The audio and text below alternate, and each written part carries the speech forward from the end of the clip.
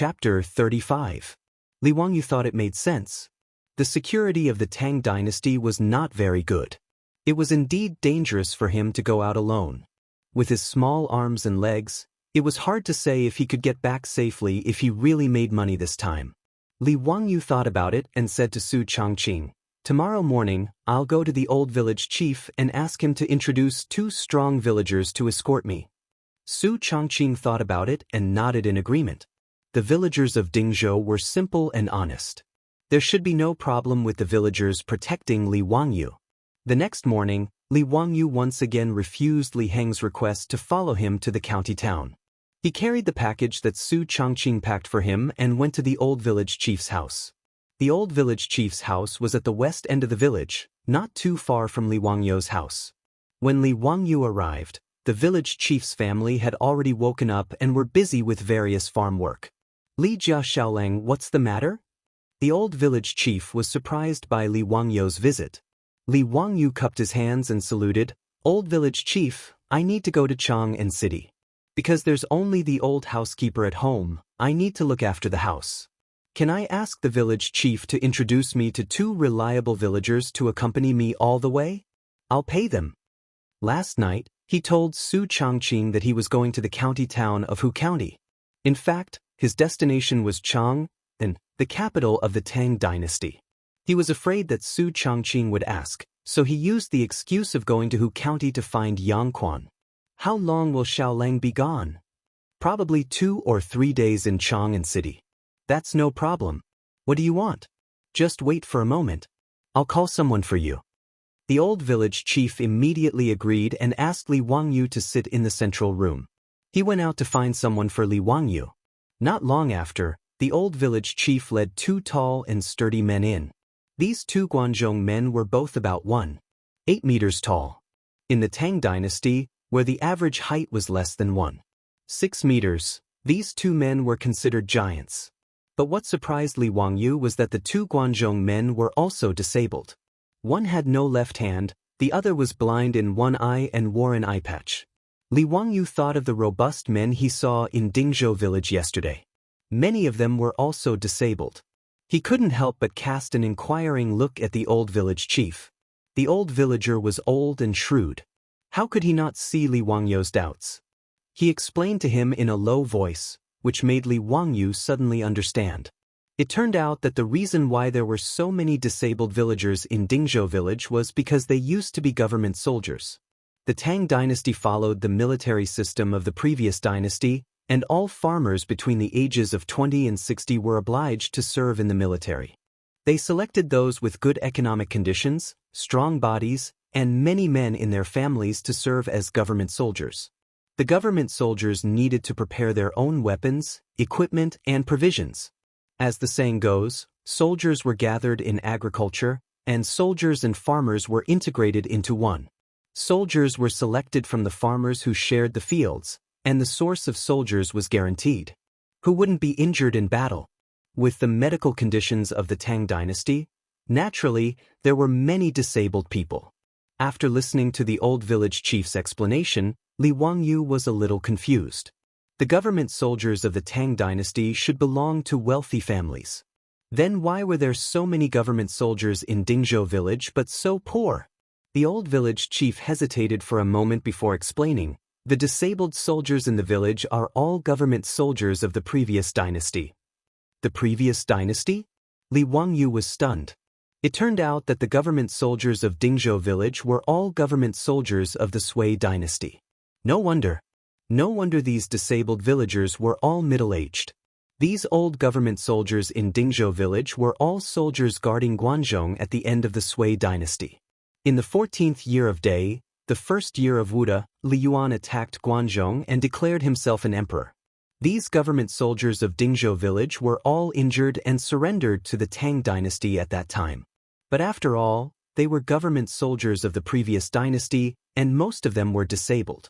Soon after they surrendered to the Tang dynasty, they were disarmed and returned to their fields. As for any military achievements, it was impossible for them to be rewarded. From the first year of Wuda to the second year of Zhengguan, the originally rich Dingzhou village became poorer and poorer in 10 years. Li Jia Xiaolang, These two are brothers of the Niu family.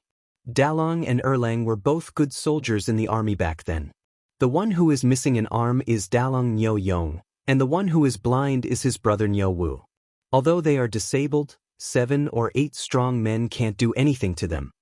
Although Li Wangyu couldn't see the strength of the two men, he knew that they were not ordinary people just by looking at the strong muscles of the two Guanzhong men. He hurriedly saluted with his hands folded. Brothers of the Niu family, I need to go to Chang.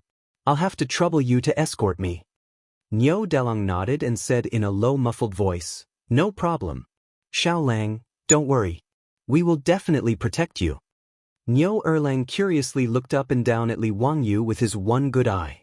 Brothers, do you need to prepare? No need. We have brought the weapons and things. We can go now. After Niu Dalong finished speaking, he turned around and picked up the weapons in the yard, which startled Li Wangyu. Good heavens, are these two brothers going to war? Except for the lack of armor, they were basically armed to the teeth. The law of the Tang dynasty didn't prohibit civilians from owning weapons. Bows, arrows, knives, shields, short spears and other weapons were allowed, but heavy weapons such as armor, crossbows, long spears and horse armor were prohibited.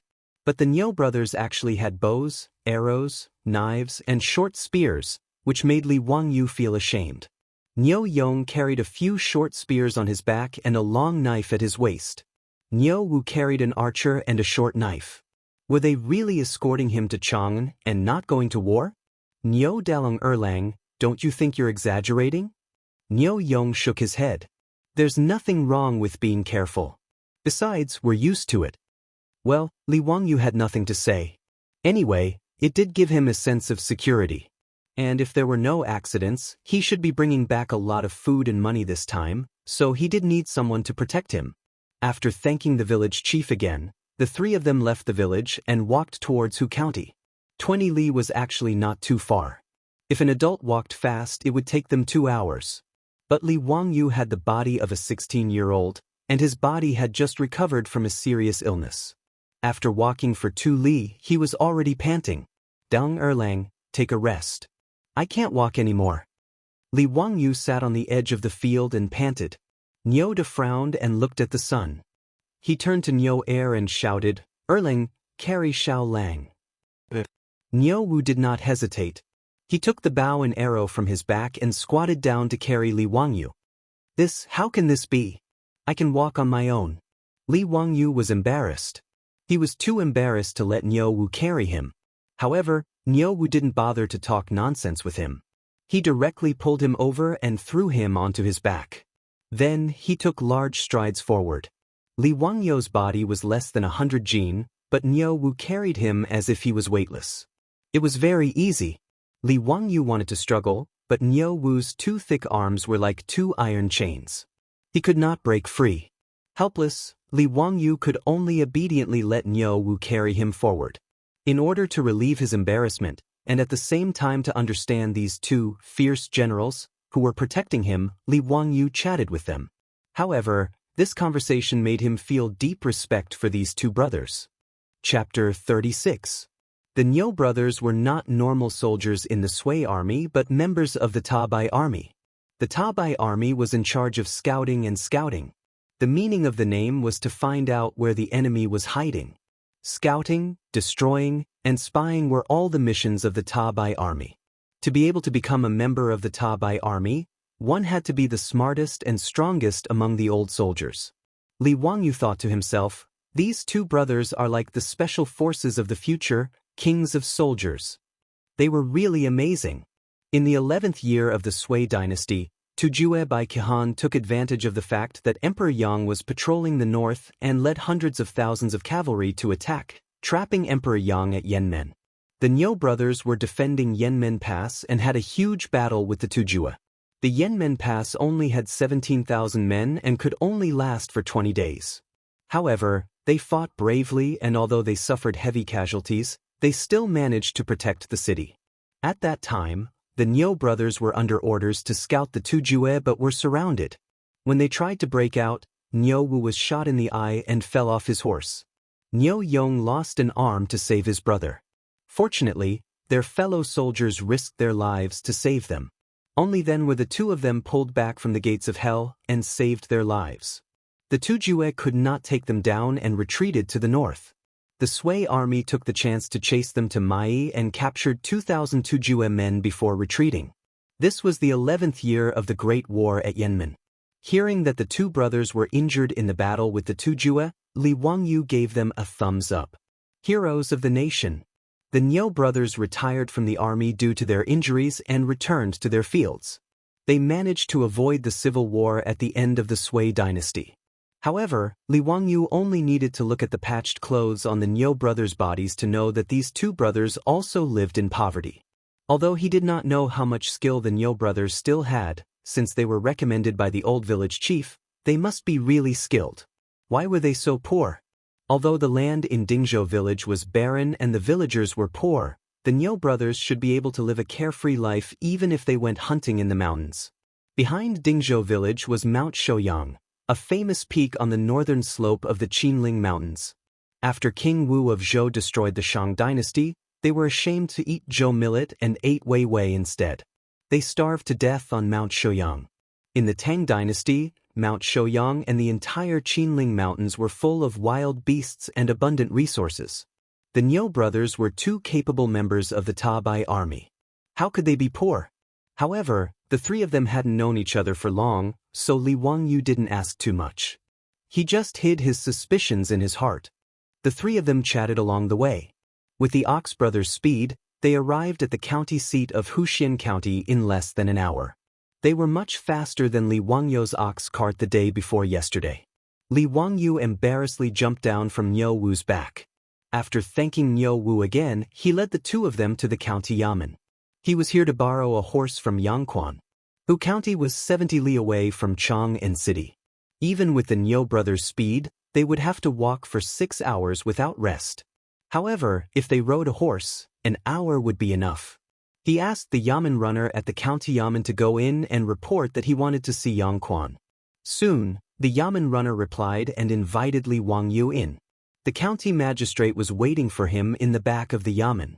Li Wangyu asked the Niu brothers to wait at the county yamen entrance, then followed the yamen runner into the county yamen. In the study, Yangquan smiled and asked, "Ziyo, how come you have time to come to the county yamen today? You came at the right time. I was just about to send the yamen runner to Dingzhou village to find you." Li Wangyu was a bit surprised. Why did Yangquan have something to talk to him about? "Minghouse, is there something you want to talk to me about?" "Yes, there is something." "Ziyo, what brings you to the county yamen?" Yangquan wasn't in a hurry to answer Li Wangyu's question. Instead, he asked for his purpose of coming. "I need to go to Chang and for something. I want to borrow a horse from Minghouse." "I can borrow a horse, but you have to do something for me," Yangquan said slowly while twirling his beard. "Minghouse, please tell me. It's a small matter. It's very simple. Tomorrow, there will be a poetry contest in Chang and City. Since you are going to Chang and City, you can go and take part. You can represent the students of Hu County and come back first." "What? Take part in a poetry contest?" Yangquan's words stunned Li Wangyu for a long time. He didn't know what to say. "Simple? Simple my ass." Yangquan said it so easily, as if it was as simple as asking Li Wangyu to go to the market and buy a piece of spinach. Well, if he thought about it carefully, it didn't seem difficult. He didn't know how many poems of the Tang and Song dynasties he had in his mind. It wouldn't be difficult to take first place in a poetry contest. But why? Was he so free? If he had the time to take part in a poetry contest, why didn't he go and earn more money? He owed a huge sum of money and had to make money for his family of 4 to survive the locusts. How could he have the time to write poems with a group of idle scholars? Besides, he didn't want to make a name for himself. That was something only scholars who wanted to be an official would do. So what if he took first place in a poetry contest? Could he ask Yangquan to cancel his debt? "Minghouse, you are making things difficult for me. I have something to do in Chang. I don't have time to take part in a poetry contest." "No time? Then I don't have a horse to lend you. You can walk there yourself." Yangquan was not in a hurry. He looked at the document in his hand calmly. Li Wangyu was almost angered to death by Yang Quan's words. Was he still a county magistrate of the Tang dynasty? How could he be so stingy? He also threw a tantrum. If he didn't want to lend him money, then so be it. He could just spend some money to hire a carriage. Speaking of which, the price of hiring a carriage in the Tang dynasty was more expensive. It was much more expensive than taxis in the future. The price was about 100 caddies. For every 100 li, the fee was 100 copper coins. Damn, he was simply black-hearted. The total weight of himself and the three Niu brothers should be at least 400 kilograms. To travel 70 li to Chang, it would cost about 400 copper coins. It was equivalent to 1,600 yuan in the future. Well, it was almost enough to buy 10 caddies of pork. But before Li Wangyu could leave in a huff, Yang Quan didn't even lift his eyelids. He lightly threw out a sentence that made Li Wangyu take a step back. If you take first place in the poetry contest, this county magistrate will reward you with 100 strings of coins. Poverty stunts ambition. 100 strings of coins was not a small amount for Li Wangyu now. After moving to the old house in Dingzhou village, the family was only left with 7 or 8 strings of coins. This time, he took away half of the money. Now that Yang Quan said that he would reward him with 100 strings of coins, how could Li Wangyu not be tempted? Li Wangyu spread his hands in front of Yang Quan. Pay half first. This money will not be used to offset the debt. He knew that he still owed the county magistrate 62 million yuan, which was about 1,620 strings of coins. If he worked hard to take first place in the poetry contest and Yang Quan said that the debt would be offset, then Li Wangyu could only cry. Li Wangyu's unscrupulous appearance made Yang Quan want to slap him. Pay half first? Do you think I'm doing business with you and giving you a deposit? Get out. Yang Quan was so angry that he didn't even look at the documents and slapped the table. What are you being so fierce for? Fine, I'll get out. Li Wangyu saw that Yang Quan was really angry, so he quickly left this troublesome place. Just as he walked out the door, he heard Yang Quan shouting in the room, "Go to the stables and get the horse. If you can't take first place in the poetry contest, be careful or I'll go to your house to collect the debt." Chapter 37. After Li Wangyu left, he saw that Yang Quan was not angry at all. Instead, he laughed while twirling his beard. Joining the poetry meet was actually Yang's idea for Yu Shinan. That day, Yu Shinan was so angry at Li Wangyu's tiredness that he stomped his feet and left. When Yang Quan sent his teacher out, he whispered a few words to him. "Teacher, don't be angry. I have a way to deal with Ziyou's laziness." Yang Quan whispered in Yu Shinan's ear. "Xuqing, tell me quickly. What good idea do you have?" Ziyou is indeed talented. At the age of 16, he was able to write poems like To Yang Quan and Ode to the Gallant. In my memory, there is no one as talented as him. If teacher wants him to become an official, it is not difficult. Oh? This kid is stubborn and only wants to make money. If you have a way, tell me quickly. I can't let Ziyou go astray. Make him famous. Yang Quan whispered. Yu Shinan heard Yang Quan's words and immediately understood. In the Tang dynasty, there were many ways for scholars to become an official. Participating in the imperial examination, self-recommendation, recommendation, favor, enlisting in the army, and being an aide were all ways.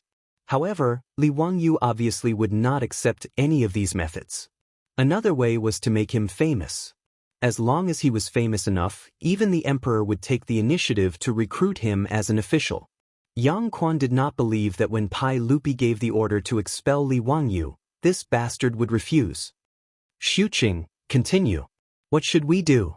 Teacher, do you still remember the poetry competition that will be held in Chang city in a few days? Yu Shinan immediately understood what he meant. He twirled his beard and smiled. Xuqing, this is a good idea.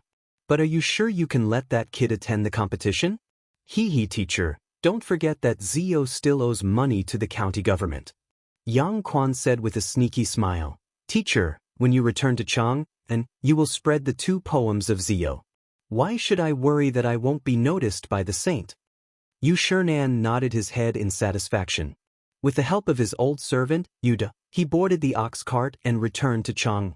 Li Wangyu, who had been secretly plotted against by Yu Shernan and his disciple, knew nothing about it. He went to the county government stables to borrow horses and led the 3 horses out of the county government, which made the Niu brothers' eyes brighten. Dalong Erlang, can you ride a horse? Li Wangyu didn't get any answer to his question. Instead, he saw the 2 brothers, Niu Yong and Niu Wu, each pick a horse. They stretched out their hands and stroked the neck of the horse a few times. Then, their figures gracefully leaped onto the horse's back. Even Niu Yong, who only had 1 arm, didn't hesitate at all. With a light push from the saddle, he sat firmly on the horse's back. Xiao Lang, when us brothers were charging on horseback, you were still drinking milk, huh? Niu Wu laughed loudly. Li Wangyu looked at the brothers' skillful movements and secretly scolded himself for being talkative. These 2 were originally members of the King of Soldiers' Special Forces. As members of the White Army, they must be skilled in archery and horse riding. As for himself, he was a white-collar worker in his previous life. He had never ridden a horse. However, the original owner of this body knew how to ride a horse. Riding a horse, archery, and sword dancing were all necessary skills for the nobles and literati of this era. This was also the reason why he dared to ask Yang Quan to borrow a horse. However, when he really stepped on the stirrups, Li Wangyu realized that riding a horse wasn't as simple as he thought it was. According to the method in his memory, he stood in front of the horse's left shoulder, held the reins in his left hand, and raised his left foot to step on the stirrups. However, he didn't expect that the horse would struggle uneasily. It almost threw Li Wangyu to the ground, making him look very embarrassed. The Niu brothers sitting on the horse looked at him and couldn't help but laugh. Niu Wu jumped off the horse and walked to Li Wangyu's side. Grab the reins and the horse's mane with your left hand. This way, you can fix the horse's body and not let it move. Jump with your right foot and at the same time, step on the stirrups with your left foot. Turn around and get on the horse. After Niu Wu's instructions, Li Wangyu finally sat on the saddle. Xiao Lang, you still need to practice your horse riding skills more. Niu Yong laughed. Li Wangyu blushed with shame and didn't explain. The 3 of them slowly rode out of the city and trotted towards Chang'an City. On the way, Niu Wu urged the horse to gallop several times. He ran back and forth on the road from Hu County to Chang. When the horse was sweating, he pulled back the reins and jogged back. Carefree. I haven't ridden a horse for many years. Li Wangyu could tell that the Niu brothers were also people who loved horses. Thinking about it, they probably didn't have many opportunities to gallop like this after they retired from the army. In Dingzhou village, there wasn't even an inferior horse to pull a carriage. There were only old cows in the village. For elites like the Niu brothers to not have the opportunity to ride a horse for more than 10 years, it was probably very depressing.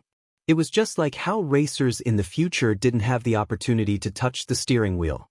It was a very painful thing. After all, Niu Yong had lost an arm and was older than Niu Wu by 1 or 2 years. He was much calmer. He just rode the horse and followed Li Wangyu at a moderate pace.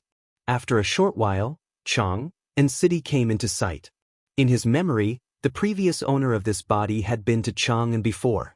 But when Li Wangyu saw this dreamlike city with his own eyes, the world's most majestic city, the shock still made him speechless for a long time. The 12-meter-high city wall had no end in sight. It was like a barrier that could never be breached. Chang'an City was made up of Wuxia City, the Palace City, and the Imperial City.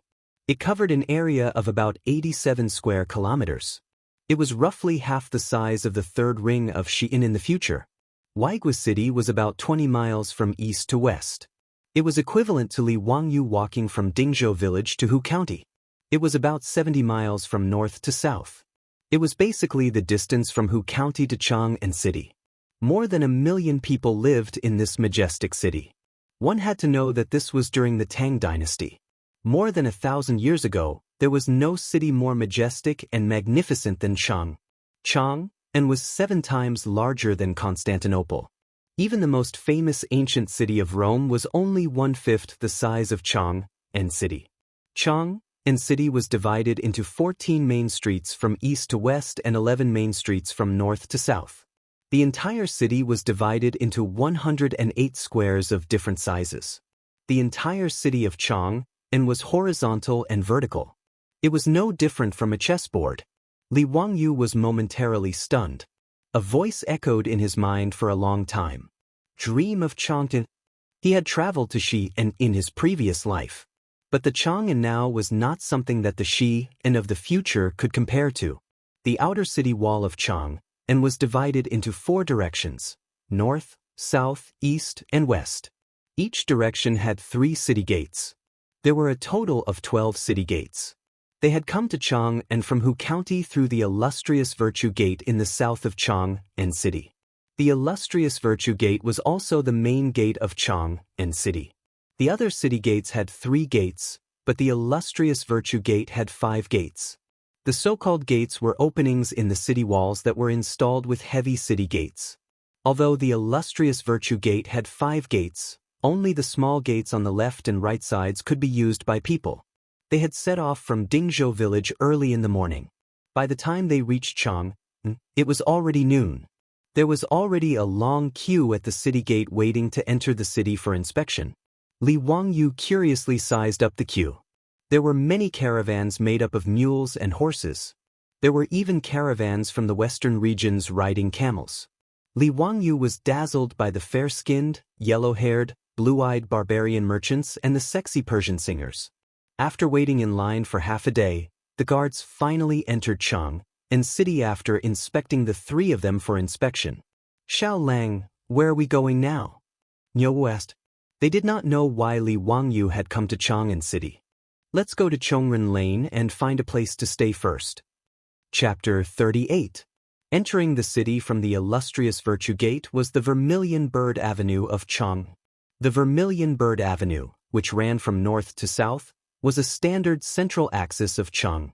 It connected the Qingtian Gate of the Palace, the Vermilion Bird Gate of the Imperial City, and the illustrious Virtue Gate of the Outer City. It divided Chang'an into 2 symmetrical parts, Wanyan County in the east and Chang'an County in the west. The pavement of the avenue was paved with green bricks. There were 3 to 4 meters deep drainage ditches and trees on both sides of the road. Li Wangyu was dumbfounded by the avenue that connected Chang'an. It was too damn wide. Was this AF King Avenue of Chang'an, and not an airplane runway? The 150-meter wide Vermilion Bird Avenue was beyond Li Wangyu's knowledge. A modern road was 3 meters wide. A 150-meter wide road was equivalent to a 50-lane road in the future. It was terrifying. The Vermilion Bird Avenue was the widest in Chang'an, followed by the corresponding streets of the other city gates. The standard width was 120 meters, and the ordinary streets were 80 meters wide. It was a spectacular sight. The Vermilion Bird Avenue was different from other streets. There was a 10-meter wide road in the middle of the road. It was the Imperial Road, used by the Emperor. Ordinary people could cross it, but were not allowed to walk on it. The Tang dynasty was the same as the future. The traffic rules were to use the right side. The 8th volume of Tang Yulin said, "People respect the right side, and the right side is the most respected." Although there was a lot of traffic on the wide street, it was very orderly. The wide Vermilion Bird Avenue was bustling with people. There was an endless stream of diplomatic missions and caravans, as well as various horse and camel caravans and carriages. For a moment, Li Wangyu was mesmerized. When he entered Chang'an, it was drizzling. Li Wangyu looked at everything in front of him and a poem popped up in his mind. The drizzling rain on the heavenly street is as smooth as butter. The color of the grass can be seen from afar but not near. The best thing about spring is that the willows are all over the Imperial City. Han Yu's poem, one of the 18 members of the water department in early spring, described the beautiful scenery of the drizzling rain in Chang'an. The heavenly street in the poem was another name for the Vermilion Bird Avenue. Riding on the horse, Li Wangyu was lost in thought. He muttered the poem, and then he heard a man's voice. "Good poem. The drizzling rain on the heavenly street is as smooth as butter. This Lang Jun has great literary talent." Li Wangyu turned his head in astonishment. He saw a young man riding a horse beside him. The young man was dressed in luxurious clothes and had a sword at his waist. The young man was looking at him with excitement. Seeing that Li Wangyu was looking at him, the young man on the horse cupped his hands towards Li Wangyu and said, "I accidentally heard you reciting a poem and got excited. Sorry for disturbing you. My surname is Fong and my given name is June. My courtesy name is Eai. How should I address you?" Fong June? When Li Wangyu heard this name, his first reaction was that he didn't recognize it. When he heard that this person called himself Ui, he almost spat out a mouthful of blood. Fong Ju and Fong's love? *CK. The famous cuckold party of the Tang dynasty. Their grasslands were so green that they could graze. Love is a ray of light, so green that you panic. Fong Ai was the second son of Fong Xianling, a famous official of the Tang dynasty. Later, he married the famous princess Gao Yang. The story of Gao Yang cheating on the monk Bianji was known to everyone. What was even more tragic was that this guy was dragged by Gao Yang to play a game of rebellion. In the end, he was killed by Li Ji, who had just become the emperor. There was a tragedy in life called marrying a princess. Li Wangyu didn't expect his luck to be so good. He had just entered Chang and walked onto the Vermilion Bird Avenue when he met such a historical celebrity. "Hello, brother I am Li Wangyu of Hu County. My courtesy name is Li Wangyu." Holding back the urge to spit out blood, Li Wangyu greeted him. "Hu County? Brother Ai, were you born in the Li clan of Hu County?" Feng Ai asked. Feng Ai's words made Li Wangyu smile bitterly. "I was born in the Li clan of Hu County. However, my name was removed from the clan a few days ago. Let's not talk about it." "What? Removed from the clan? Why is that?" Feng Ai's face was full of shock. In his opinion, the young man in front of him had an extraordinary temperament.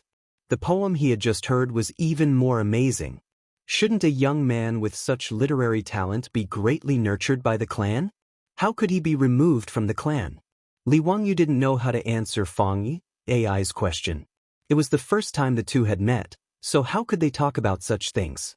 Seeing Li Wangyu's strange expression, Feng Ai slapped his head. "Hi, it's my fault. It's my fault for asking about Ziyu's privacy the first time we met." He looked at the sky. "Brother Kai, it's already noon. I don't think you've had lunch yet, right? Let's go, I'll be the host today. Let's get drunk." He didn't wait for Li Wangyu's objection and directly reached out to grab Li Wangyu's reins. He wanted to pull Li Wangyu to eat wine. Unable to reject Feng Ai's warm invitation, Li Wangyu could only follow. Speaking of eating in a restaurant, it wasn't an easy thing to do. In Noda's Chang and city, it wasn't filled with shops like the cities of the future. Li Wangyu looked up and saw that the wide streets were lined with walls on both sides. Chang and city was divided into 108 squares, and each square was surrounded by walls and doors. In the Tang dynasty, there was a strict distinction between squares and cities. Squares were residential areas, while cities were commercial areas. There were only 2 cities in Chang and city, and they were where the most prosperous businesses in the world gathered. Merchants from all over the world traveled thousands of miles along the Silk Road to Chang and city and could only do business in the 2 cities. Silk and satin clothing stores, jewelry stores, rouge and powder stores, swords and spears, iron hoes and pottery bowls, musical instruments, fortune-telling, restaurants. Everything was available in the 2 cities. The shopping that the future generations often talked about actually originated from the 2 cities of Chang and Shi in the Tang dynasty. Feng Ai wanted to treat Li Wangyu to a meal. In Noda's Chang and city, other than a few restaurants, all the other restaurants were concentrated in the 2 cities. Feng Ai also had 2 attendants on horseback behind him. Together with Li Wangyu and the other 2, the group of 6 rode slowly toward the East Market. Horses were prohibited in Chang and city, and the journey from the illustrious Virtue Gate to the East Market along the Vermilion Bird Avenue was about 20 miles. Li Wangyu was so hungry that his heart was stuck to his stomach when the group finally arrived at the restaurant. They stopped in front of a 2-story restaurant called Drunken Cloud Restaurant. Before Feng Ai got off his horse, a waiter came out to greet them. Young Master Fong, you haven't been here for a long time. Please come in, come in. Everyone got off their horses. Fong Ai asked the waiter to prepare fodder for the horses and ordered his 2 attendants and the Niu brothers to prepare food. He then pulled Li Wangyu into the restaurant. Li Wangyu sized up this Tang Dynasty restaurant. The first floor was a spacious hall, and there were already many people sitting inside. It was very lively. However, the walls were really gaudy, densely packed with all kinds of words. Li Wangyu curiously looked over and was almost amused.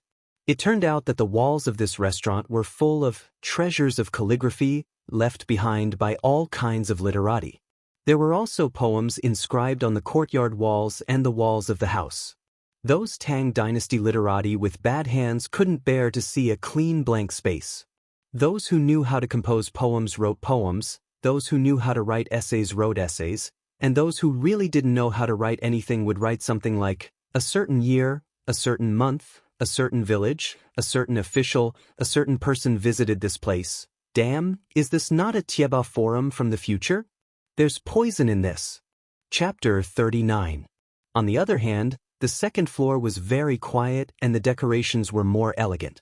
However, the walls were still filled with various treasures of calligraphy. The restaurant's polished wooden floor was covered with thick carpets, and there were short tables and couches on them. Fong Tai found a seat by the window and sat down. The waiter quickly moved a few screens over and an independent VIP box was created. Doctor, bring the best wine and dishes. Fong Tai sat down and called out. The doctor was referring to the waiter in the restaurant. Okay, please sit down.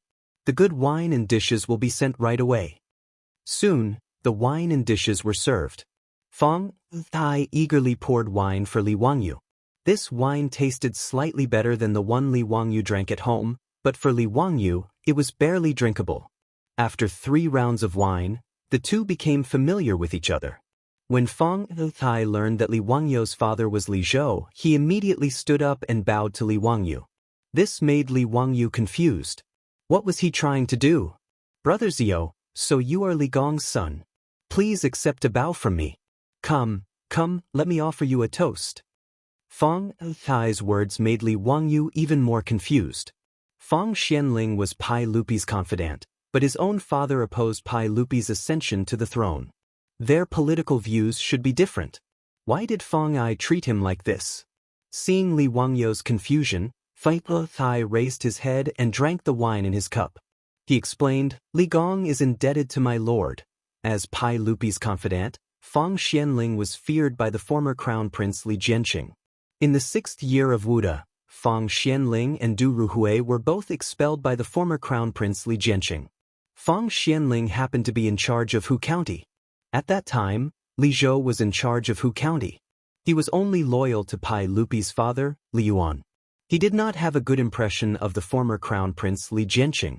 Therefore, he was very protective of Fong Xianling, and Fong Xianling regarded him as a close friend.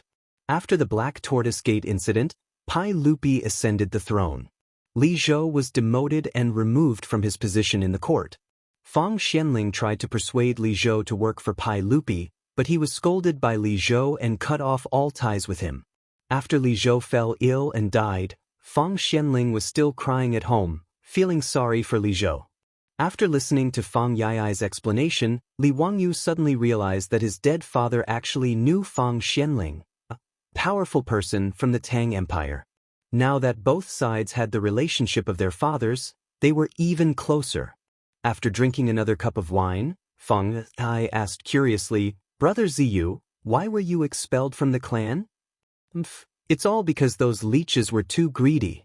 Li Wangyu didn't hide anything from him and told him about his experience. After listening to Li Wangyu's words, Fong Tai was so angry that he slammed the wine cup on the floor. Old man, how dare you? I'm so angry. Ziyu, don't worry. Today I'll go home and report to the Lord. I'll definitely give you justice. Brother Zai, no need. I don't care about the clan. It's better to leave the vampire clan. Who knows who he will regret in the future? Ziyu is ambitious. Come, let's drink. Fong Tai didn't say much. He picked up the wine pot and filled Li Wangyu's cup. The two drank for a full hour. Even if the alcohol content of the Tang dynasty wine wasn't high, Li Wangyu still felt a little tipsy. As for Feng Ai, this historical celebrity that he met today, Li Wangyu felt that he was quite a good and interesting person. Later generations had different opinions about Feng Ai. In the new Tang book, it was said that Feng Xianling's second son, Feng Ai, was uneducated and had martial strength. However, after today's meeting, Li Wangyu felt that Feng Ai wasn't as bad as the history book said. What uneducated and uneducated? It was said that Feng Ai was absurd and uneducated. However, Li Wangyu found that Feng Ai's talent was quite good, and his personality was very straightforward. He was very much to Li Wangyu's liking. Thinking about it, Feng Xianling was the prime minister of the Tang dynasty and one of the 24 meritorious officials of the Lingyan Pavilion. How could he have a son who neglected to educate him? However, when he thought about the famous cuckold between Feng Ai and Princess Gao Yang, he felt that if there was a chance in the future, he must persuade Feng Ai to stay away from Gao Yang. At this time, the two had only known each other for half a day. Naturally, it wasn't the time to talk about this. However, Li Wangyu still remembered this in his heart. Feng Ai's alcohol tolerance was not good. When Li Wangyu only felt a little tipsy, he was already drunk.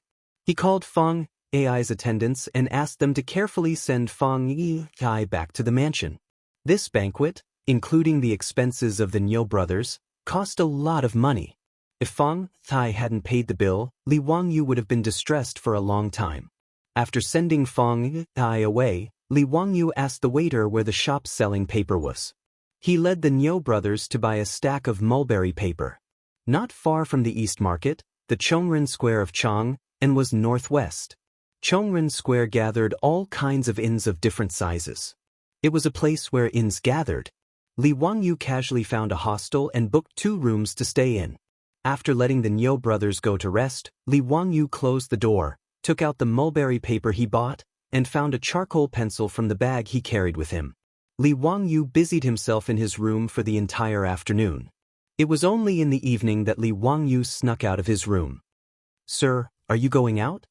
The drum of dusk is about to sound. After the drum stops, the gate will be closed. You must not go out." Seeing that Li Wangyu was going out, the waiter of the hostel hurriedly reminded him. In Chang'e, the drum would be sounded sooner or later. The drum in the morning and drum in the evening was the signal for work and rest in the city. After the drum in the morning was sounded 3,000 times, the gate opened. After the drum in the evening was sounded 800 times, the gate closed. After the drum in the evening was sounded, those who were still on the street and did not enter the square would be arrested by the patrolling marquis for violating the night curfew. After the gate was closed, in principle, people were not allowed to walk around freely. However, in a place where inns like Chongren Square gathered, there was no taboo in the square. Most of the scholars from other places who came to Chang and to select officials and participate in the imperial examination would live here.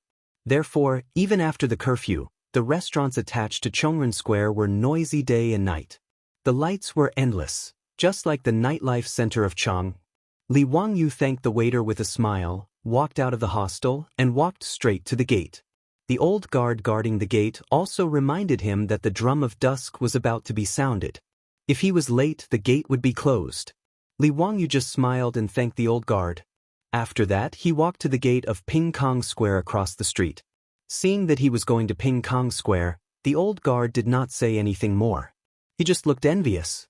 Ping Kong Square was the most special square in Chang and of the Tang dynasty. The reason why the old guard looked envious was that it was the legendary red light district. The second volume of the Legacy of the Heavenly Treasure of Kaiyuan said, Chang and has Ping Kong Square, a place where prostitutes live. The young heroes of the capital gather here. People call this square a romantic place. Ping Kong Square was not only a red light district, but also the location of the famous office in the capital.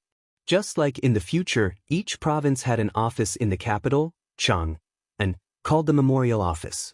There were 15 memorial offices in Chang, and all of them were located in Ping Kong Square. It was convenient for the officials from other places to drink wine and have fun at night. Moreover, in the Tang dynasty, officials were not allowed to visit prostitutes. Scholars and officials in the imperial court were proud to come here for pleasure. Li Wangyu didn't come to Peace Lane because he was unable to endure his hunger and thirst, and wanted to have some fun. He was here to make money. Chapter 40. The reason why Li Wangyu came all the way from Dingzhou village to Chang, and was to come to Ping Kong Square and earn his first bucket of gold in the Tang dynasty. Outside a brothel, Li Wangyu saw a young fatty dressed in black struggling to dismount from the back of a strong horse with the help of a servant. Li Wangyu's eyes couldn't help but light up. Looking around and seeing that no one was paying attention to him, Li Wangyu sneaked over like a street vendor who sold pornography in the future and asked in a low voice, "Brother, do you want to buy a picture?" Li Wangyu's sneaky appearance gave the fair-skinned fatty a fright. "What do you want?" "Hee.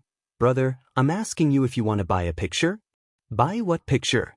The fatty blinked his eyes twice, not understanding Li Wangyu's meaning.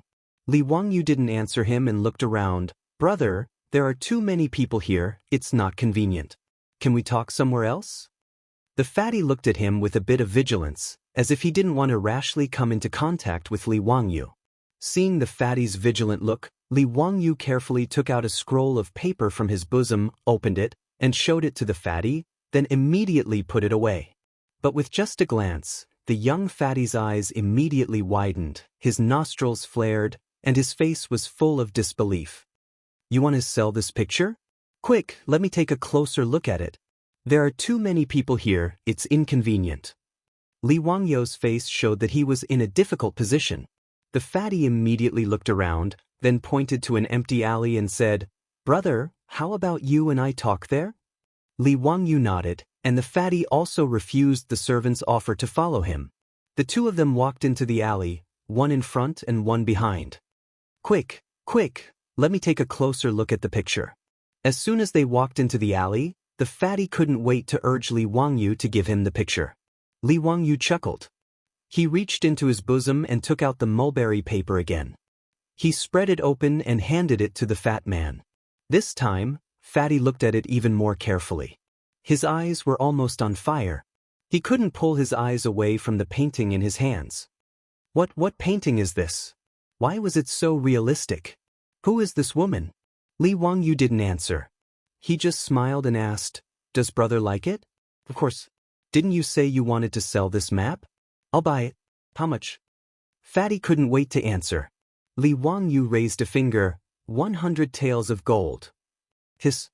Even though he was mentally prepared, the fatty was still shocked by Li Wangyu's price and sucked in a breath of cold air. "How is this possible? It was too expensive. It's not like your painting was made by a famous master. Even if it was, it wouldn't be that expensive." Fatty shook his head. "Brother, this painting is a rare treasure in this world. Have you seen such a painting before? If you can take out one, I'll give it to you for free." This. Fatty was at a loss for words. He still felt that the price was too expensive. "How about this? Since you and I are fated to meet today, brother, name a price. If it's suitable, I'll sell it to you at a lower price." Li Wangyu was just asking for an exorbitant price. He was waiting for Fatty to bargain. "How about 10 strings of cash?" Fatty didn't hold back and cut Li Wangyu's price to a cabbage. Li Wangyu pretended to be angry.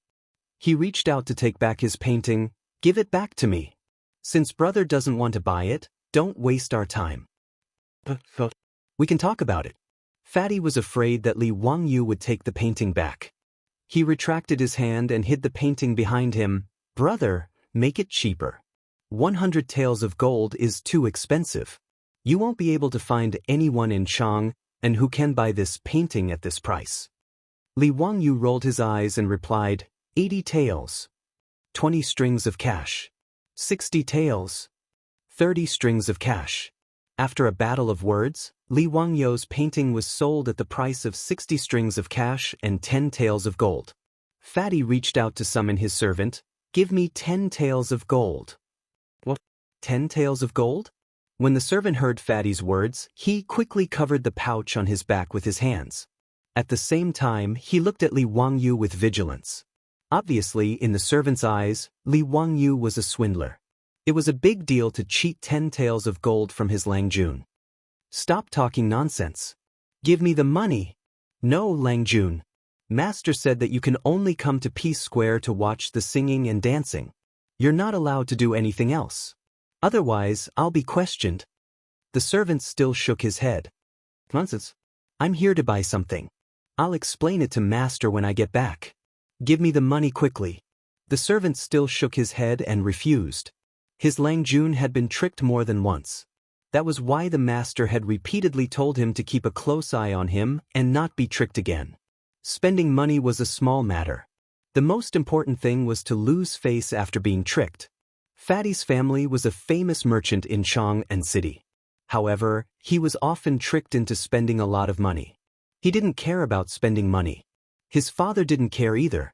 However, because Fatty was always tricked, he would often spend money to buy a pile of junk and take it home as a treasure. He had almost become a joke in Chang and City. That was why he told his son's servant to keep a close eye on the money. He could go out to drink and give tips. However, he couldn't just buy junk back. Fatty was forced into a corner. He held the painting tightly in his hand and showed it to the servant. Look carefully. I want to buy this painting. Give me the money quickly. With just one look, the servant was stunned. He stared at the painting in Fatty's hand. A line of bright red blood flowed from his nostrils unconsciously. Fatty's face was full of disdain. Useless thing. Quickly wipe the blood off your nose. I won't bring you to Peace Lane in the future. It's so embarrassing. Only then did the servant react.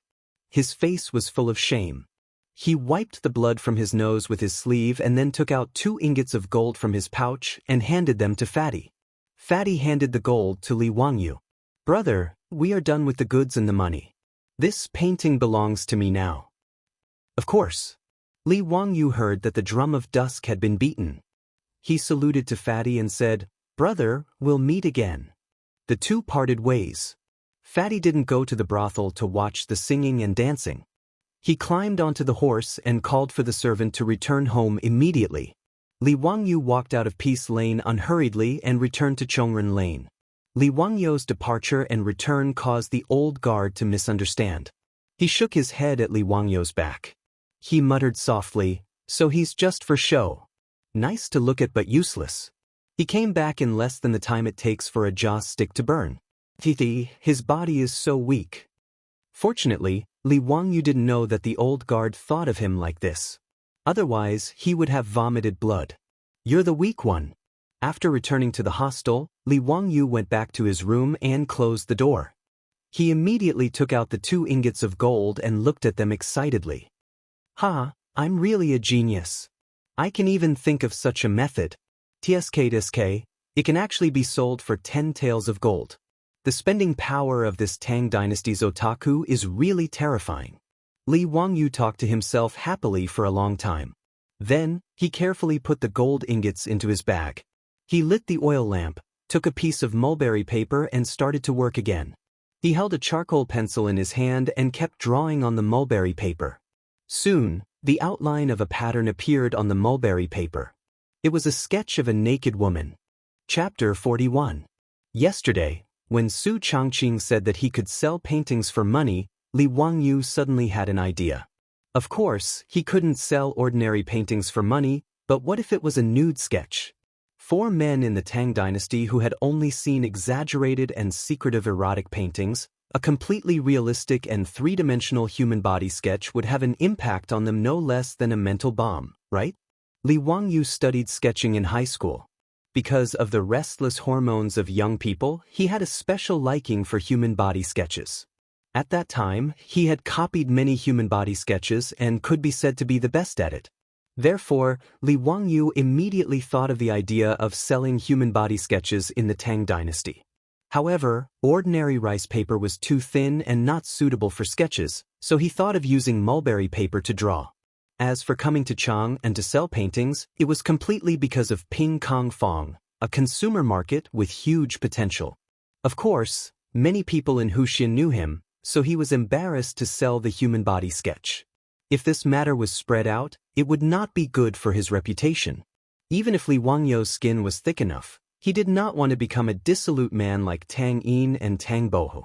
In the Ming dynasty, Tang Bohu was famous for his erotic paintings and called himself Jiangnan's #1 dissolute scholar. However, because he was short of money, he drew many erotic paintings. Wang Shu Palace Courtesan, Tao Gu's poem, and Mandarin Duck's secret score were all erotic paintings drawn by Tang Bohu. Moreover, if Su Changqing knew that he was making money by drawing human body sketches, wouldn't he lose face? Therefore, he ran to Chang and even carried the Niu brothers behind his back, afraid that they would find out. After the human body sketch he drew in the afternoon was sold for 10 taels of gold, Li Wangyu was even more excited. He did not care that it was late and lit a lamp to start painting in the middle of the night. He did not expect to become rich by drawing human body sketches, let alone pay off the more than 1 million yuan he owed. Being able to sell it for 10 taels of gold today was completely because he met a fool. Li Wangyu estimated that his painting could be sold for 20 or 30 strings of coins, which was already amazing. He hoped to rely on the money from selling the paintings to solve his current emergency. Thinking about the plague of locusts that would start to spread through Guangzhou in a month, Li Wangyu felt anxious. This money was the survival money for him, Su Changqing, Li Heng and Perrin. 10 taels of gold could be exchanged for 60 strings of cash, which was 60,000 yuan. The current price of rice was 360 copper coins per bushel. With this money, they could buy more than 100 bushels of grain, which was enough for their family of 4 to tide over this difficult time. But what about the villagers of Dingzhou village? Not to mention the distant ones, where were the Niu brothers who accompanied him out this time?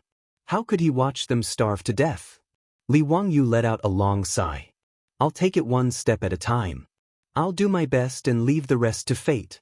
When the time comes, I'll save as many as I can. Under the flickering light, Li Wangyu began to draw again. In his eyes, this black and white human sketch was a life-saving food. While Li Wangyu was engrossed in drawing, the fat man who bought the paintings sat in a carriage and returned to his own residence in the sound of the evening drum. Xianyang Lane, where his family lived, was south of Pingkong Lane. It was separated from Chongren Lane, where Li Wangyu temporarily lived, by Pingkong Lane. In Chang and City, different groups of people lived in different houses. The 108 lanes could be understood as 108 small towns, somewhat similar to the well-equipped communities of the future. Each lane was surrounded by walls of different heights.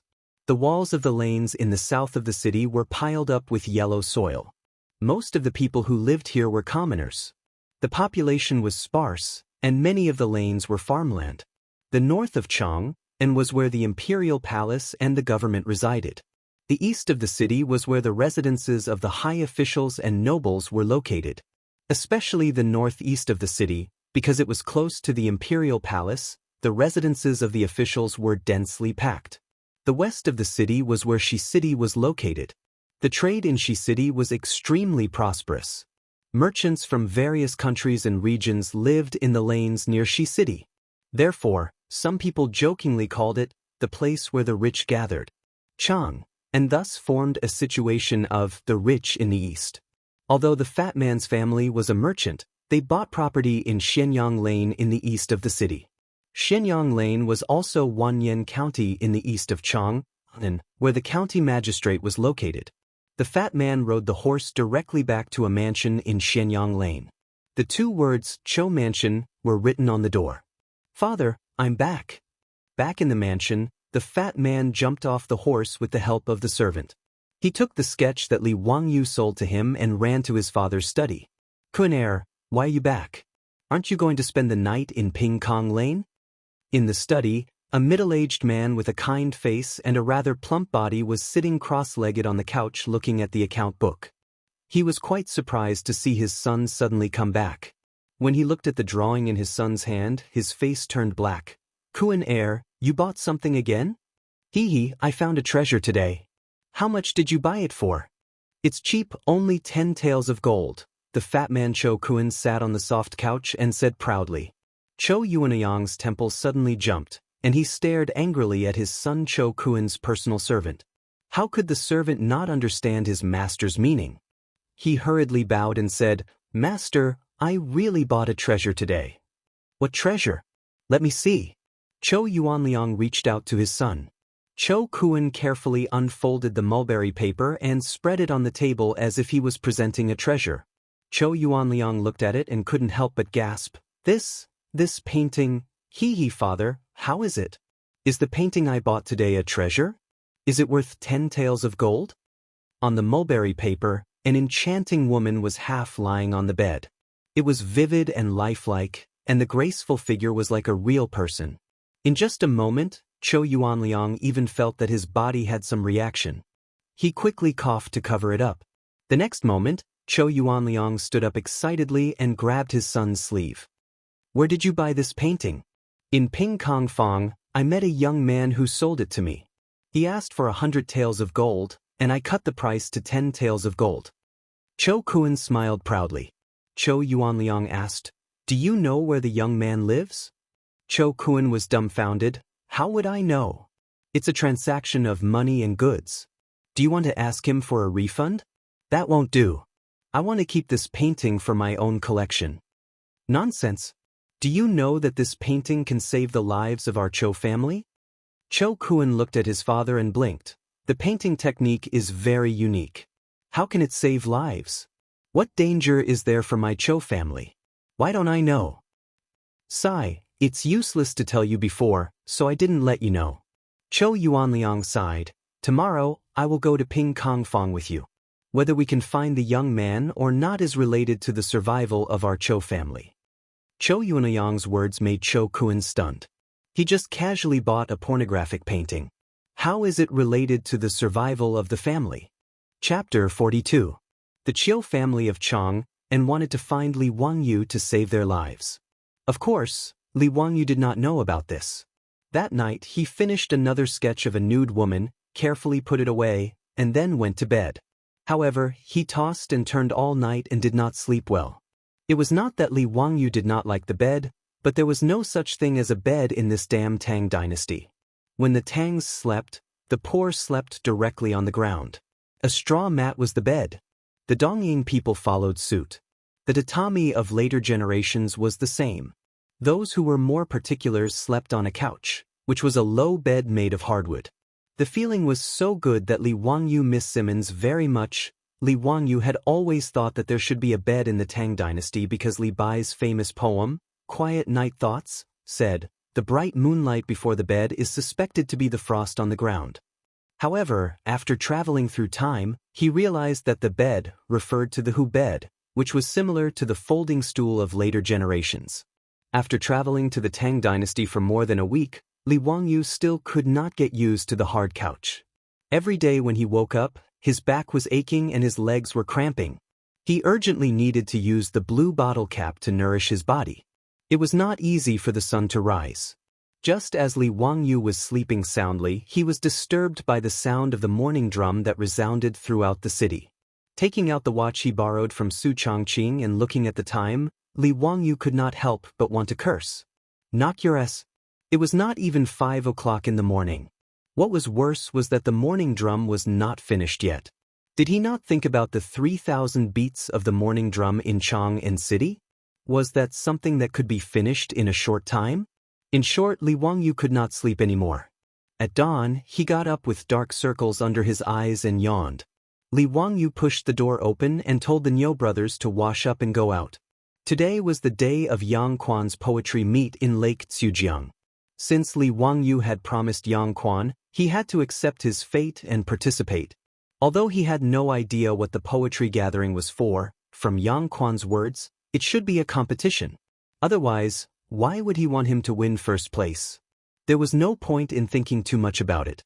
He would know when he went there today. If it was just a simple competition of poems, it would be much simpler.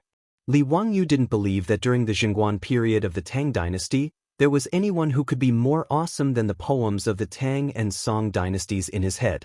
Together with the Niu brothers, they found a snack shop in the square that sold breakfast. The fire under the stove was burning brightly, and a bare-chested who was making sesame seed cakes. Steam was rising from the steamer, and the sesame seed cakes that had just come out of the oven were golden, crisp, fragrant, and crispy. Li Wangyou's appetite was greatly stimulated. "Waiter, give me 10 steamed cakes and sesame seed cakes each, and 3 bowls of steamed soup." Li Wangyou asked the Niu brothers to sit down, and then asked the waiter to bring the food.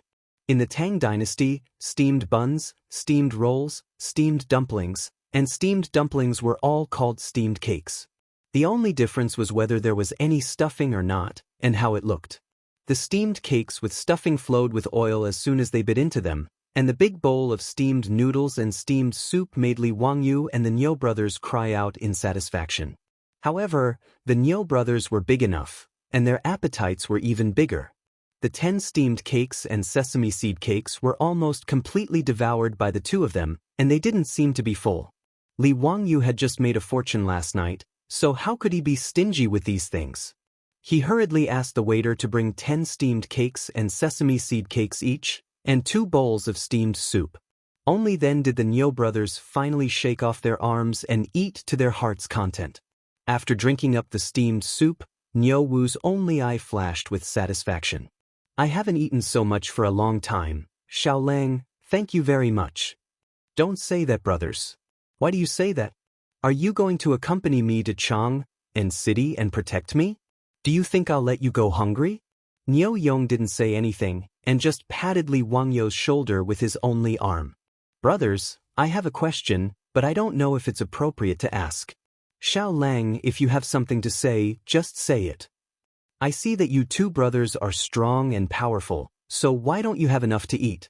Li Wangyou wanted to ask this question since he came out of Dingzhou village, but he was too embarrassed to ask. Today, they were more familiar with each other, so he finally asked the question in his heart. Niu Yong was silent for a while and then answered, "In the village, there are 37 families of my brothers who died in battle, and 9 families who are disabled and can't make a living." He didn't finish his sentence, but Li Wangyou immediately understood what he meant. It turned out that the Niu brothers didn't just have to feed themselves, they also had to help the families of their brothers who died in battle, and the families of their brothers who were disabled and couldn't make a living. Li Wangyou stood up and respectfully bowed to the Niu brothers. "Brothers, I'm sorry for being rash." "Xiaolang, don't say that, this has nothing to do with you." "May I ask, brothers, were those who died or were injured in the battle with the Turks?" Niu Wu nodded. "That's right, our Dingzhou village recruited 60 soldiers, and they were all stationed in the Wei Mansion to guard Yanmen Pass. In the 11th year of day, after the battle with the Turks, 37 of them died, and 23 of them were disabled. Among them, 9 lost their arms and legs, and the remaining 14 were all injured." Damn it. I hate that I can't kill all those barbarians." Li Wangyou slammed his fist on the table. He wanted to vent his frustration, but he ended up hurting his fist instead. He couldn't help but hold his hand and grimace in pain. This made the Niu brothers laugh inexplicably, but they were also touched. "Li Jia Xiaolang, you're loyal." Li Wangyou felt sullen, as if a stone was pressing down on his chest, but he didn't know how to vent it. There were 127 families in the village, and 60 soldiers were sent to battle. That was 60 families, half of the village. More than half of the 60 soldiers were killed, and almost none of them were in good condition. These soldiers of the previous dynasty fought against the hungry wolves of the grassland and the Turks, and they protected the Chinese people. But now the Tang dynasty government had almost completely forgotten about them. How hateful! He remembered the song, "Serving the Country with Loyalty," from the future, and couldn't help but beat the table to the beat, and sang at the top of his voice. "The smoke of war rises, and the mountains look to the north, the dragon rises, and the horse neighs, and the sword is like frost, the heart is like the yellow river, and the water is boundless. Who can resist 20 years of unhindered rule where the long saber of hatred goes? How many brothers and sisters are buried in other villages?" After he finished shouting, he only felt happy, and the sullenness in his heart was released along with the song. But Niu Yong and Niu Wu were stunned, as if they were struck by lightning. "Where the long saber of hatred goes, how many brothers and sisters are buried in other villages?" Niu Yong murmured, but he couldn't stop the tears in his eyes from falling. Niu Wu roared like a beast, "Big brother, I hate it so much." Many people around the snack bar were stunned by Li Wangyou's shout, as they had never heard such a strange song before. However, the lyrics were so passionate and unrestrained. Everyone's blood surged when they heard it. What a great Tang dynasty that makes people come to congratulate. Someone suddenly clapped and cheered. The original lyrics were, the great China that makes people come to congratulate, but Li Wangyu changed it to the Tang dynasty. Li Wangyu looked at the source of the sound, but it was an unfamiliar man in fine clothes, about 30 years old. Xiao Lang, does this song have a name? Serving the country with loyalty. Chapter 43. The finely dressed man nodded. What a good song, serve the country with loyalty. Little Lang, you are too considerate. You flatter me. Li Wangyu did not recognize this person, but seeing his extraordinary bearing, he politely replied. He originally thought that the finely dressed man was just a passerby, but he did not expect that the man would not be courteous and directly sit at Li Wangyu's table. He even called for the waiter to bring him food. Waiter, 2 steamed cakes, a sesame seed cake, and a bowl of soup. Xiao Lang, you don't mind treating me to breakfast, right? The last sentence was said to Li Wangyu. Li Wangyu was also helpless against this man who acted so familiar, but he could still afford to treat him to breakfast, so he immediately smiled and expressed that it was fine. How should I address Xiao Lang? Li Wangyu of Hu County. My courtesy name is Zio. Zio? Moreover, Zili has the worry of hunger and cold. I wonder which erudite scholar came up with this courtesy name for Zio? The finely dressed man kept asking. Li Wangyu's forehead was filled with black lines. Who is this guy? Are you here to check my household registration? However, it was not good for him to not answer, so he could only helplessly reply, It's you Gongyu, the secret supervisor. The finely dressed man was stunned when he heard this. Then he laughed loudly. So it's you Gongyu. No wonder, no wonder. Is Zio going to Crooked River Lake to participate in the poetry competition? Yes. Killing a man in 10 steps, leaving no trace for 1,000 miles. Was that chivalrous journey also written by Zio? When Li Wangyu heard this, he could not help but be stunned. How did this man know?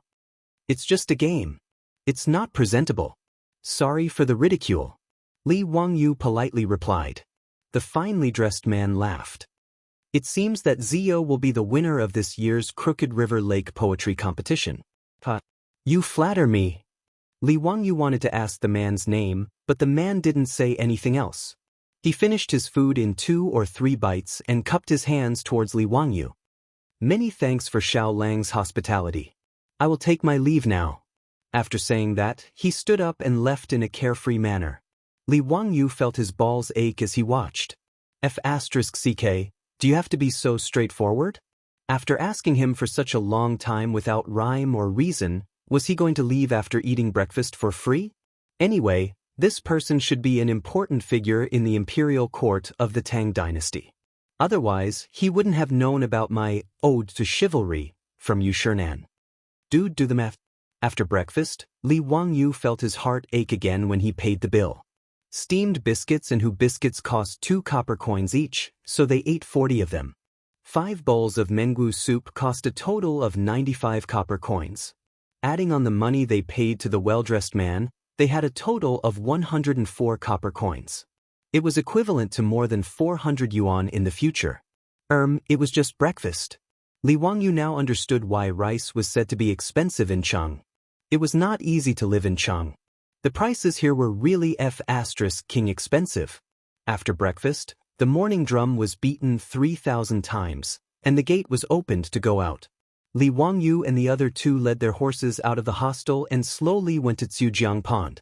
After Li Wangyu's insistence, the Niu brothers finally didn't carry bows and short spears on their backs. They only carried long sabers on their waists. What a joke! If he brought the Niu brothers to participate in the poetry contest, those who didn't know would think that they were going to rob. Jianghu Pond was located in the southeast corner of the outer city of Cheng. It was a distance of about 20 miles from Chongren Square.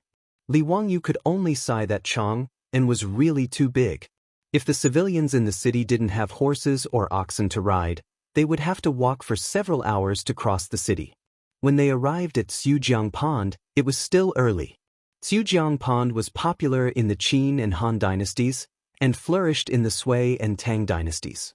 The Tang dynasty rebuilt Xiujiang, dug the Yellow Canal, built the Imperial Garden, built the Great Wild Goose Pagoda, and built the New Gate. The Crooked River Pond became the most famous tourist attraction in the capital city. The noble ladies of the Tang dynasty were used to bringing carriages and horses to drink wine in Xiujiang Pond. They sang and painted boats, and enjoyed leisurely banquets. After the new Jinshi passed the examination, they would often go to Xiujiang Pond in groups to hold big banquets and drink wine. The so-called Xiujiang Pond flowing wine was known as one of the 8 sights of Chang. The Imperial Garden in Crooked River Pond was the famous Hibiscus Garden. Li Wangyu didn't know where the poetry contest was held, so he led the Niu brothers to stroll around Xiujiang Pond, admiring the beautiful scenery of the Tang dynasty's Imperial Garden. But not long after, Li Wangyu felt discomfort in his stomach. Li Wangyu asked the Niu brothers to wait for him by the Crooked River Pond for a moment before he ran off to relieve himself. When Li Wangyu finished relieving himself, he walked back to look for the Niu brothers. But he was shocked to find that the Niu brothers were surrounded by a group of scholars, making a lot of noise. Is this Xiujiang Pond a place for people like you to come? What a disgrace to the educated. Why aren't you scramming? A scholar dressed like a scholar pointed at the Niu brothers and scolded loudly. Are the vulgar Tian Shilang worthy of coming to Xiujiang Pond? 2 ugly people like charcoal, aren't you afraid of scaring the noble ladies? That's right, although Xiujiang Pond doesn't prohibit entry, is this a place for Tian Shilang? A group of scholars surrounded the Niu brothers and scolded them. The Niu brothers didn't say a word. Niu Yong used his only arm to hold Niu Wu back, not letting him be impulsive. But Li Wangyu could clearly see that Niu Wu had already clenched his fists, with his veins popping out. He was clearly trying to control his anger. Tian Shilang, the Tang dynasty's swear words were similar to the modern era's swear words. But from Li Wangyu's point of view, these scholars of the Tang dynasty really didn't know how to swear. The words used to swear were too simple and boring. Basically, it was just bastard and go to hell. It wasn't popular to ask about the other party's female relatives, and they wouldn't talk about various organs. Tian Shilang, Tian Shihan, and Tian Shilang were the most popular swear words used by the scholars. If not, they would scold people as animals. That was basically it. Seeing that the Niu brothers were being bullied, Li Wangyu quickly walked over and opened his mouth to scold the group of scholars. Oh my, it's so early in the morning and you haven't eaten breakfast? Are you hungry and came here to ask for dog food? When you say that others are ugly, find a bronze mirror and wash your face. Then look at yourself and see if those wrinkles on your face are mocking you. The world is big, but it can't be bigger than your lack of heart.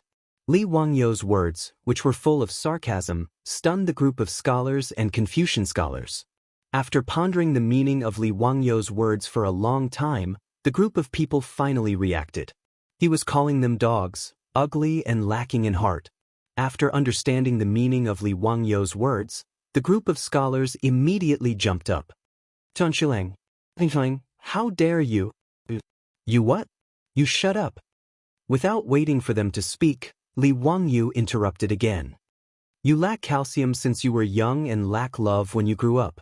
Your grandmother doesn't love you and your uncle doesn't love you. Your left face is asking for a slap and your right face is asking for a kick. Donkeys kick donkeys and pigs trample on pigs. You, Li Wangyu continued to scold. The Tang dynasty had so many weapons, but you didn't learn them. You only learned the sword. You didn't learn the upper sword and learned the lower sword. The lower sword had so many moves, but you learned the drunken sword. You didn't learn the bronze sword and iron sword, but learned the silver sword. Congratulations, you have finally mastered the Wulin's lost art, the drunken silver sword. You have reached the realm of becoming one with the sword man. His series of carefree scoldings directly caused the group of scholars to have their brains shut down. They looked at him in a daze, not knowing what they were thinking. Li Wangyu was scolding happily, but he didn't notice that there was a group of people dressed in luxurious clothes watching them from the side. In the middle of the crowd, a man in his 30s with a curly beard pointed at Li Wangyu and said with a smile, This kid's mouth is too mean. Chapter 44. Beside the man was the young man who had freeloaded Li Wangyou's breakfast this morning. He laughed and said, "Your Majesty, I know this man. I even freeloaded his breakfast this morning." The man surrounded by the crowd was the great emperor of the Tang dynasty, Pai Lupi's husband, Li Shimin. In the second year of Jianghu, Li Shimin was 30 years old. Moreover, Li Shimin, Li Erlang, was a handsome man in the eyes of the Tangs. That curly beard on his face was praised by Du Fu in a poem. Curly beard like Taizong, beauty reflected in the spring beyond the Great Wall. "Oh, Wuji, you know this man?" The man who had freeloaded Li Wangyou's breakfast was actually the imperial uncle, Zhangsun Wuji, the great Yin's Duke of Zhao. "Your Majesty, you know that my residence is at Chongren Lane. Early this morning I met this boy in the square. At that time he was singing the song, Serving the Country with Loyalty. Although the tune was strange, it made my blood boil and I wished I could take my saber and mount the horse to fight the Tujue again. So I went up to him and asked. Only then did I know that he was the genius Li Wangyou, Li Zio." This man is Li Zio? Duke Yu, Gallantry, and On Yongquan were written by this man? That's him. In the crowd, Yu Shernan smiled and replied while twirling his beard. Pai Lupi nodded, but then shook his head. This man's mouth is really sarcastic. It's not like what Duke Yu said. Were those two poems really written by him? Before Yu Shernan could answer, another official walked out from the crowd and cupped his hands towards Pai Lupi. "Your Majesty, although Li Zio's words are sharp and he doesn't care about trifles, he is a real talent. I also have a new poem written by him here. Would your Majesty like to hear it?" "A new poem? Xianling also knows this man?" Pai Lupi asked curiously. "No, this is the first time we've met. My second son met Li Zio yesterday when he entered Cheng. They were reciting poems on Vermilion Bird Avenue outside the illustrious Virtue Gate. This poem was told to me by Erlang after he returned home. The speaker was Fang Xianling, the head of the Secretariat of the Tang dynasty, the Duke of Liang, and the father of Fang Yai whom Li Wangyu met yesterday." "Read it to me." Fang Xianling twirled his beard and smiled. "The drizzle on the heavenly street is as smooth as butter. The color of the grass can be seen from afar but not near. The most beneficial thing about spring is that it absolutely surpasses the willows that fill the entire imperial capital. What does your Majesty think of this poem?" Pai Lupi smiled and nodded as he praised. "Not bad, it's a good poem. This Li Ziyu was indeed a talent. What was his family background? Where are you from?" Pai Lupi's question made Fang Xianling hesitate. After a long time he finally replied, "Your Majesty, Li Zio was originally from the Li clan of Huxin. The Li clan of Hu County? Isn't that a relative of the royal family? Who is his father?" Pai Lupi asked curiously. The emperors of the Tang dynasty called themselves I or I, except for formal occasions. "Li Zhou." Fang Xianling answered honestly and immediately looked at Pai Lupi's face. Sure enough, after hearing the name Li Zhou, Pai Lupi's face stiffened and his smile became a little uncertain. Fang Xianling was a little uneasy. Did His Majesty still remember Li Zhou's nonsense in the imperial court? After Fang Yai woke up yesterday, he immediately went to find his father and reported Li Wangyou's matter, which made him very happy. It was a good thing that the son of his old friend had grown up and was overflowing with talent. He wanted to invite Li Wangyu to his mansion as a guest, but Fang Yai was so drunk that he didn't know where Li Wangyu lived in Cheng. Fang Xianling was so angry that he scolded his son, but he didn't expect to meet Li Wangyu at Sujiang Lake today. Fang Xianling was now worried that because of Li Zhou's matter, Pai Lupi's impression of Li Wangyu would be affected. That would be very bad. After a long while, Pai Lupi asked coldly, "Xianling, why did you say that he was originally from the Li clan of Hu County? Did something happen?" "Your Majesty, you may not know, but a few days ago, the Li clan of Hu County removed Li Zio and his father Li Zhou from the clan." Yu Shernan answered for Fang Xianling. "Why was this so? Did Li Zio commit a crime? Or did he commit murder and arson?" Pai Lupi asked in confusion. Yu Shernan shook his head. "No, it's because the Li clan of Hu County's elders were insatiable. He told Pai Lupi what had happened, but Pai Lupi's face became colder and colder. Humph!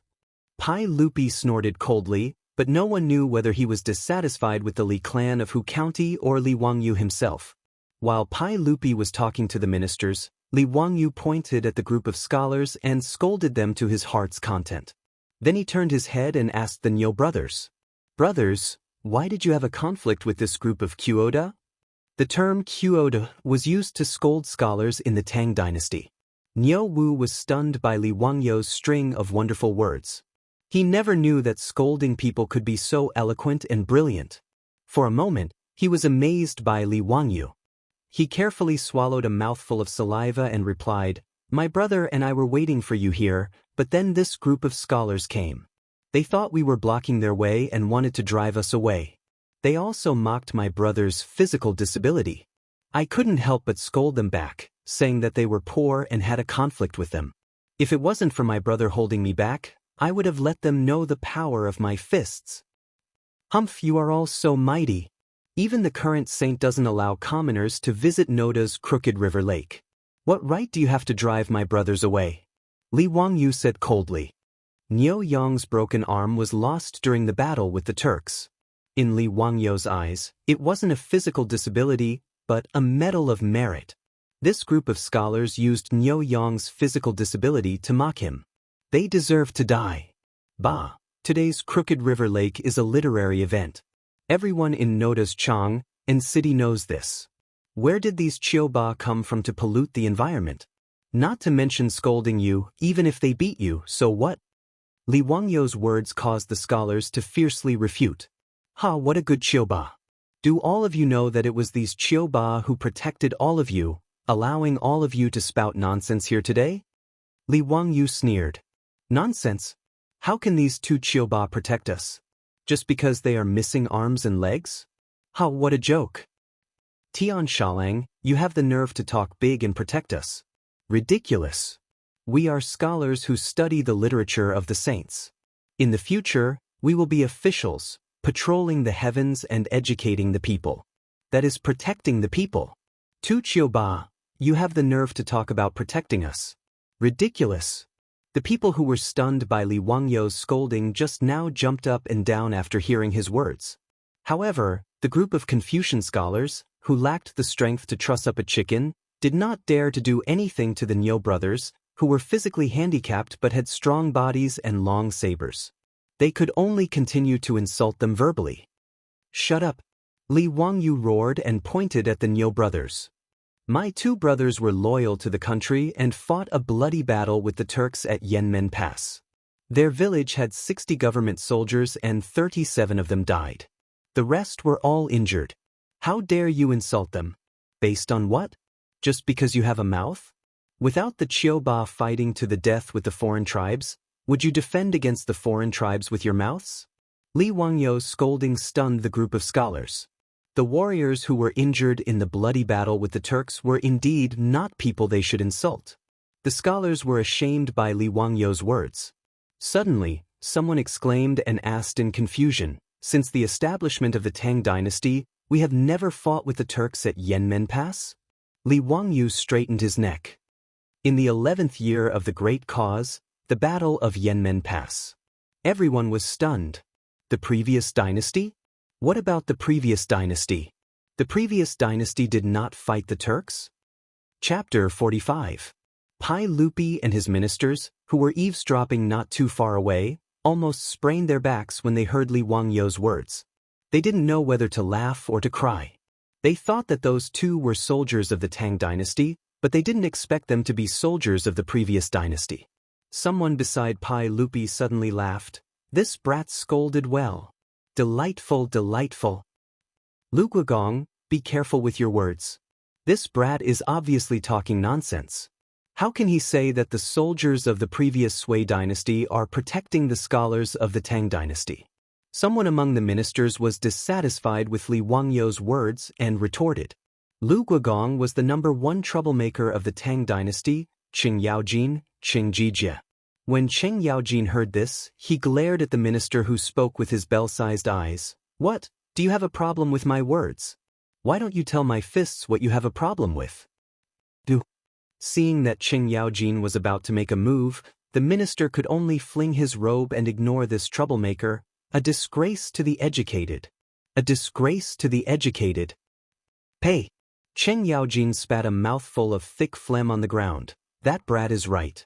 Do you think you can rely on your mouth? Alright, Jijie, stop talking. Seeing that the two of them were getting out of hand, Pai Lupi spoke up to stop them, but his tone was obviously biased towards Qing Yaojin.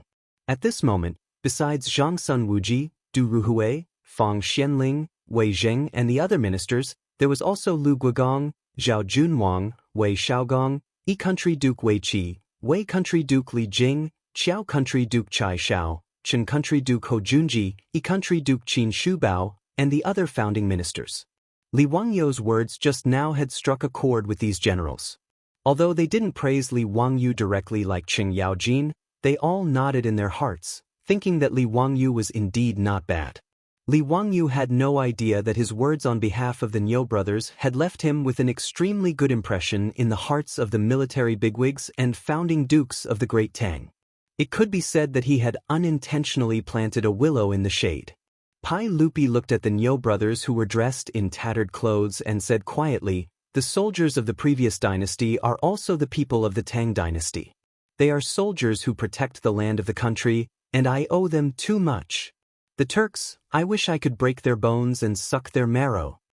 The Turks were not only enemies of the Sui, they were also enemies of the Tang dynasty. After Li, the Tangs, Khan led his troops to the south to kill all the way from the grassland to Chang'an.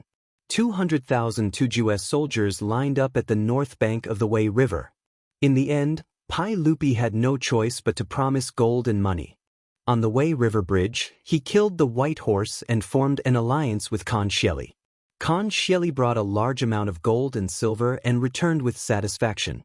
However, the Wei River alliance was seen by Pai Lupi as the humiliation of his life, and he hated the Turks to the bone. Now that he saw the two soldiers of the previous dynasty who participated in the Battle of Yanmen, Pai Lupi felt respect for them. He also felt that Li Wangyu's words were to his liking. "Your Majesty, you don't have to blame yourself. The Tang dynasty has just been established, but our country is getting stronger day by day. I believe that we will be able to repay the humiliation of the Turks." Zhang Sun Wuji consoled. Pai Lupi didn't say anything, only looking at Li Wangyu not far away. The group of Confucian scholars were choked by Li Wangyu's words, but they didn't know how to refute. However, just as Li Wangyu said, even the soldiers of the previous dynasty fought against the Turks. They were also Chinese heroes. They didn't know what to say, but they couldn't win against Li Wangyu. They felt a little embarrassed, so they turned around and left. "Everyone, don't bother with this person. Today's Lake Tsujiang poetry gathering is the most important thing. Let's go quickly." That's right. I heard that the important officials of the court will participate in today's poetry gathering. Even Prime Minister Du, Prime Minister Fang, Secret Supervisor Yu, and Chancellor Kong will participate. This is a great opportunity for us to show off our talents. Let's go quickly. Many of the 18 scholars will participate in today's poetry gathering. It's really a grand occasion for our literary circle. Let's go. Why bother with this young man? The Confucian scholars acted as if they didn't want to lower themselves to the same level as Li Wangyu. They clustered around each other and quickly left. However, their words stunned Li Wangyu for quite a while. Today's poetry gathering seemed to be different from what he had imagined. Originally, Li Wangyu thought that the so-called poetry gathering was just a group of scholars who had nothing to do after eating and had nothing better to do, so they gathered together to recite poems and make couplets. But why was it that from the words of this group of Confucian scholars, even great Confucian scholars like the 18 scholars were going to participate? Li Wangyu knew about the 18 scholars from the beginning of the Tang dynasty. When Pai Lupi was still the emperor of Qin, he built the literature hall and recruited the talented scholars of that time. Du Ruhui, Fang Xianling, Yu Jining, Su Shizhang, Yao Xilian, Xue Shou, Chu Liang, Lu Deming, Kong Yingda, Li Xiandao, Li Shaosu Yu Shinan, Kai Yungong, Yan Xiangshi, Su Jingzong, Shui Yuanjing, Gai Wenda, and Su Sun were all scholars. Pai Lupi also asked Yen Liben to draw portraits of the 18 scholars, which was called the 18 Scholars Ascending Ingzhou. Among the 18 scholars, there was no need to mention Du Ruhui and Fang Xianling. Yu Shinan, Kong Yingda, and Yao Xilian were all great scholars. There was even Su Jingzong, who was later listed as the #1 treacherous official. With such a group of big shots participating in the poetry gathering, no matter how he thought about it, he felt that he had been tricked by that bastard Yang Quan. For a moment, Li Wangyu had the urge to turn around and leave. He didn't want to become famous. Making a fortune in silence was the way of the king.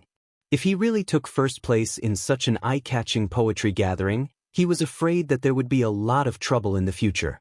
As the saying goes, there is no first place in literature and no second place in martial arts. If he took first place in the poetry gathering, a group of scholars would come to him every 2 to 3 days to compare their essays. Wouldn't he be depressed to death? Li Wangyu rolled his eyes. The more he thought about it, the more he felt that something was wrong. He called the Niu brothers and was about to leave. He didn't care about Yang Quan's reward of 100 strings of coins. At most, he would draw a few more nude sketches in the next 2 days. As for Yang Quan, he would find a way to fool him later. In any case, Yang Quan didn't know what happened in Chang'an City. Who knew that when Li Wangyu was about to turn around and leave, he was blocked by someone. Ziyo, where are you going? The poetry gathering is over there. Yu Shinan smiled and pointed in the direction that the scholars had left. Looking at Yu Shinan's wrinkled face, Li Wangyu felt a toothache. He was even more certain that he had fallen into Yang Quan's trap. It would be strange if Yu Shinan didn't know that Yang Quan had asked him to come to Chang and to participate in the poetry gathering at Sujiang Pond. Duke Yu, are you also going to participate in the poetry gathering? I suddenly remembered that I have something to do at home. It's a pity that I can't participate in today's poetry gathering. Duke Yu, take care. I'll take my leave first. Ziyo actually has something to do. That's a pity. I heard from Shuqing that he was going to find someone to collect a debt. I wonder if Ziyo is going because of this? Yu Shinan smiled like an old fox. The only thing missing was his tail wagging behind him. Damn it. Using debt to threaten him again. Did Yang Bailao have no human rights? Li Wangyu's expression changed. He immediately smiled at Yu Shinan and said, Duke Yu, what are you talking about? No matter how important something is, I still have to participate in the poetry gathering. I'm going now. If I don't get first place, I swear I won't give up.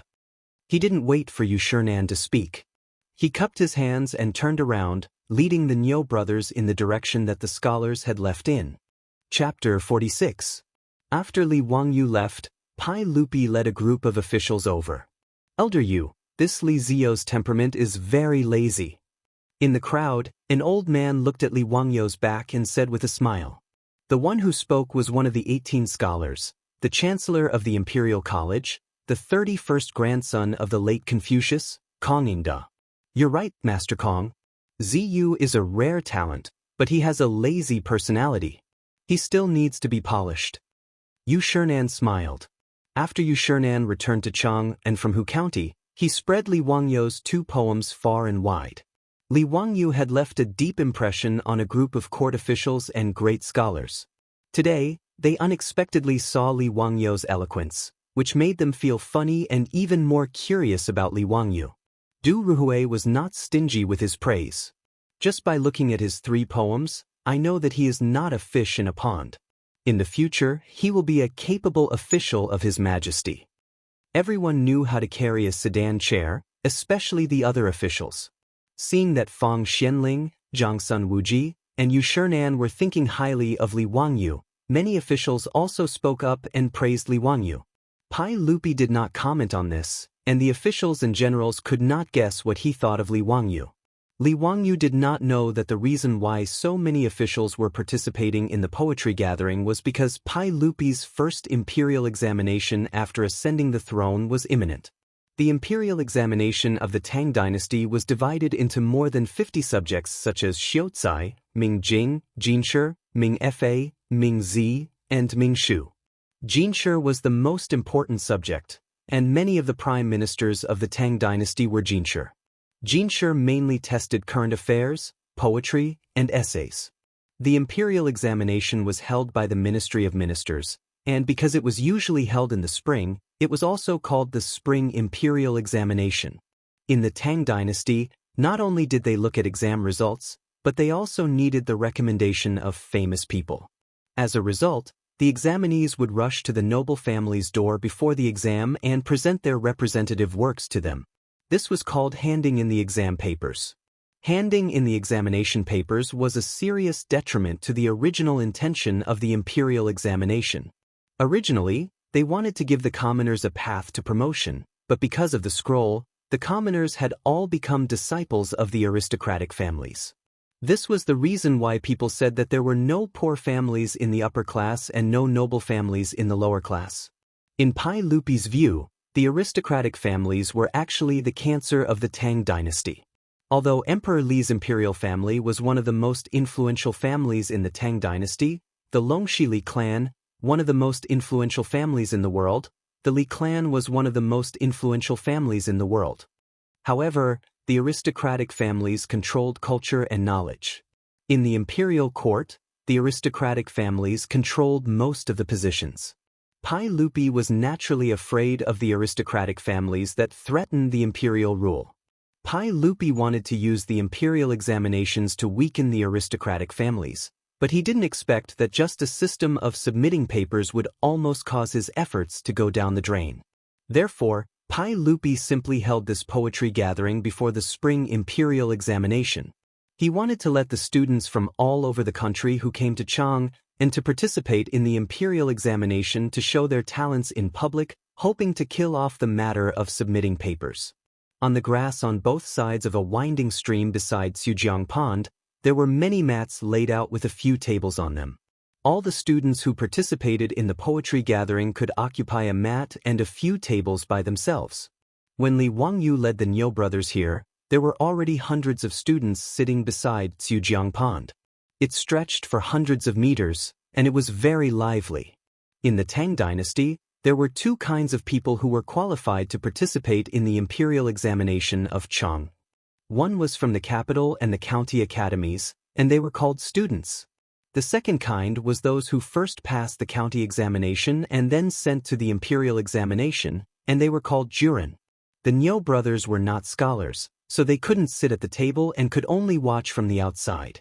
Li Wangyu casually found an empty mat downstream of the stream and sat down cross-legged. Until now, he was still confused and didn't understand the rules of this poetry gathering. It looked like there was going to be a winding water winder. Winding Water Winder was a game that the scholars of the Tang dynasty liked to play. They used it to compose poems and compete in poems. Winder was a kind of wine vessel mostly made of wood that could float. Whoever the winder flowed from upstream or stopped in front of would drink and compose a poem, and the others would sing a poem.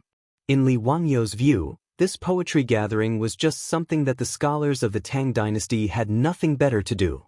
If they had the time, wouldn't it be better for him to spend a few more sketches? While he was silently cursing, he did not notice that Li Er had led a group of important officials to the side of the Crooked River pool and entered a waterside pavilion beside the pool. Soon, there was a crisp sound from the waterside pavilion, and the people who were talking loudly by Sujiang Pond immediately quieted down. Li Wangyu saw a skinny old man come out from the waterside pavilion and said loudly, "Wine." As his voice fell, countless servants began to weave through the grass, bringing a pot of wine, some dried fruits, and writing brushes, ink, paper, and inkstone to each table. Li Wangyu immediately understood that they were going to compose a poem, but he didn't know how to judge. "Everyone, raise your cups and drink." The old man spoke again and raised his cup. The hundreds of students present, including Li Wangyu, all raised their cups and drank the wine in their cups. After drinking a cup of wine, the old man said loudly, "Everyone, please compose a poem with the theme of spring as the theme." Li Wangyu was stunned. Why did it feel like this poetry gathering was like an exam? In addition to the beautiful environment, wasn't this method of composing a poem a kind of imperial examination in the Tang dynasty? But since he was sitting here, he had to show some ability and copy it properly. Otherwise, It would be really bad if Yang Quan really pulled down his face and asked him to pay for it. With the theme of spring as the theme, the ancient poems with this theme in his mind were simply too common. Li Wangyu felt that he could copy 10 of them in one breath without any pressure. Looking around, Li Wangyu prepared to pick the most suitable poem to copy. But he saw many wild ducks frolicking in the Zhujiang pond not far away. Li Wangyu immediately thought of which powerful poem he should copy. Su Shi Su Dongpa's Hui Chong Chun Jiang Shaojing was most suitable for this Zhujiang pond. Li Wangyu picked up the brush and wrote, changing the title of the poem. Zhujiang Shaojing in Zhujiang pond, outside the bamboo, there are 2 or 3 peach blossoms. The duck knows when the spring water is warm. The artemisia is full of short reed buds. It is the time when the pufferfish is about to rise. 2 or 3 minutes later, when the other students were still thinking hard about how to compose a poem with the theme of spring, Li Wangyu had already finished writing the whole poem on the rice paper with beautiful thin gold characters. When the servant at the side saw him finish the poem so quickly, his eyes lit up and he immediately jogged over to take away the rice paper. Not long later, Li Wangyu's poem was delivered to the waterside pavilion by the Zhujiang pond. Who finished the poem so quickly? Pai Lupi asked curiously. Your Majesty, it was Li Wangyu from Hu County. When Pai Lupi heard this, he frowned slightly. It's this kid again. Let me hear it. Yes, Zhujiang Shaojing in Zhujiang pond. Outside the bamboo, there are 2 or 3 peach blossoms. The duck knows when the spring water is warm. After the poem was recited, before the civil officials could say anything, a group of generals and dukes clamored. Good poem. This poem is well written. Even a boor like me can understand it. Naturally, it is a good poem. The truth is, the spring water is warm. Don't the duck know first? Because the dukes had a good impression of Li Wangyu before, when they heard that it was Li Wangyu's poem, they didn't care about anything else and praised it first. Their words made Pai Lupi and the civil officials not know whether to laugh or cry, but they couldn't deny that Li Wangyu's poem was really good. Chapter 47. The group of civil officials naturally couldn't evaluate Li Wangyu's poem like Qing Yaojin and the others. Yu Shinan twirled his beard and smiled. The poem is like seeing a painting overflowing with spring light, harmonious and warm, good. Out of the ordinary, naturally superior. Zhang Sun Wuji nodded and praised. True and false, diverse and interesting. What a good duck foresight, Li Ziyo really has talent. Kong Ingda clapped his hands and cheered. While everyone was praising him, a discordant voice was heard. Geese also foresight, why only ducks? Everyone was stunned when they heard this, and many of them burst out laughing. Chen Yaojin was immediately unhappy and jumped out, pointing at Su Jingzong's nose and scolding. Su Jingzong, do you know how to speak human language? The one speaking was one of the 18 scholars, Su Jingzong. Su Jingzong was only 36 years old this year. Although he was appreciated by Pai Lupi, his official life wasn't good. Now that he saw everyone praising Li Wangyu's poem, he was jealous and couldn't help but come over to nitpick. Yu Shinan was also unhappy with his words. According to the Yen family, this poem doesn't even need to be written. Guan Guan Jujiu, in the continent of the river. In the continent of the river, Banjiu or Mingjiu is fine. Why write Jujiu? Yen family was Su Jingzong's courtesy name. Su Jingzong could ignore Qing Yaojin's scolding, but he couldn't pretend he didn't hear Yu Shinan's words. He could only awkwardly cup his hands towards Yu Shinan, indicating that he had said something wrong. Being slapped in the face by Yu Shinan in public made Su Jingzong very embarrassed. Although he asked for it, this person held the grudge against Li Wangyu and became more jealous of Li Wangyu. If Li Wangyu knew that he had such an undeserved calamity and took the blame for no reason, he would probably cry until he fainted in the toilet. Being targeted by the number 1 scoundrel of the Wuzhou dynasty, number 1 on the list of traitorous officials, wasn't this considered sitting at home while disaster came from the sky? Luckily, Li Wangyu did not know what had happened in the waterside pavilion. At this moment, he was drinking wine calmly and in a good mood, looking at the scholars around him scratching their heads and scratching their cheeks as they racked their brains to write poems. However, the old man from before did not give them too much time. After the time it took for an incense stick to burn, the servants took away the rice paper on the tables and sent them into the waterside pavilion. Not long after, servants came out and asked those scholars who didn't write anything or those who didn't know anything to leave their seats according to the name list. These scholars who were chased away knew that they had exposed their cowardice and didn't dare to say much. Each of them covered their faces with their sleeves and left in fear. Soon, less than half of the 100 people who had been sitting by the stream were left. The old man shouted again, "Everyone, let's raise our cups again and drink to victory. Students, please use the frontier fortress as the theme and compose a poem." F***ck, again? Li Wangyu looked at the remaining 40 to 50 people around him and thought to himself, could it be that this poetry meet is still an elimination system? Alright, let's cut the crap and continue to copy poems. It was just nice that the bunch of scholars had looked down on the Niu brothers and he was still unhappy about it. He could copy a poem to vent his anger. Before Li Wangyu put down the wine cup in his left hand, his right hand picked up the brush and started to write. This time around, his speed was even faster. The other scholars were still thinking about the words of the old man when Li Wangyu had already laughed out loud and threw the brush down. The servant who took away Li Wangyu's poem had learned to be smart and stood not too far away from him. When he saw Li Wangyu throwing the brush down, he immediately ran forward and rolled up the paper and took it away. On the tables around Li Wangyu, a few scholars cursed in their hearts when they saw this scene. Who exactly was this young man? Are you sure you're composing a poem? Chao Ji, who was reputed to be extremely talented, had to walk 7 steps to compose a poem. This fellow in front of them didn't even need to think about it? Many scholars snorted coldly in their hearts. This person was obviously trying to please the crowd with claptrap. In the waterside pavilion, Kong Yingda had just announced the topic of the poem to everyone. He had just walked back when the servant brought in Li Wangyu's poem.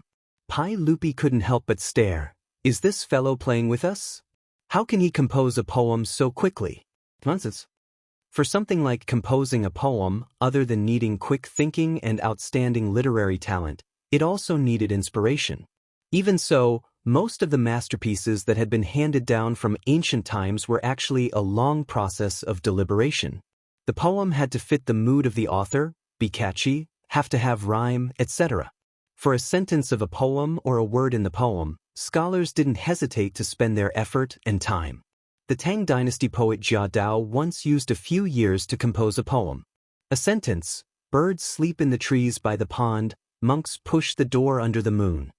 He racked his brains over whether to use the word knock or push and offended Hanyu, causing a beautiful story. From then on, deliberation became a popular and commonly used word. It was used to describe repeatedly pondering and deliberating when writing an article or doing something. From this, one could see that composing a poem wasn't something that could be done casually. That was why Chao Ji's poem in 7 steps became a beautiful story. The group of officials were also dumbfounded by Li Wangyu's speed. Su Jingzong jumped out again. Your Majesty, this fellow is clearly disrupting the poem gathering. He should be punished as a warning to others. Bastard, it's you again? If I don't let you know the power of my fist today, you won't be able to learn how to speak properly. Cheng Yaojin also went against Su Jingzong today. He was a founding duke. If he really wanted to beat Su Jingzong up, then so be it. Su Jingzong would be beaten up for nothing and wouldn't be able to find a place to cry. Pai Lupi shouted in dissatisfaction, Ji Jie, have you caused enough trouble? Your Majesty, it's not that I want to cause trouble. It's clearly this fellow who is deliberately causing trouble time and time again. Humph, you're a duke, and you have the nerve to cause trouble for others? Pai Lupi glared at him. Cheng Yaojin was Pai Lupi's most trusted general. How could Pai Lupi really reprimand him for Su Jingzong? He was just using this as an excuse to vent his dissatisfaction with Li Wangyu. Pai Lupi was depressed because he had a good impression of Li Wangyu just now. He had even personally come up with the poem about the frontier fortress. He wanted to see what kind of poem Li Wangyu, who had passionately lectured the group of scholars, could write about the frontier fortress. In the end, Li Wangyu didn't give him any face at all. Kong Yingda had just announced the topic and he had already finished writing. Other than scribbling, what other explanation could there be? Yu Shinan was also somewhat embarrassed. He had just praised Li Wangyu. Why did this fellow drop the ball? Pai Lupi was able to propose a second poem about the frontier fortress. Everyone present was shrewd. How could they not see that this had something to do with the small argument by the Crooked River Pool? It was clear that Pai Lupi was already interested in Li Wangyu and wanted to see his talent one step further. Your Majesty, let me go and warn that weary fellow to write another poem. Yu Shinan could only speak up. He hoped that Pai Lupi would give him face and give Li Wangyu another chance. Pai Lupi didn't express any opinion. He let out a cold snort from his nostrils, tacitly agreeing with Yu Shinan's words. Yu Shinan didn't care about his old age. He turned around and wanted to leave the waterside pavilion to beat up Li Wangyu. However, he heard Kong Yingda let out a soft cry. Hey, this poem is amazing. Good, leaving the fortress. Kong Yingda held the paper in his hand. He was so excited that his beard trembled. His words attracted the attention of everyone in the waterside pavilion. Pai Lupi didn't understand and asked, Kong Yingda, what poem did that fellow write? What made you lose your composure like this? This poem is vigorous and open-minded, with a majestic momentum and stirring one's heart. It can be said to be the best of the 7 absolutes. Oh? For Kong Yingda to praise it so much, could it be that the fellow wrote some amazing poem? Quickly read it for us. Yu Shinan was also excited. He thought that Li Wangyu had made a mess. Now it seemed that it wasn't what the officials in the waterside pavilion thought. The poem is called Leaving the Fortress. The bright moon of the Qin and Han dynasties, the long march of 10,000 li has not yet ended. But with Long Qingfei, the general, there will be no horse to cross the Yin Mountains.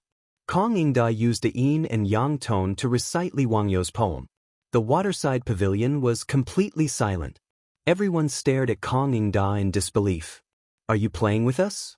Such a magnificent poem was written by that tired kid without any hesitation?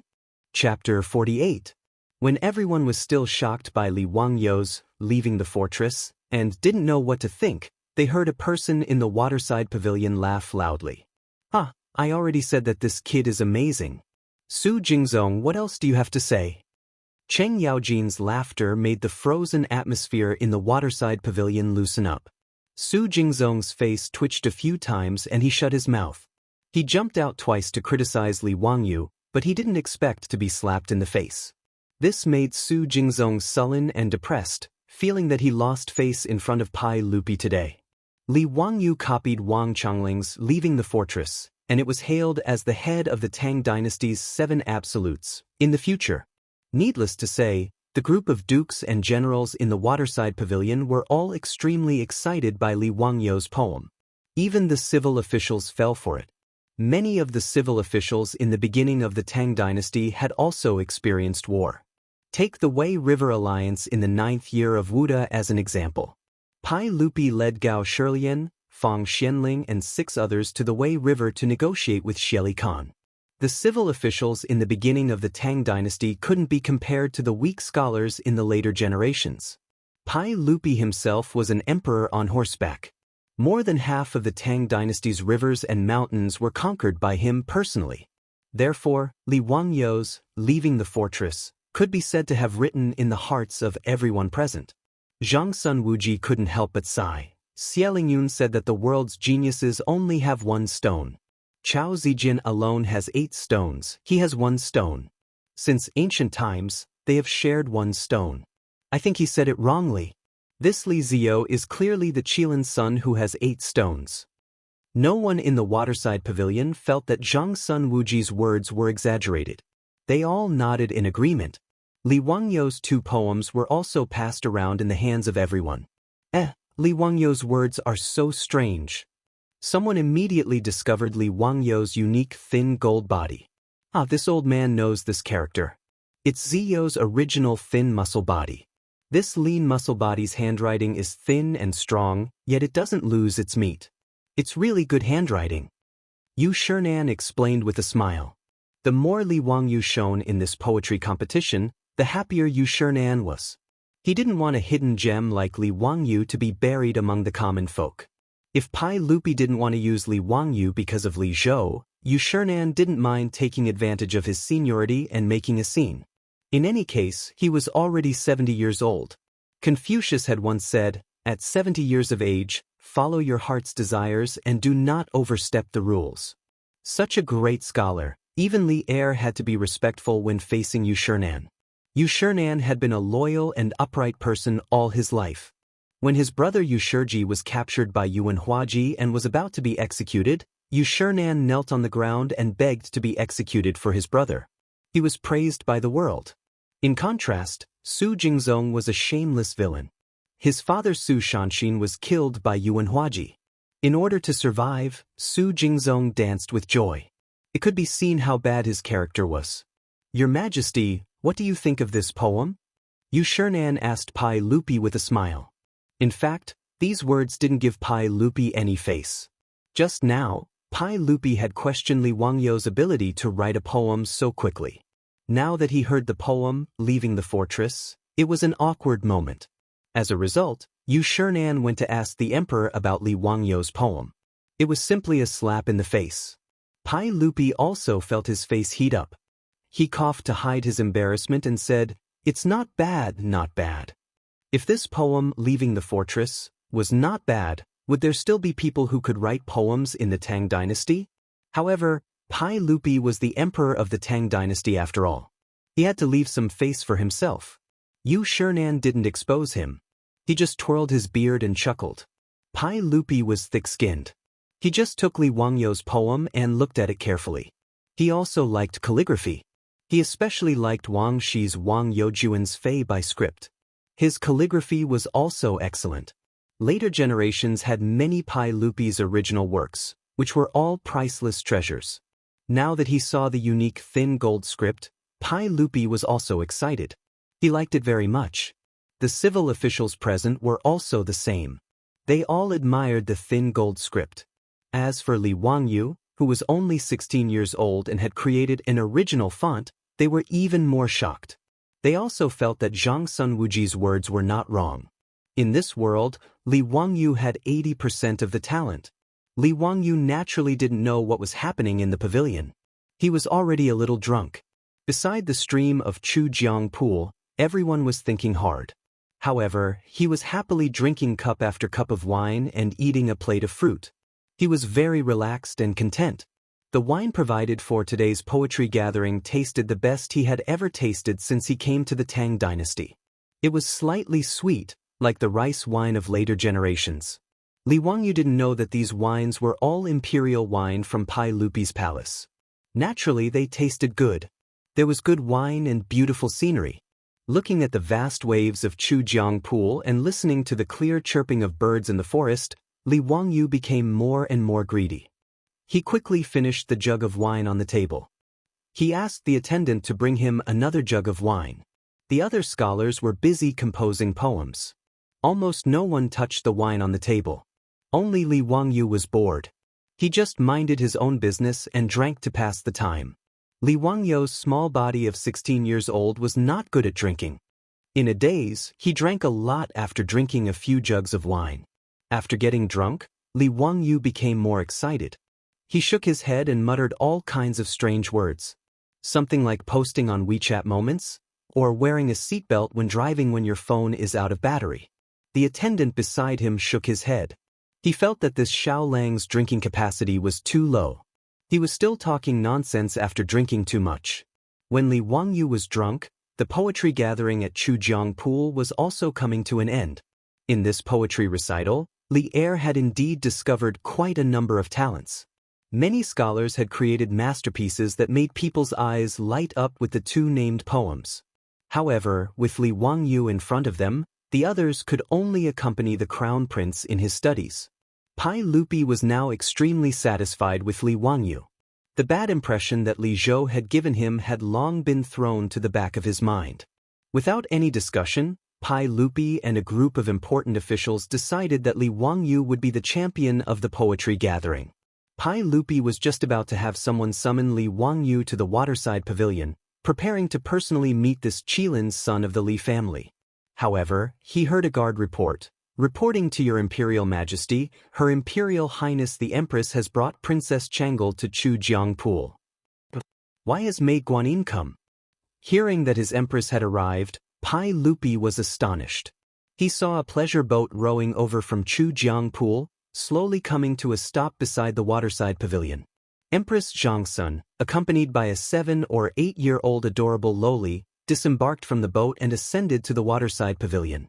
The group of important officials promptly bowed to Empress Zhangsun. Empress Zhangsun asked the officials to dispense with the formalities. She then curtsied to Pai Lupi. Erlang, Changel wishes to come on a boat today. I have made the decision to bring her here for sightseeing. At the same time, I want to see what kind of young talents your Imperial Majesty has unearthed at this poetry gathering. Pai Lupi hurriedly extended his hand to support Empress Zhangsun. Mei Guanyin, you are pregnant. You must be careful. At this time, Empress Zhangsun was already 5 months pregnant. Her body was beginning to show signs of pregnancy. She had already given birth to 2 sons and a daughter for Pai Lupi. However, the 2 of them were still young husband and wife. They were very loving. Pai Lupi was very distressed for Empress Zhangsun. Mei Guanyin, you have truly come at the right time. Come, how about taking a look at these 2 poems? Pai Lupi carefully supported Empress Zhangsun to sit down.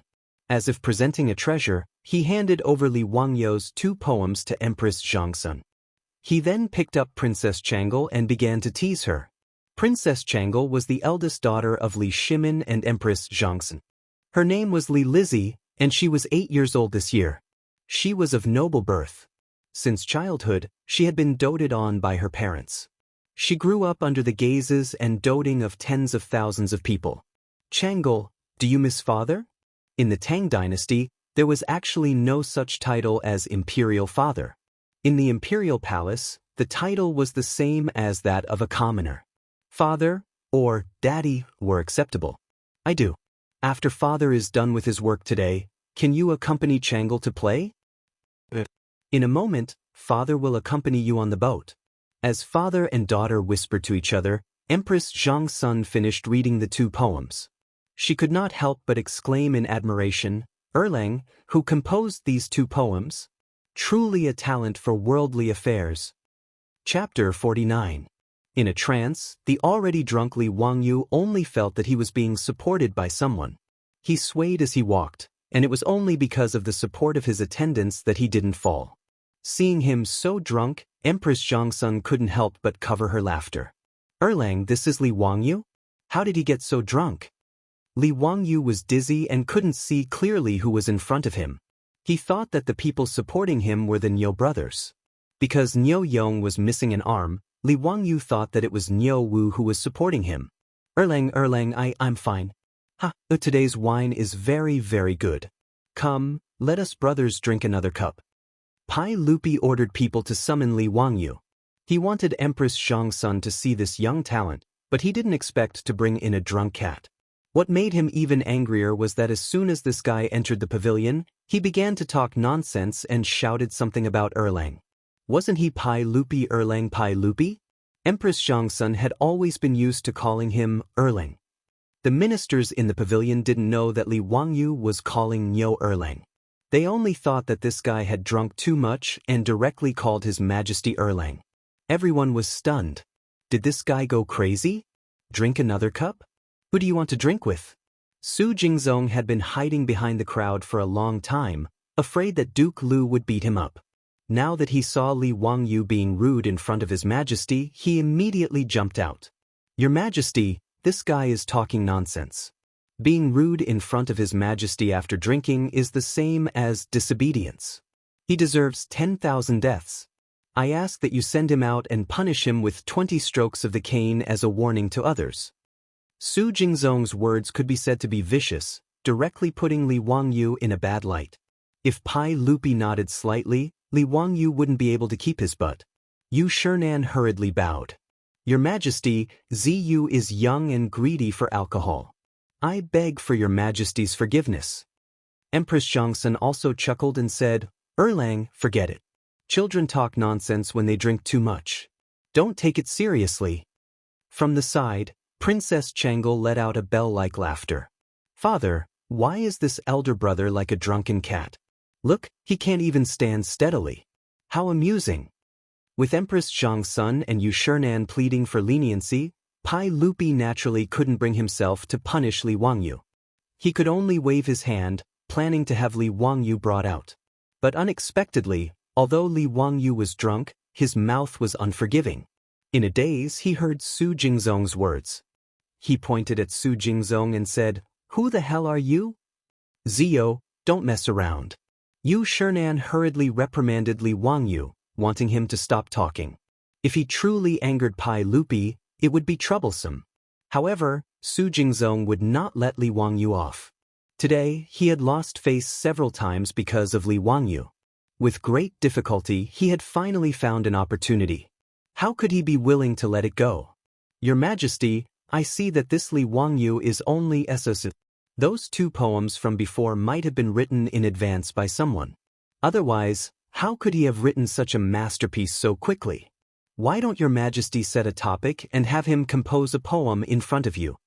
Seeing that Li Wangyu was unable to stand steadily, Su Jingzong wanted him to compose a poem on the spot. He wanted to see Li Wangyu make a fool of himself. Your Majesty, Ziyu is already drunk. I'm afraid that this poem cannot be composed. Yu Shernan hurriedly helped Li Wangyu evade.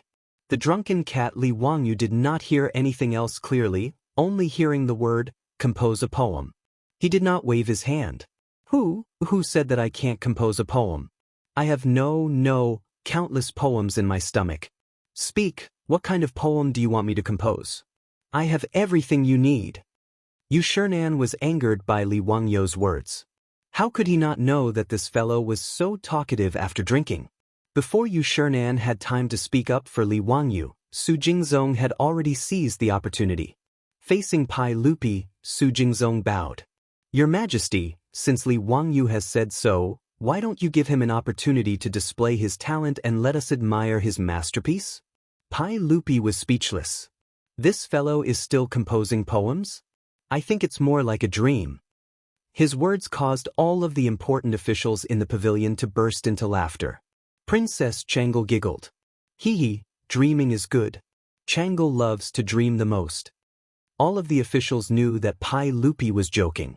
Who knew that Su Jingzong, with a deadpan expression, bowed again.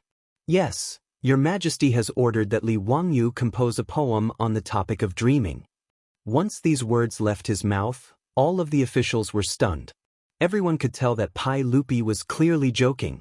How could this Su Jingzong be so despicable? Pai Lupi frowned. Su Qing, I was only speaking without thinking. Your Majesty, a monarch does not speak lightly. Su Jingzong's mind was currently filled with thoughts of how to make Li Wangyu lose face and make a fool of himself. In a moment of anger, he rebutted Pai Lupi. Su Jingzong's words caused Pai Lupi to choke and be unable to say anything for a long time. It was Qing Yaojin who jumped out from the side, grabbing Su Jingzong by the collar. You scoundrel!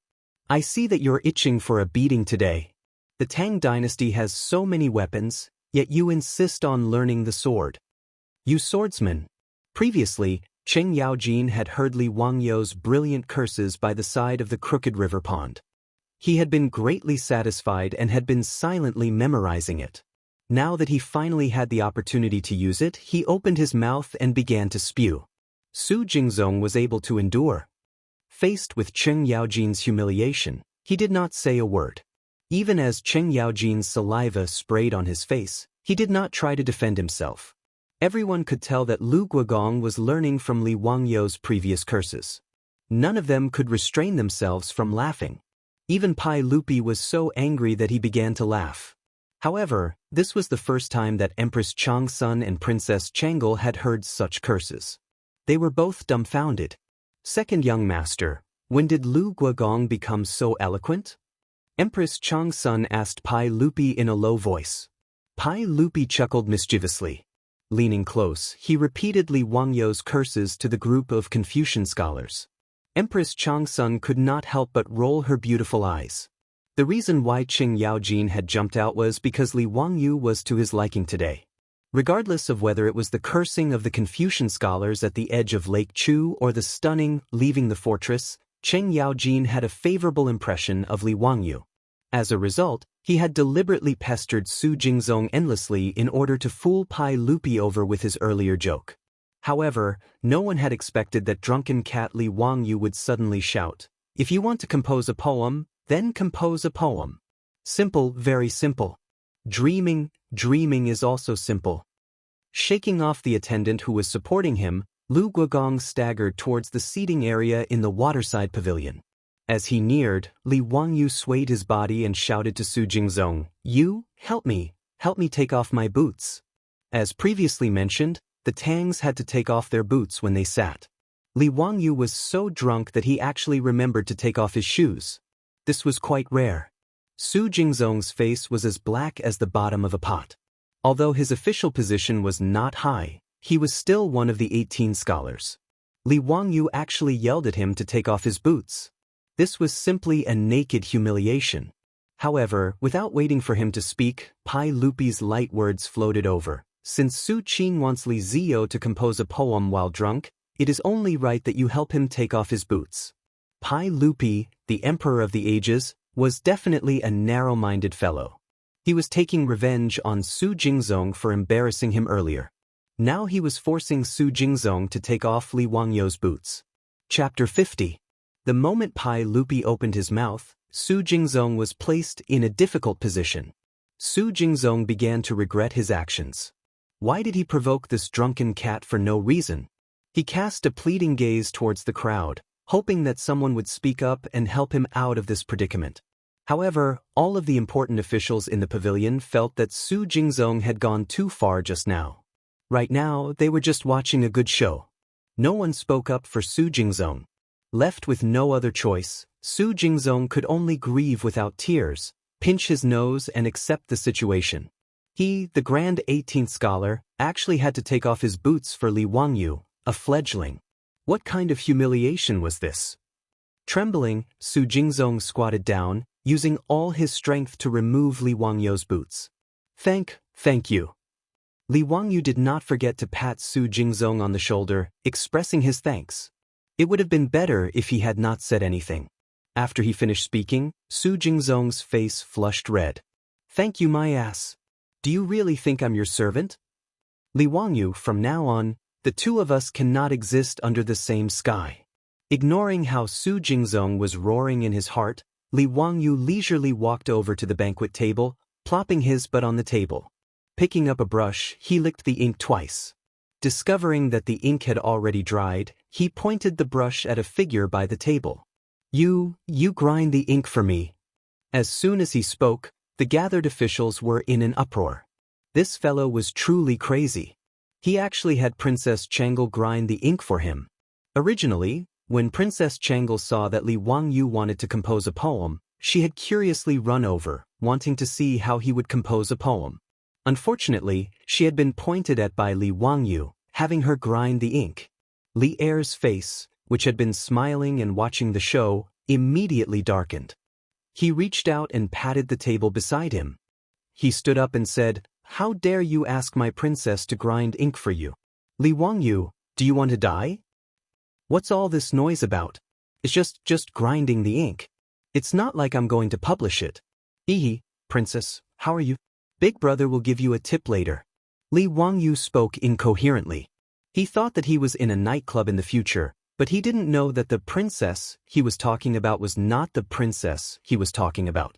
No one understood what Li Wangyu was talking about, but they knew that Li Wangyu wasn't talking about anything good. Moreover, this guy actually dared to call himself Big Brother. He was simply asking for death. In the Tang dynasty, the term elder brother referred to the father as well as the elder brother. According to the old Tang book, Wang Ju's biography, Emperor Xuanzong wept and said, "Fourth brother is benevolent and filial." The fourth brother he was talking about was his father, Tang Ruizong. Because Tang Ruizong was the fourth son, Tang Xuanzong called him fourth brother. In the future, there was also a letter written by Pai Lupi to his son. At the end of the letter, he also addressed himself as his brother. When Su Jingzong heard this, he was secretly delighted. Li Wangyu actually dared to flirt with Princess Chang'e, claiming to be her older brother. He was simply seeking death. Pai Lupi flew into a rage. Just as he was about to call for the imperial bodyguards to drag Li Wangyu out, Empress Zhang Sun gently tugged on his sleeve. "Erlang, I just heard that this Li Jia Shaolang is also a relative of our imperial family. Is there such a thing?" Pai Lupi was in a fit of anger. In a low, muffled voice, he replied. He was born in the Li clan of Hu County. His father is Li Zhou. Li Zhou? If I recall correctly, he is Erlang's older cousin, right? Correct. Then, isn't this Li Wangyu Chang'e's older cousin? There's nothing wrong with calling him big brother, right? Empress Zhang Sun laughed. But, how could my Chang'e be this scoundrel's younger cousin? Don't even think about it. Moreover, this brat has already been expelled from the Li clan of Hu County. Right now, he is no longer a relative of our Tang dynasty. Pai Lupi was still in a fit of anger, speaking fiercely. Empress Zhangxuan's beautiful eyes flickered. Softly, she whispered into Pai Lupi's ear, "How could Erlang be so muddle-headed? Such a talent, and also a relative of the imperial family, is precisely a talent that can be used. How could we push him out the door because of that group of old fools from the Li clan of Hu County?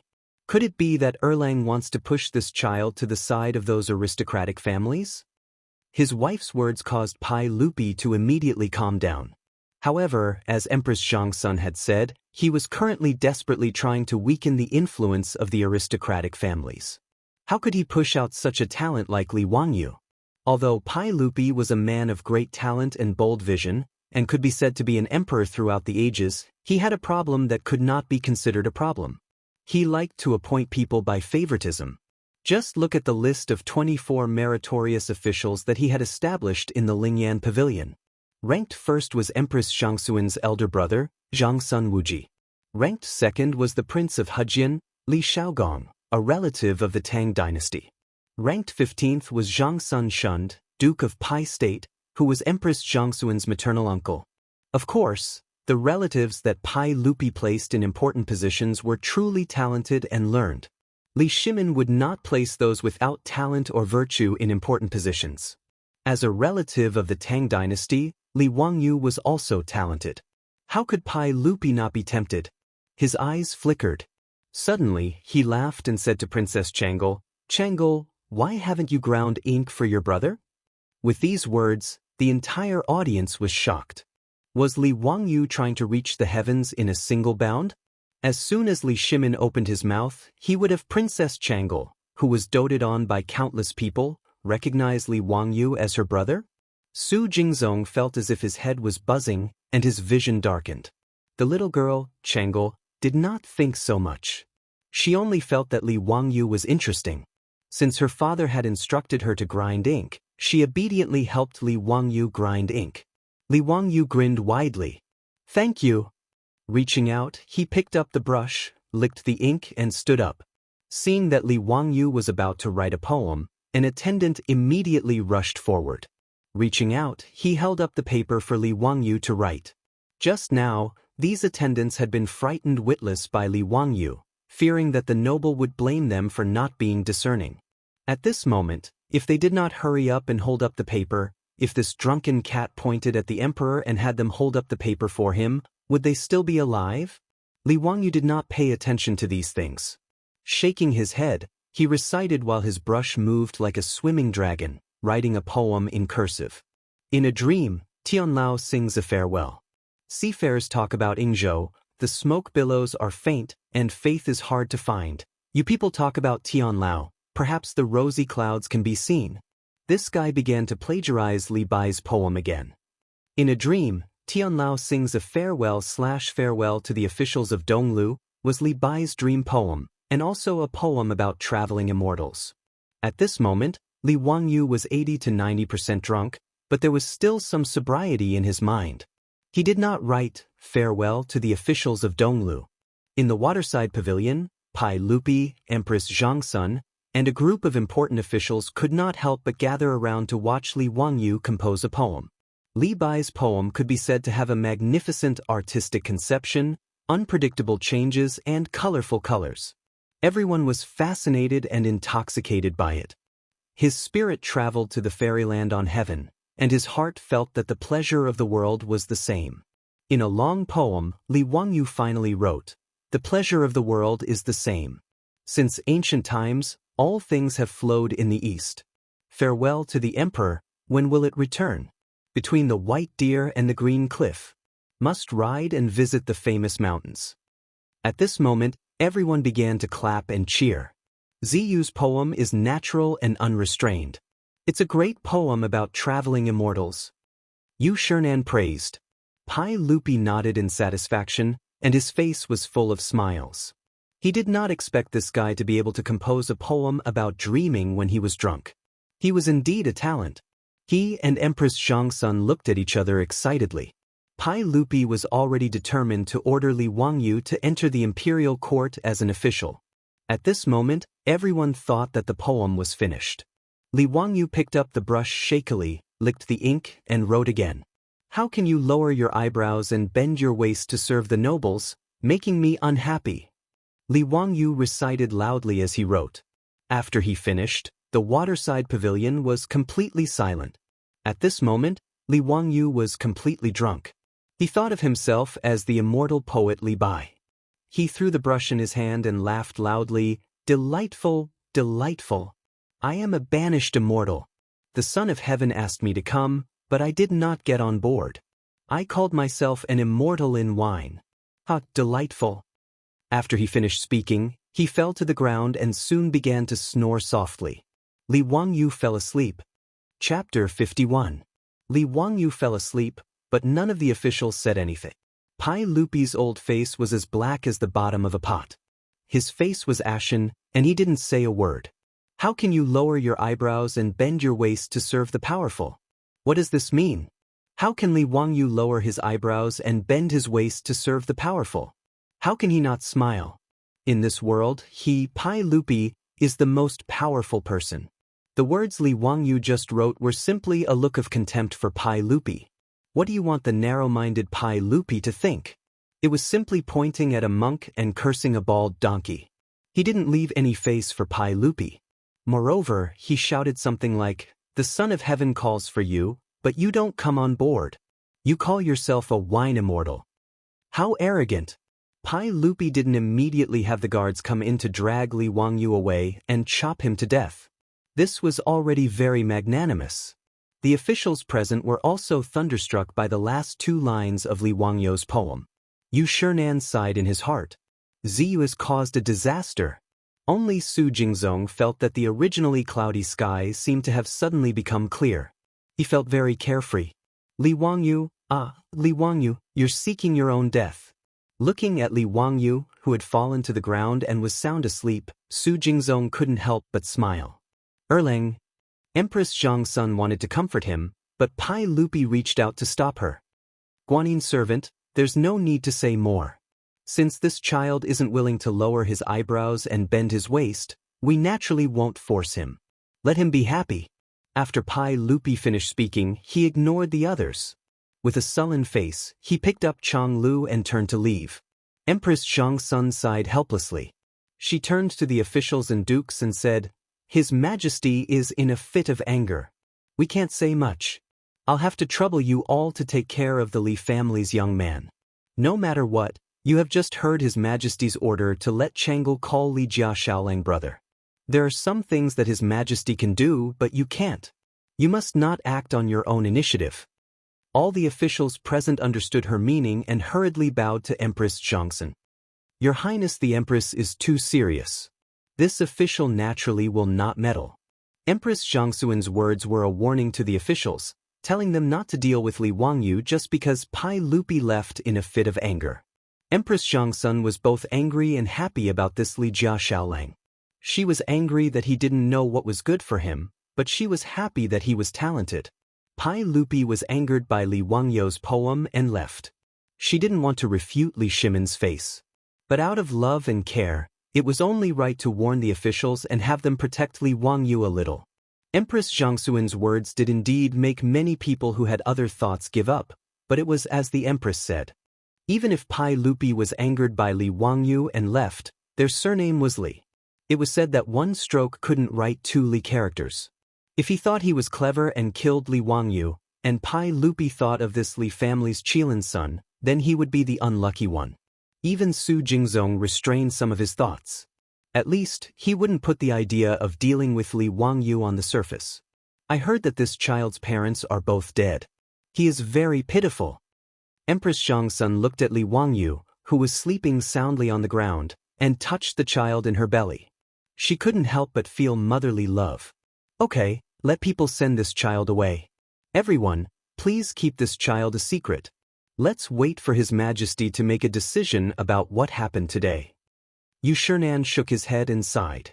He could only let the attendants take Li Wangyu, who was sleeping soundly, out. He found the Niu brothers and told them to take good care of him. The poetry gathering in Chu, Jiang, and Qi ended unhappily, but the name of Li Wangyu spread among the aristocratic families, nobles, and powerful officials in Chang. For the first time, Li Wangyu left a deep impression on the prosperous Tang dynasty more than 1,000 years ago. But at this time, Li Wangyu only felt a splitting headache, his mouth was dry, and his throat was sore. Water, is there any water? His voice was hoarse, and he moaned softly on the bed.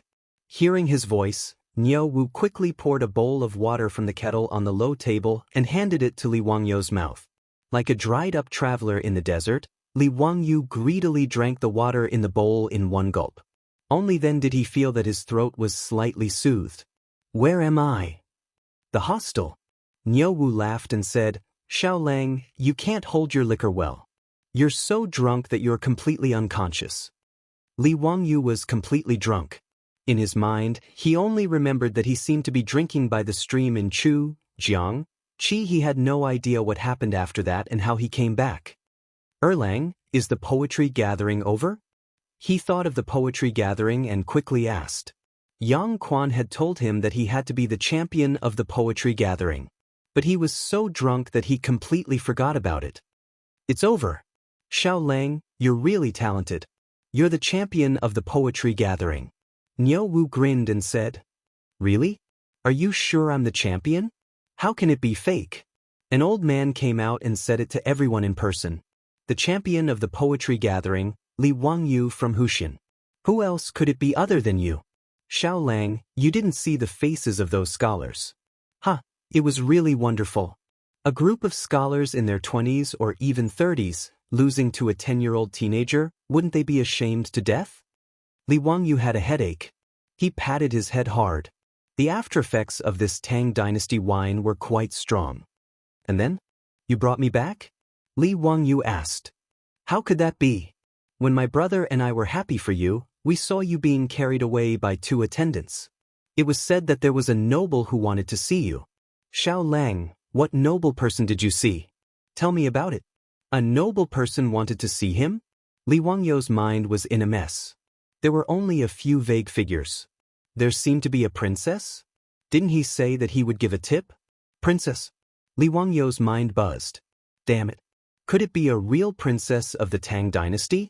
When he was talking nonsense at that time, he seemed to be a princess in the nightclub of the future. There was a princess. Then, were there also Li Shimin and Empress Zhangsun? Li Wangyu tried hard to recall. He remembered that he seemed to have written a poem. What did he write? It seemed to be a sailor or something. Yes, a sailor talking about Ingzhou. He copied Li Bai's Farewell in Dream poem. Suddenly, a flash of lightning flashed through his mind. Li Wangyu froze on the spot. He almost cried. He couldn't be so Chunibyu, right? In front of Pai Lupi and Empress Zhongn, he wrote the sentence, How can I bow to the powerful and make me unhappy? It's over. Isn't it F***king over? Li Wangyu muttered. He slapped himself. Why did he drink wine for no reason? Wasn't this a mess? In front of the emperor of the Tang dynasty, how could he bow to the powerful and make him happy? Did he have nothing better to do? Li Wangyu didn't care whether Pai Lupi appreciated him or not. He was afraid that if he offended Pai Lupi, he would lose his life. Li Wangyu had died once. He didn't believe that he could die again and travel again. Xiao Lang, what did you say? Niu Wu didn't hear clearly and asked in confusion. No, nothing. Erlang, what happened after that? What happened after that? He asked nervously and looked up at the door from time to time. He was afraid that a group of soldiers would rush in and take him away to prison. After that, someone sent you out and told me and my brother to take good care of you. We brought you back to the hostel. Really? That's it? Didn't he say anything else? Li Wangyu couldn't believe it. He even asked the Niu brothers to take good care of him. Didn't he write the last sentence? Really? How can it be fake? That's good. That's good. By the way, what time is it now? Shinshi, it's almost Yushi. Xiao Lang, you slept for the whole afternoon, Niu Wu replied. That was 4 or 5 o'clock in the afternoon. There was still some time before the evening drum was sounded and the door was closed. Li Wangyu quickly got up from the bed, tidied up his clothes, took out the sketch he drew last night from the package, told Niu Wu and went out. He planned to sell another painting and buy food to go back to Zhou village tomorrow. Chang'an was too scary. He couldn't stay here for long. Chapter 52. Under the strange gaze of the old guard, Li Wangyu walked to Peace Square on the opposite side of the street. Peace Square was still crowded with people. Li Wangyu carefully shuttled through the crowd, looking for a suitable target. He saw a young scholar with a jade pendant on him. He must be a noble and was a suitable target. Just as he was about to walk over to sell his sketch, his arm was grabbed by someone.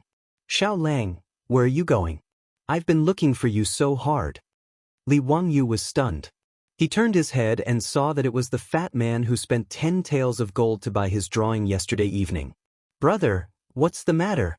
You still want to buy my drawing? Li Wangyu didn't understand why the fat man was looking for him. Could it be that he wanted a refund? The fat man didn't answer. He turned his head and shouted behind him, Father, I found Xiao Lang. Li Wangyu saw a middle-aged man with a kind face walk over from the crowd. He looked similar to the fat man. What was going on? Did he bring his parents to find trouble with him? Li Wangyu was speechless. He had a ridiculous feeling that he sold a pornographic book to a child and then his parents came to denounce him. The middle-aged man was full of smiles.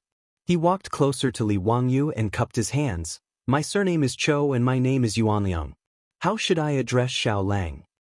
What's the matter, Mr. Cho? Li Wangyu was vigilant and didn't rush to introduce himself. Xiao Lang, don't worry. We don't have any bad intentions. We just want to invite Xiao Lang to our house. That's not necessary. I still have things to do. Li Wangyu quickly found an excuse. Inviting him to be a guest was most likely an excuse. He had never met this father and son before. They probably had ulterior motives for inviting him. This banquet was definitely not a good one. Xiao Lang, we really don't have any bad intentions. I'm a famous grain merchant in Chang'an City. Xiao Lang, if you're worried, you can ask someone. My Chiu family has been pure and kind for generations. They have a good reputation in Chang. Today, I took the liberty to invite Xiao Lang to my residence as a guest because I have something to ask of you. That's why I shamelessly invited Xiao Lang. Excuse me, Mr. Cho. Why did you ask me to go? Cho Yuanliang hesitated for a moment and replied softly, Xiao Lang, please draw a picture for me. Drawing?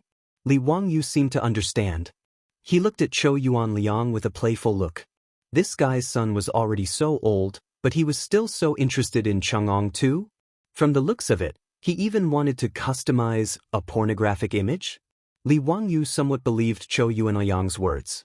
He thought that since his enemy was a famous grain merchant, he shouldn't be able to deceive a poor kid like him, right?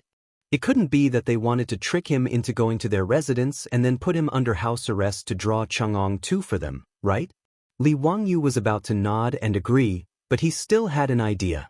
I can go to your residence, but I still have 2 brothers waiting for me in the hostel. I wonder if it's convenient for my brothers to go with me? Of course. I wonder where Xiao Lang's brother is? Let's go and pick them up together. Li Wangyu nodded. They went back to Chongren Lane to find the Niu brothers. He was also afraid that if the Chiu family had any bad intentions, at least their safety would be guaranteed with the 2 brothers guarding them. In the hostel, he also secretly inquired about the Chiu family from the waiter. As Cho Yuanliang said, the Chiu family was a famous grain merchant in Chang'an City with a good reputation. He was relieved. He rode out with the Niu brothers and walked into the Chiu mansion in Shenyang Lane in the evening drum. Chou Yuanliang arranged for the servants in the mansion to arrange food and accommodation for the Niu brothers. He also invited Li Wangyu into the central room and ordered the servants to bring wine. After sitting down and talking, Li Wangyu knew that the fat man was called Chou Kuan, the only son of the Chiu family. He also had several sisters who had already been married. When Li Wangyu heard Chou Kuan's name, he was surprised for a moment and then secretly laughed. This name was so domineering. The Tang dynasty wrote from top to bottom. Could Chou Kuan be read as Chou Ribai? After carefully thinking about Chou Yuanliang's name, Li Wangyu snickered even more. The surname Chou sounded the same as beg. The father and son, one beg for forgiveness, the other beg for re-ex. Li Wangyu secretly ridiculed the Chiu family's ability to give names. He almost spat out the wine in his mouth. It was so hard for him to hold back his smile with a strange expression. After 3 rounds of wine, the conversation started. Li Wangyu finally figured out why the father and son of the Chiu family were so anxious to find him. The Chiu family had been merchants for generations. Chou Yuanliang was honest and kind, but he had 2 small shortcomings. First, he liked to drink wine. Second, he liked to pretend to be cultured. It was not a bad thing to pretend to be cultured. Although the status of merchants in the Tang dynasty was not low, they were not as good as scholars. In order to put up a facade and raise their status, it was understandable to make friends with some scholars. For this reason, the Chiu family did not even settle down in the west of the city. Instead, they bought property in the east of the city in Shenyang, with the purpose of being closer to Pingkangfang. Although Pingkangfang was a red light district in Chang, and the Little Sisters, there were not low-class prostitutes who only sold their looks. They could still recite poems, paint, and write poems. They could dance, ride, shoot, and play with swords. They were most loved by the nobles and scholars. Therefore, the scholars and even the bureaucrats of the Tang dynasty liked to go to Pingkangfang to drink and chat, enjoy singing and dancing, recite poems, and talk about life with beautiful women. Chou Yuanliang moved here to make it easier to make friends with the scholars. However, the bad thing was that he was greedy for good wine. A few days ago, Chou Yuanliang invited a group of scholars to a banquet in Pingkangfang.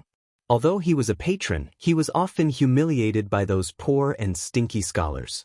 During the banquet that day, everyone talked about the precious paintings of the past generations and mocked Chou Yuanliang intentionally or unintentionally.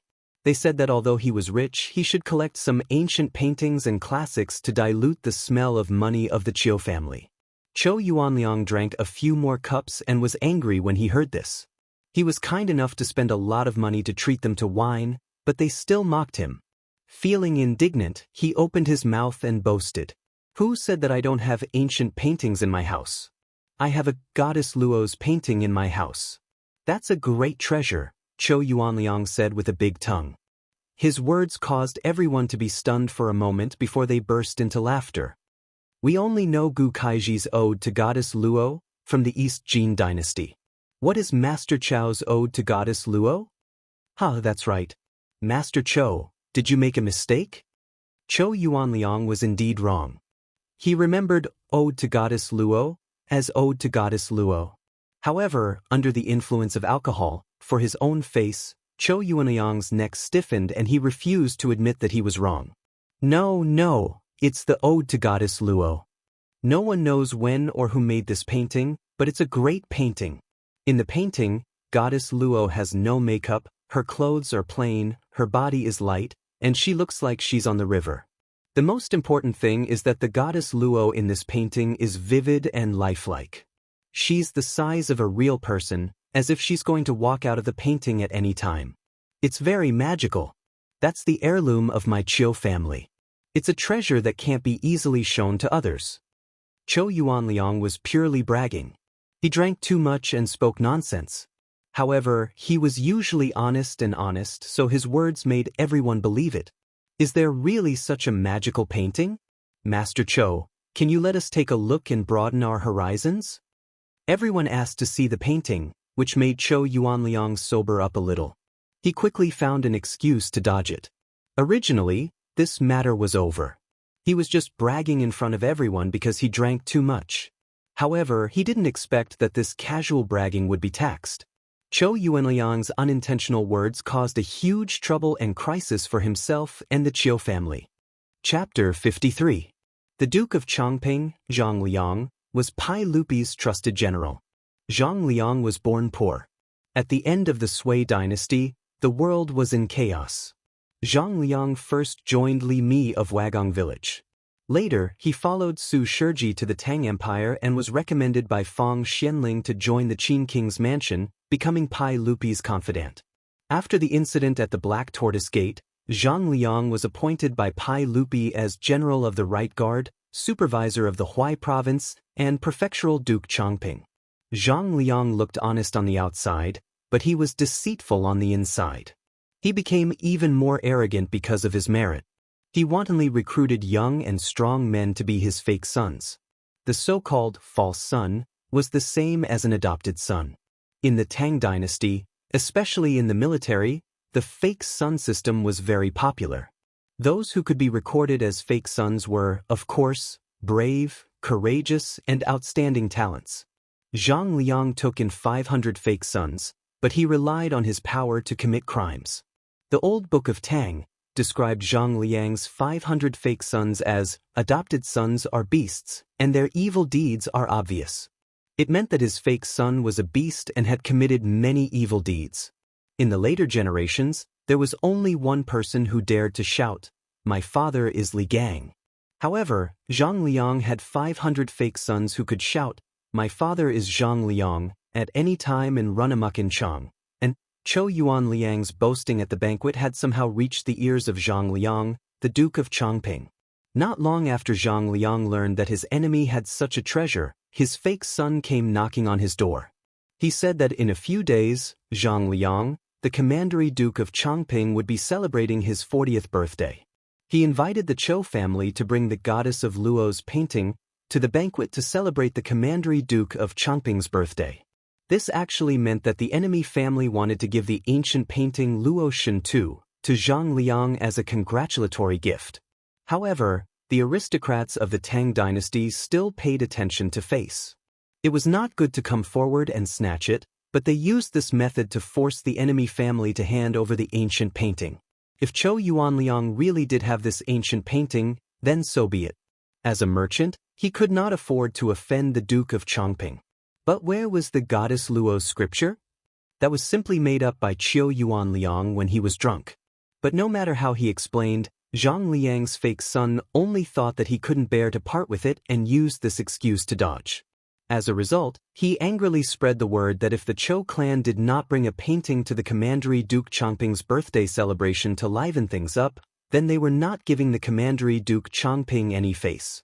If he angered the Commandery Duke Chongping, he might lose his head. At this point, Zhou Yuanliang could only lower his head and admit defeat. He promised that on the day of Duke Chongping's birthday, he would bring the goddess of Luo's painting to celebrate and liven things up for the Duke. After Zhang Liang left with satisfaction, Zhou Yuanliang looked around for a brilliant painter, wanting to draw a Luo Shen painting to deal with it. However, he had boasted so much back then. How could he find an artist to draw a painting that was exactly the same as a real person in such a short time? He spent a lot of money and found several painters to draw the so-called Goddess Luo painting, but he was not satisfied with any of them. Seeing that Zhang Liang's birthday was approaching, the Qiu family was about to face a disaster. When Zhou Yuanliang saw the sketch of a naked woman bought by Qiu Kun, he saw hope at once.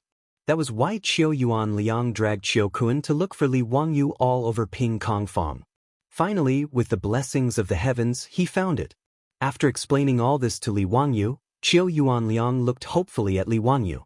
"Xiao Lang, may I ask if this painting was made by you?" The reason why Zhou Yuanliang guessed that the sketch was made by Li Wangyu was because the paper was very new. It was obviously a newly completed painting. Secondly, he had heard Qiu Kun describe the process of buying the painting. He guessed that the painting was made by the person who sold it. Otherwise, the price would not have been so easily negotiated. Li Wangyu thought for a moment and then nodded slightly. "That's great. It really was made by Xiao Lang."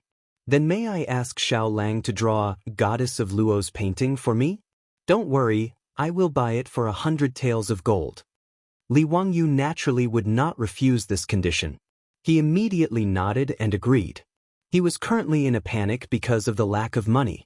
Anything that could earn money was a good thing. Duke Cho, can you exchange the gold for food? What? Xiao Lang's family is also in the food business? Qiu Yuan Liang was puzzled. Li Wangyu shook his head. The villagers in the village where I live are poor. He could not say that it was to prepare for the locust plague a month later. He could only say that Dingzhou village was poor. Xiao Lang is really righteous. How about this? I will exchange 200 stones of food with you. How about it? Li Wangyu was overjoyed. He quickly stood up and bowed. Thank you for your kindness, Duke Cho.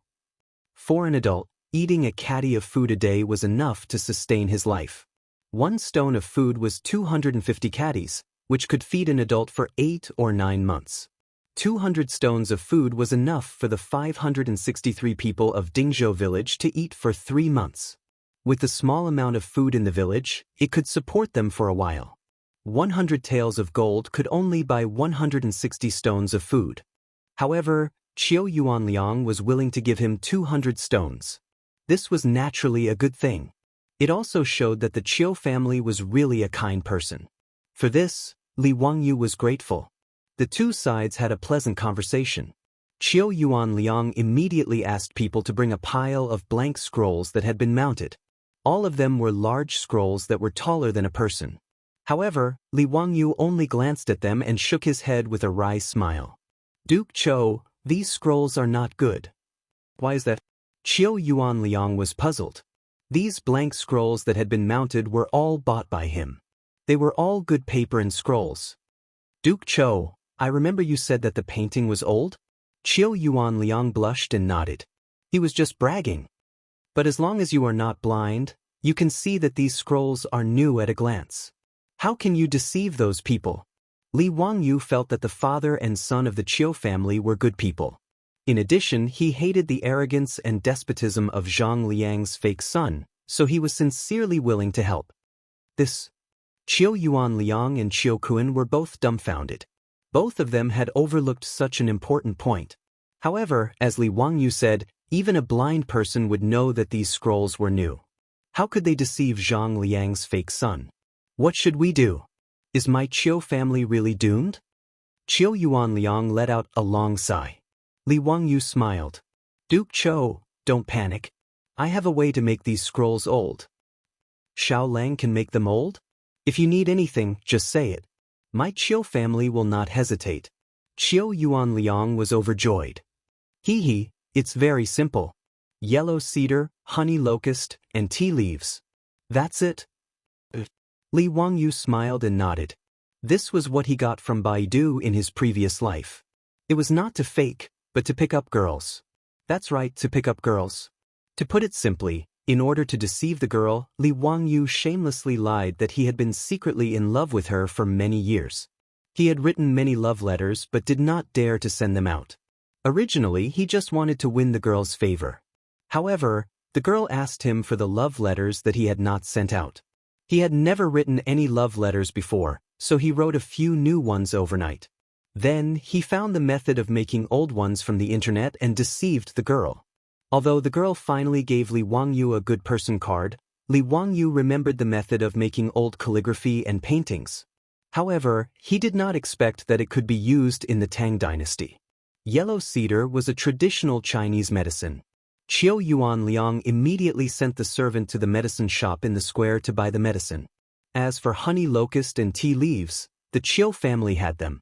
There was no need to go out and look for them. Not long after, the servant ran back with a lot of yellow cedar. Honey locust and tea leaves were ready. Chapter 54. Qiu Yuanliang and Qiu Kun looked at Li Wangyu expectantly. Xiao Lang, do you still need anything? Is this enough?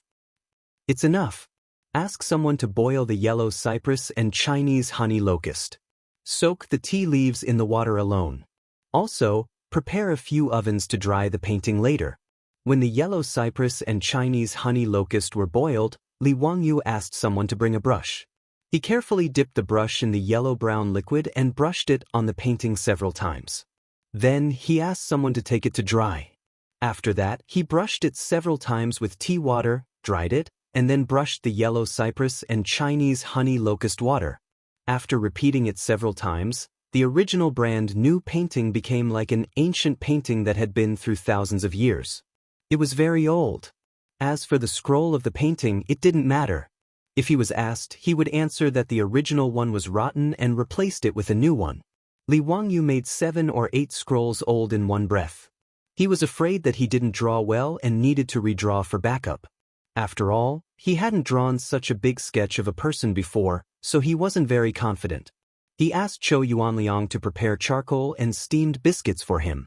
Hearing that Li Wangyu wanted steamed biscuits, Zhou Yuanliang thought that Li Wangyu was hungry again and planned to prepare another table for him. Li Wangyu could only explain with a smile that he wasn't hungry. The steamed biscuits were used as a tool for drawing.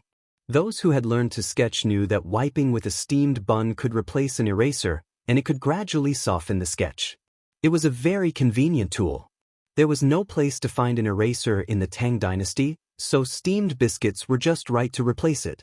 When everything was ready, Li Wangyu suddenly slapped his forehead. He had forgotten the most important thing. He was still short of a model. Li Wangyu had never drawn a portrait of a beautiful woman in ancient clothes before. Without a model as a reference, he couldn't draw it. When Zhou Yuanliang and his son said this, they were dumbfounded. Although they didn't understand what Li Wangyu meant by model, they understood that Li Wangyu needed to draw this picture according to a woman. Zhou Yuanliang was straightforward. He immediately ordered the servants in the mansion to find all his concubines and let Li Wangyu choose who was suitable to be the model. This guy's straightforwardness was a bit beyond Li Wangyu's expectation. This was the Tang dynasty. How could he let his concubines come out to see him, an outsider, and let them be his models? However, Li Wangyu felt that this was the Tang dynasty. A concubine was not a wife at all, let alone have any status. And a wife, a concubine and a guest's wife, a wife and's wife, for a year and a half. A man who had concubines but no wife was still an unmarried, golden bachelor. And if his wife died, even if the husband had a house full of concubines, he would still be a widower without a wife. He would have to find another good family to marry his wife. Scholars like Bai Ji and Su Dongpa often gave their concubines to others. It was normal to give concubines to confidants and meritorious officials. In the Tang dynasty, there were hundreds of concubines at most and dozens of concubines at least. From the nobles to the common people, taking in concubines was a common phenomenon.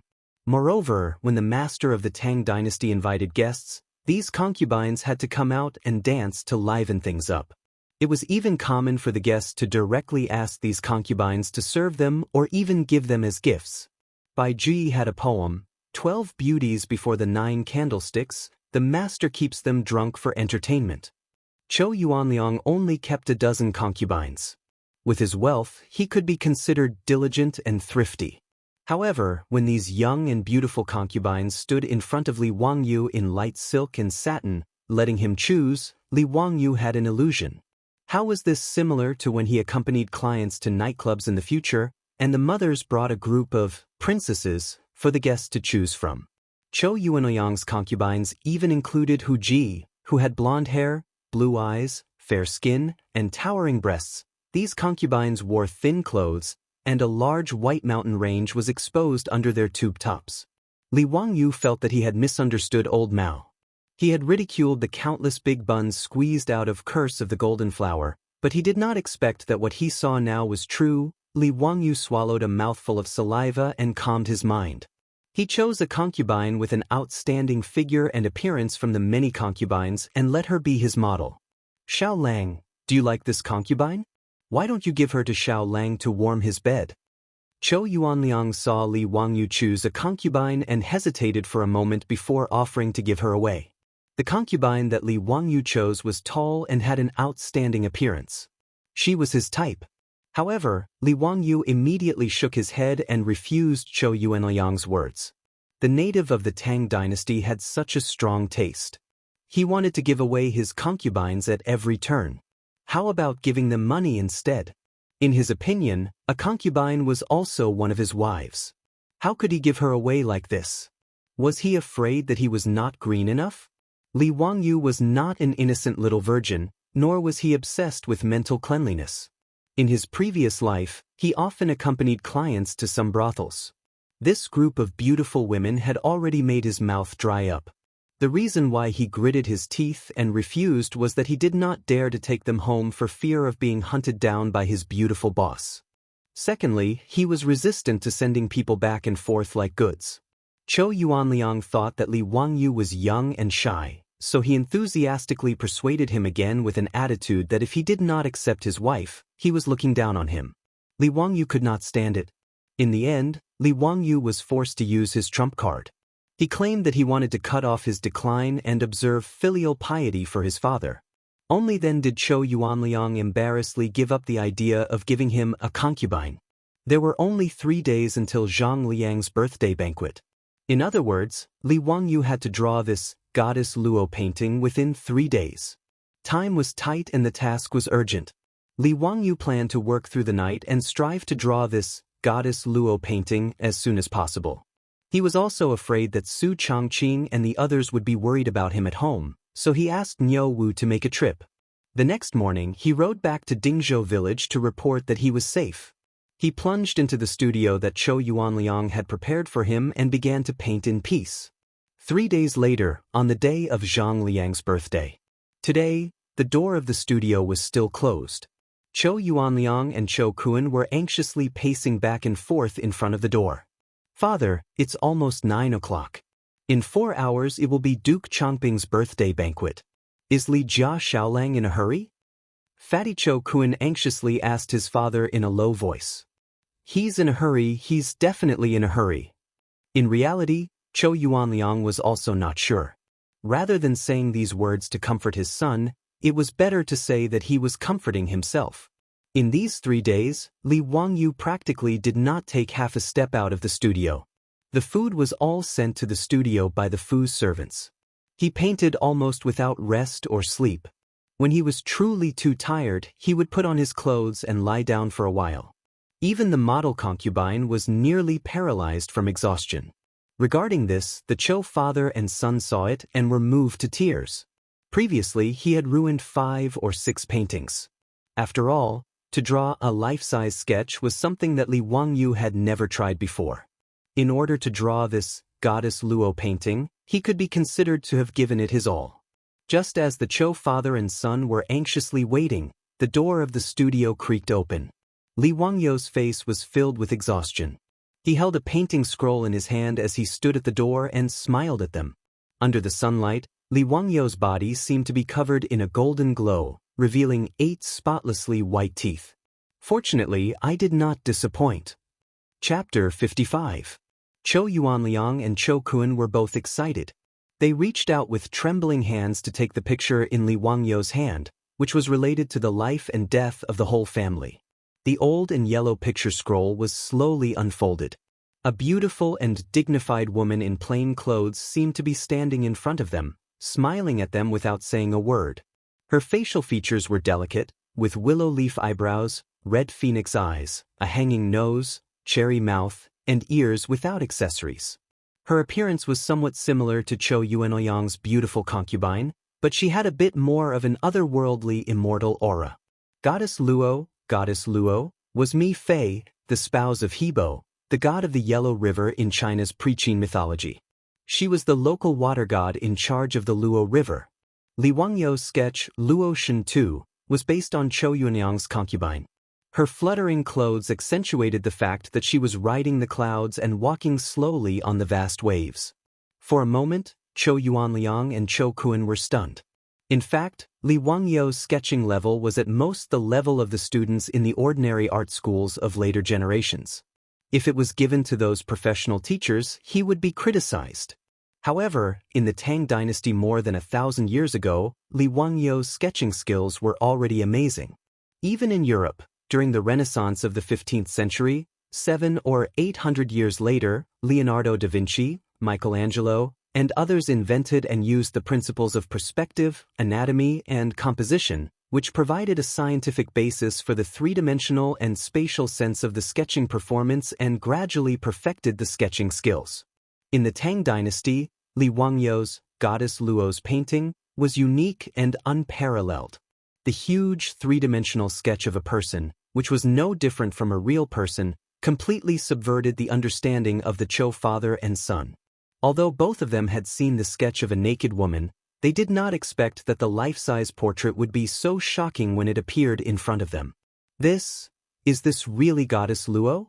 Zhou Kun, the fat man, put his hands together and almost knelt down. Zhou Yuanliang was no better than his son. His hands trembled and his lips trembled. Just as he looked up to say something to Li Wangyu, an accident happened. He was too excited. Just as he was about to speak, he felt his heartbeat quicken. Then, everything went black and he fainted. Zhou Yuanliang suddenly fainted and fell to the ground, which shocked Zhou Kun and Li Wangyu. They quickly stepped forward to support him. Zhou Kun frantically called for the manor's servant to immediately invite the medical workers from the square over. That's right, a medical worker, not a doctor. The medical conditions in the Tang dynasty were not that good. Just look at the lifespan of the royal family. In addition to the Imperial Medical Bureau, the Tang dynasty also had a professional official medical institution, the Imperial Medical Bureau. The Imperial Physician Department not only provided medical services for the ministers and nobles in Chang, but also for ordinary officials, soldiers, and officials. The doctors in the Imperial Medical Department were divided into physician, and worker according to their medical skills. As for the civilian doctors, they were called Luyan worker. They were doctors who worked in the pharmacy and their medical skills were quite reliable. The other was the Jianghu traveling doctor, who basically treated patients according to fate. It all depended on whether the patient's life was tough or not. There was a pharmacy in Shenyang Square, so naturally there were doctors who worked there. The Zhou family's servant trotted out to invite the doctor. The others hurriedly carried Zhou Yuanliang into the room and onto the bed. Not long after, a white-bearded doctor rushed in under the lead of the Zhou family's servant. After a diagnosis, acupuncture, and massage, Zhou Yuanliang finally woke up. "Dr. Zhang, how is my master? Why did he suddenly faint?" Zhou Kun was a filial son. At this moment, he was so anxious that he was about to get angry. "It's nothing serious." He suffered from internal injuries of the 7 emotions, dizziness due to the wind, lack of upper qi, lack of qi and blood, and dizziness due to lack of qi and blood. I have already performed acupuncture on Master Zhou. Take a few decoctions and he will be fine after a few days of recuperation. Li Wangyu only understood half of Dr. Zhang's words. The gist of it was that Zhou Yuanliang was too emotional. Coupled with the lack of qi and blood, he fainted. Thinking about it, it was probably due to the excitement of seeing Li Wangyou's Luo Shen's painting. Coupled with the recent depression in his heart, the sudden excitement caused him to faint due to insufficient blood flow to his brain. After Zhou Yuanliang woke up, he struggled to get up. "It's getting late. I have to rush to Duke Changping's manor. Kun, help me up." Dr. Zhang hurriedly stopped him. "Master Zhou, don't be rash. You have to stay in bed and rest for a few days. Otherwise, your condition will relapse." "No, today concerns the life and death of my Zhou family. I have to go." How could Zhou Yuanliang listen to the doctor? Zhou Kun hurriedly stopped him. "Father, you rest well. I will go to Duke Changping's manor." You can't." Zhou Yuanliang immediately refused. Even though Zhou Kun was 20 years old, he was spoiled and had never come into contact with the family's business or affairs. The Zhou family did not lack money. Therefore, Zhou Kun spent his days either drinking and making merry or staying in P Square. Furthermore, Zhou Kun had a problem. He liked to meddle in other people's business. Even though he was a dandy, he was not a bad person. However, he had a one-track mind. Zhou Yuanliang knew his son's personality. How could he let him go to Zhang Liang's manor? What if this guy was humiliated and said something he should not say? Wouldn't that harm the entire Zhou family? Being looked down upon by his father, Zhou Kun's chubby face flushed red. He opened his mouth, but did not know what to say. Actually, even Li Wangyu had long since noticed that this Cho Kun could be considered to be a straightforward fatty without any schemes. He could guess why Cho Yuanliang did not allow him to go to Zhang Liang's manor to present the painting. Seeing this, Li Wangyu shook his head and sighed. Master Cho, if you trust me, why don't I go to Duke Changping's manor on behalf of the Cho family? Xiao Lang is willing to present the painting on behalf of my Cho family? How can that be? Cho Yuanliang hurriedly refused. It was not that he did not trust Li Wangyu, but he was afraid that this Xiao Lang Jun would be wronged. Even though he had only known Li Wangyu for 3 days, Cho Yuanliang's eyes, honed from many years of business, had already seen that he was not ordinary. He was not old, but he spoke well. His words and actions were mature and shrewd. Seeing that day in Ping Kong Fong, Li Jia Xiaolang insisted on bringing his 2 elder brothers to the Cho family. Cho Yuanliang knew that he was meticulous. This was to prevent the Cho family from harming him. Even though he was guarding against the Cho family, Cho Yuanliang thought highly of Li Wangyu. It was not easy to be so careful at such a young age. After entering the Cho family, Li Wangyu's actions made Cho Yuanliang sigh in admiration. For the livelihood of the villagers, he did not want gold but only food. This was benevolence. For the Cho family to draw the goddess of Luo's painting, he did not rest or sleep for 3 days. This was righteousness. He did not trust others easily and was careful to seek confirmation. This was wisdom. With such benevolence, righteousness, and wisdom, Xiao Lang Jun, Cho Yuanliang naturally had nothing to worry about. He could not bear to see Li Wangyu suffer on behalf of the Cho family. Since ancient times, the status of a merchant's family was low. Even the Cho family, who was a wealthy grain merchant in Chang, had a far cry from the status of a normal aristocrat. Not to mention a marquis like Duke Changping. Zhang Liang's reputation was not good. If Li Wangyu presented the painting on behalf of the Cho family, who knew how much humiliation he would suffer? How could he be at ease? Li Wangyu saw Cho Yuanliang's worry and smiled. Master Cho, don't worry. Leave the matter of presenting the painting to me. Chapter 56. Cho Yuanliang naturally knew Li Wangyu's good intentions. He hesitated for a while and sighed on the sickbed. In that case, I'll leave it to Xiao Lang.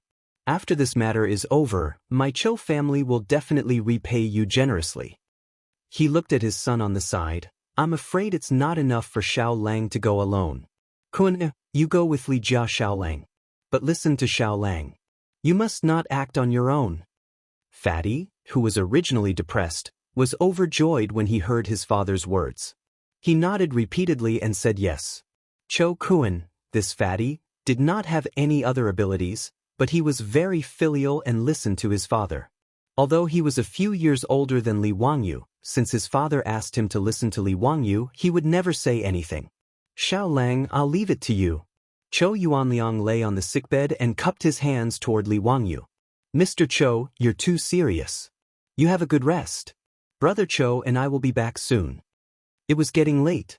After finding a good gold-rimmed Phoebe box to put the picture scroll, Li Wangyu and Cho Kun rode the Cho family's strong horses to Zhang Liang's mansion. The Tang dynasty advocated riding horses. If one did not have money, one could also ride a donkey. It was rare to see people riding in sedan chairs in later TV series. The Tangs thought that sedan chairs were too effeminate. If one was not 70 or 80 years old or physically disabled, no one would want to ride in a sedan chair. They would be laughed at. The most important thing was that Pai Lupi was the emperor of horses. When he went out, those golden and silver carriages were just decorations. He always rode horses. If the top was good, the bottom would be even better. In the Tang dynasty, riding horses was the right way to go. The tall and handsome horses were comparable to the luxury cars of the later generations. Even the women went out on horseback just like the men. At most, he would wear a conical hat with a black veil hanging from the edge of the hat, covering his face and body. Li Wangyu looked at Cho Kun, this fatty, riding a horse. He was worried about the horse under him. Would it be crushed by Cho Kun's huge body? That would be a sin. He felt that if the horse carrying Cho Kun on its back had something to say, it must be because of the bitterness in the baby's heart. But the baby did not say anything. Zhang Liang's mansion was located in Anxing Lane, northeast of Chongren Lane. Because Chang'an was too big, it was nearly 4 kilometers away from the Cho mansion. The two of them chatted along the way. Before the banquet started, they arrived in front of Duke Changping's manor, which was located on the side street of the Gate of Heaven Influence. In the city of Chang and of the Tang dynasty, only the third-grade officials of the royal family and above could open their doors to the street. Ordinary people could only open their doors in the square. Zhang Liang was the founding prefectural duke and was a primary grade 2 prefectural duke. Naturally, he had the right to open the gate of his residence to the main street. At this time, the 80-meter-wide side street of the Gate of Heaven Influence was already filled with horses. The attendants of the various officials who came to attend the banquet were all chatting outside Duke Changping's manor, waiting for the banquet to end to pick up their masters. Li Wangyu and Cho Kuan had just arrived in front of Duke Changping's manor when they heard someone shout before they even got off their horses. Where did this merchant come from? Don't you know the rules? Is this a place where you can stop? Get lost. Li Wangyu was stunned. Why were they being chased away when they had just arrived at the entrance? Looking up, they saw a middle-aged man standing at the entrance of Zhang Liang's manor. He looked like a steward and was shouting at them. The reason why this steward could tell that Cho Kuan was a merchant, including how Li Wangyu could tell that Cho Kuan was selling the map at a glance, was not because of his sharp eyes, but because of the color of Cho Kuan's clothes. One of the main characteristics of the Sui and Tang dynasties was the color of clothes, which mainly referred to men's clothes. Women did not matter. Regardless of whether they were noble women or commoners, they all wore colorful clothes as long as you could afford them. In the Tang dynasty, the color of one's clothes could not be casually worn. Bright yellow was used exclusively by the imperial family. This went without saying. Civil and military officials of the 3rd rank and above wore purple. 4th rank officials wore dark red, 5th rank officials wore light red, 6th rank officials wore dark green, 7th rank officials wore light green, 8th rank officials wore dark green, and 9th rank officials wore light green. Officials wore light green, while merchants could only wear black. Thus, regardless of whether Fatty Cho Kuan's black clothes were made of silk or coarse cloth, others could tell his identity at a glance. As for commoners like Li Wangyu, they could only wear white. The so-called white body was a commoner without an official position or title. They could only wear white. Li Wangyu smiled and explained, "We are from Chang'an's Cho Manor. We were invited by your manor to participate in the birthday banquet. Get lost and enter the manor through the side door." Tian Shalang, you don't know the rules at all. Is this gate something that merchants and white bodies like you can walk through? Don't you have eyes? Are there any officials of the 3rd rank and below who can walk through the gate? The steward's words caused the surrounding troops and servants who were waiting for their masters to burst into laughter. Ha, Steward Zhang is right. Merchants dressed in black want to walk through the front door of the Duke Changping's manor. They are truly audacious. They must be drunk from drinking at home. Ha, it's been a long time since I've seen someone so ignorant. Interesting. A merchant in white wants to walk through the front door of the Duke Changping's manor? Are they dreaming? Steward Zhang, why would the Duke Changping invite a merchant to his birthday banquet? Steward Zhang, who had loudly berated the Cho Manor's carriage, was pleased. He cupped his hands and replied loudly, "Bullshit invitation. This Cho family is a grain merchant in Chang. My master heard that they have the goddess Luo's painting and asked them to come and present it for entertainment." Steward Zhang's words caused the troops and servants who were waiting for their masters to laugh even louder. In reality, their status was not higher than that of Li Wangyu and Cho Kuan, and their pockets were not as rich as the two of them. But at this moment, these troops and servants felt that they were superior and could freely laugh at the two who wanted to walk through the front door of the Duke Changping's manor. Originally, Li Wangyu did not care about walking through the front door. He was only here to help the Cho manor present the painting and did not want to cause trouble. But the bad thing was ruined by the fatty Cho Kuan. This fellow had lived a life of luxury since childhood and had never suffered such humiliation. His head heated up, he forgot his promise to his father that he would not speak carelessly and that he would listen to Li Wangyu in everything. Cho Kuan pointed the horsewhip in his hand at Steward Zhang. "Dog slave, My Cho Manor came with good intentions to celebrate the Duke Chongping's birthday. You dare to humiliate me? His words caused an uproar in front of the Duke Chongping's manor. Although Steward Zhang was only a steward in the outer courtyard of the Duke Chongping's manor, he was used to being fawned upon by others. Being scolded by Cho Kun, he was stunned. After a long time, Steward Zhang finally reacted. He was so angry that his lips were trembling. Pointing at Cho Kun, he shouted at the troops of the Duke Chongping's manor on duty, "Beat him! Beat this Tian Shenu to death!" Before Cho Kun could react, he was pulled off his horse by the troops of Zhang Liang's manor. Then, with a flurry of punches and kicks, he was knocked to the ground. By the time Li Wangyu realized that the fatty Cho Kun had caused trouble, Cho Kun had already been beaten black and blue and was clutching his head with both hands, crying for help. "Stop! Quickly stop!" Li Wangyu panicked and hurriedly jumped off his horse, wanting to stop the troops from beating Cho Kun. It would have been better if he had not shouted. After he shouted, not only did he not stop the troops of Zhang Liang's manor from beating Cho Kun, a few of the troops even surrounded him with sinister smiles. Clearly, they were also prepared to teach Li Wangyu a lesson. Chapter 57. The nobles of the Tang dynasty all had their own troops, and this troop was both a servant and a private army. Zhang Liang was a general born in a marquee, so his troops were mostly private soldiers. Almost all of them fought in the military, but this was permitted by the laws of the Tang dynasty. These warriors were large and their arms were thicker than Li Wangyu's thighs. Seeing that the troops wanted to attack him, Li Wangyu became anxious. He didn't want to be beaten up with this fatty. In a moment of desperation, Li Wangyu grabbed the painting scroll from the gold-threaded Phoebe Jinan wood box and raised it high in the air as he roared. "All of you stop. Otherwise, I'll tear apart the ancient painting that the prefectural Duke Chongping wants to see." It was no wonder that Li Wangyu was terrified. With his 16-year-old body, don't even talk about fighting with these troops, he reckoned that they could throw him to the ground with just a flick of their little finger. Not wanting to be beaten up for no reason, Li Wangyu could only use the kidnapping tactic.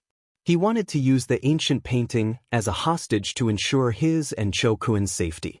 Hearing his roar, Steward Zhang's face couldn't help but twitch a few times. "Bastard! You dare to break the prefectural duke's ancient painting? Let's see how many heads you have to chop off." Li Wangyu couldn't help but curl his lips. In his heart, he thought that this Zhang Liang was indeed arrogant and despotic. Just look at the steward in his residence. No wonder Zhang Liang was ordered to be executed by Pai Lupi in the 20th year of Zhenguan. It wasn't without reason. The goddess of Luo's painting, that he painstakingly drew for 3 days, became the prefectural duke's ancient painting from this guy's mouth. It was truly abominable to the extreme. However, this was only the 2nd year of Zhenguan. Li Wangyu couldn't wait for Zhang Liang to be executed 18 years later. He was surrounded by several of Zhang Liang's troops and was about to be beaten up. When this scene landed in front of the prefectural Duke Chongping's residence, the troops and servants who were attending the birthday banquet couldn't help but make a ruckus. As the saying goes, one doesn't mind watching a good show. Using the painting that prefectural Duke Chongping wants to threaten the people of the prefectural Duke Chongping's estate, this guy is really courting death. Isn't it? Originally, they would only suffer some physical pain at most. But now, this matter can't be settled peacefully. I'm afraid these two untactful things will at least lose a layer of skin.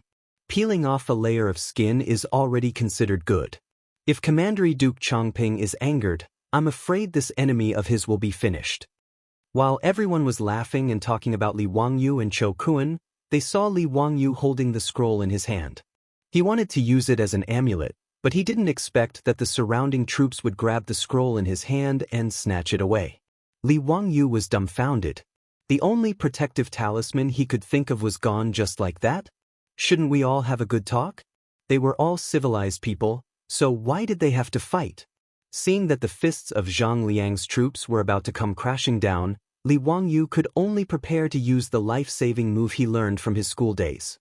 He hugged his head with both hands and squatted on the ground, trying his best to reduce the area of his body that would be hit. At this moment, a sudden shout came from outside the crowd. "UB*cheese, stop right there. Hearing this, Steward Jiang was furious. Who the hell is meddling in other people's business? You dare to meddle in the affairs of our prefectural Duke Changping's estate? How many heads do you have? When he saw the appearance of the person who had come, he almost fainted from fright. I don't know, please forgive me. Steward Jiang was so scared that he couldn't speak clearly. The shout came from two large men on horseback. One was a large man with a yellow face, the other was a dark-skinned man with sideburns. It was obvious that the two of them were also nobles of Chang. Behind them followed a group of valiant troops. Seeing that Zhang Liang's troops had no intention of stopping, the troops behind the two men immediately rolled up their sleeves and rushed forward. Like hungry tigers charging into a flock of sheep, Zhang Liang's troops, who had just beaten Chou Kun to the point of crying for his parents, instantly changed their roles. There were only 7 or 8 troops at the entrance of the prefectural Duke Changping's estate, but they were beaten to a pulp by the iron fists of more than 10 people. One of the two men, a dark-skinned man, dismounted from his horse and walked in front of Steward Jiang. He grabbed Steward Jiang's collar and lifted him up in front of him. Cheese. You want to chop off my head? Even your prefectural Duke Changping doesn't dare to say such things to me. You've got guts. Without waiting for Steward Jiang to beg for mercy, he swung his hand and slapped him across the face. With a p-pa sound, the arrogant and despotic Steward Jiang fainted from the slap.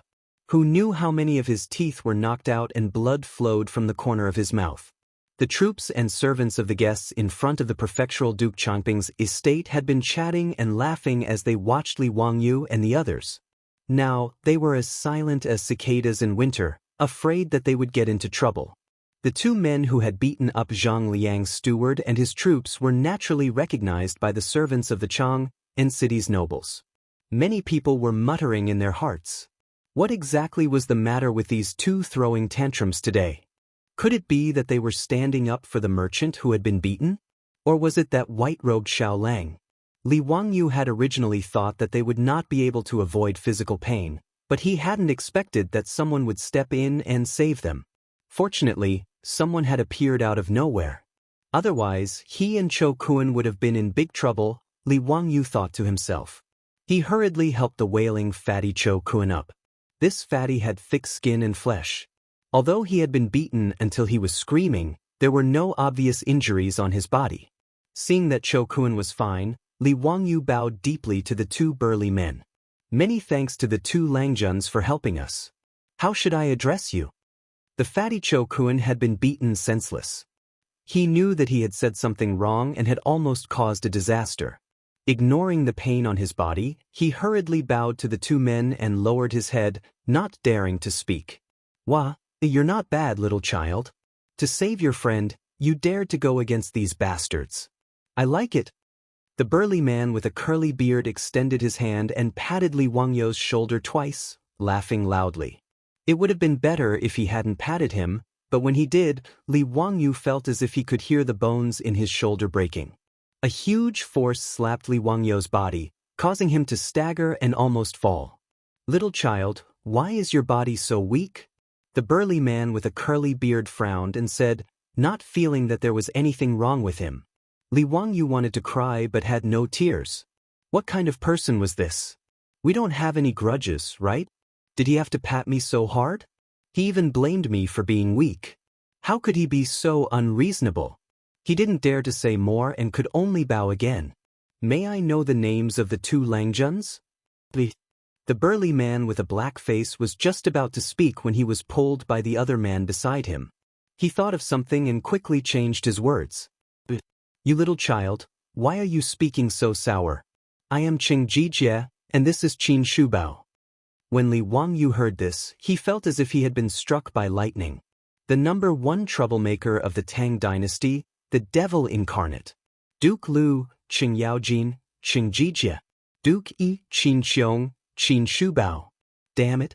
Just now, he was still thinking that Qing Yaojin would appear out of nowhere, but he didn't expect it to be Qing Yaojin, the devil incarnate. His mouth was really effective. Unfortunately, there was no lottery in the Tang dynasty. Otherwise, he would have bought a few lottery tickets. Chapter 58.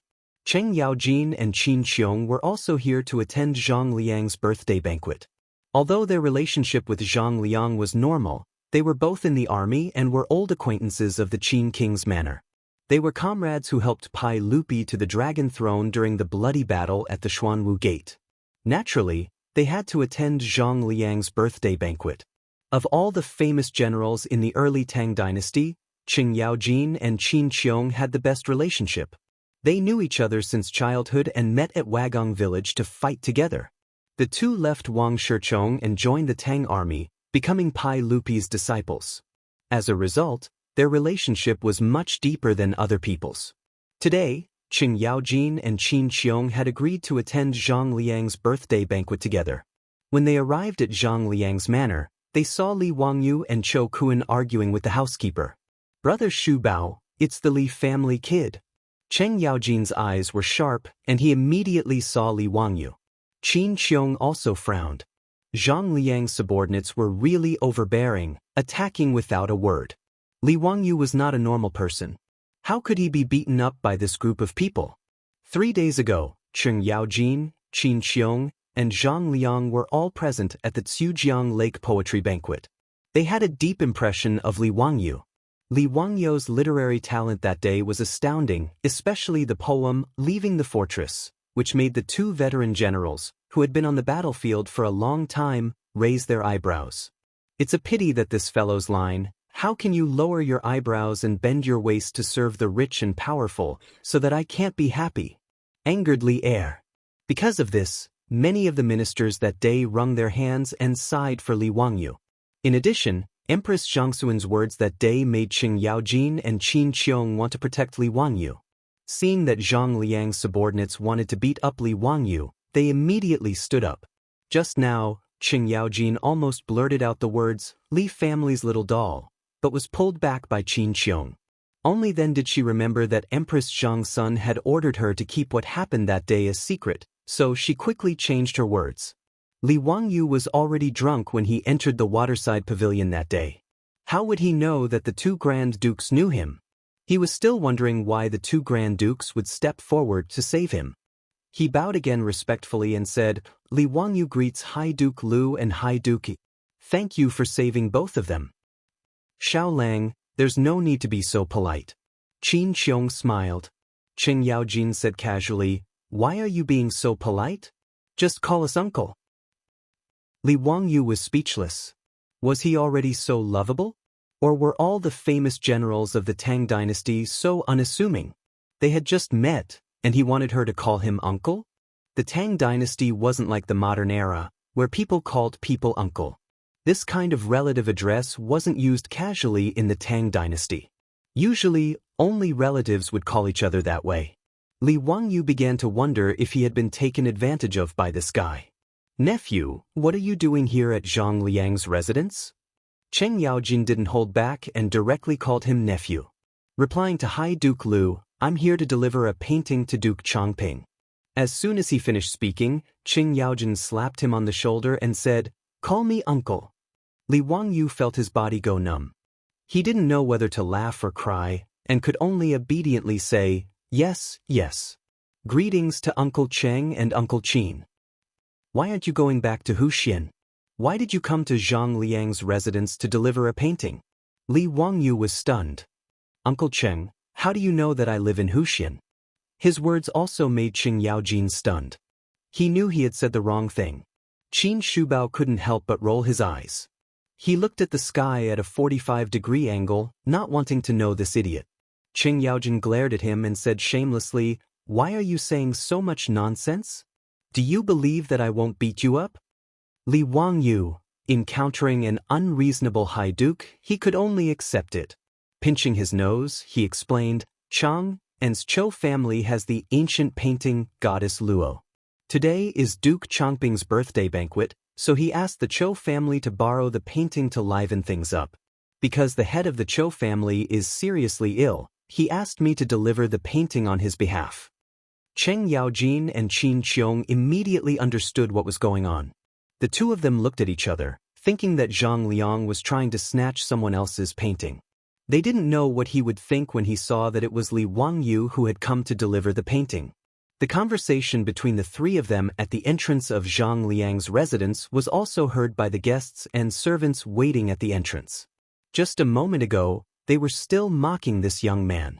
In the end, in the blink of an eye, this Xiao Lang was actually addressing the founding High Duke as his nephew. The people who had been talking nonsense earlier shrank back. They now regretted that they had spoken so harshly, afraid that Li Wangyu would hold a grudge against them. As they spoke, the housekeeper of Zhang Liang's residence received the news and came out to greet them. Looking at the unconscious housekeeper at the entrance and the groaning troops on the ground, he couldn't help but shake his head with a bitter smile. How did they provoke these two fiends without rhyme or reason? He hurriedly ran over to greet Qing Yaojin and Qin Qiong. Greetings to the two High Dukes. How did these bastards offend the two High Dukes? I'll take care of them later. No need. I've already helped your Duke Chongping take care of them. A bunch of blind fools. Yes. High Dukes, please come in. The housekeeper didn't dare to say more. Did the two High Dukes need a reason to take care of people? Even Zhang Liang himself couldn't say anything.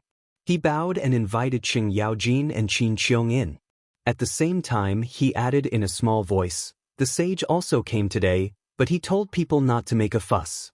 Hearing this, Qing Yaojin and Qin Qiong couldn't help but laugh. They looked meaningfully at Li Wangyu. 3 days ago, Li Wangyu was drunk and recited poetry, angering Pai Lupi. Today, they actually met again at Zhang Liang's residence. There was going to be a good show to watch. Cheng Yaojin and Qin Qiong looked at Li Wangyu. It was obvious that he didn't remember what happened that day. This was even more interesting. Zhang Liang's housekeeper looked at Li Wangyu and Chou Kuan, who were standing to the side. He found it strange that a commoner and a merchant would be with Cheng Yaojin and Qin Qiong. These two are? The housekeeper asked carefully.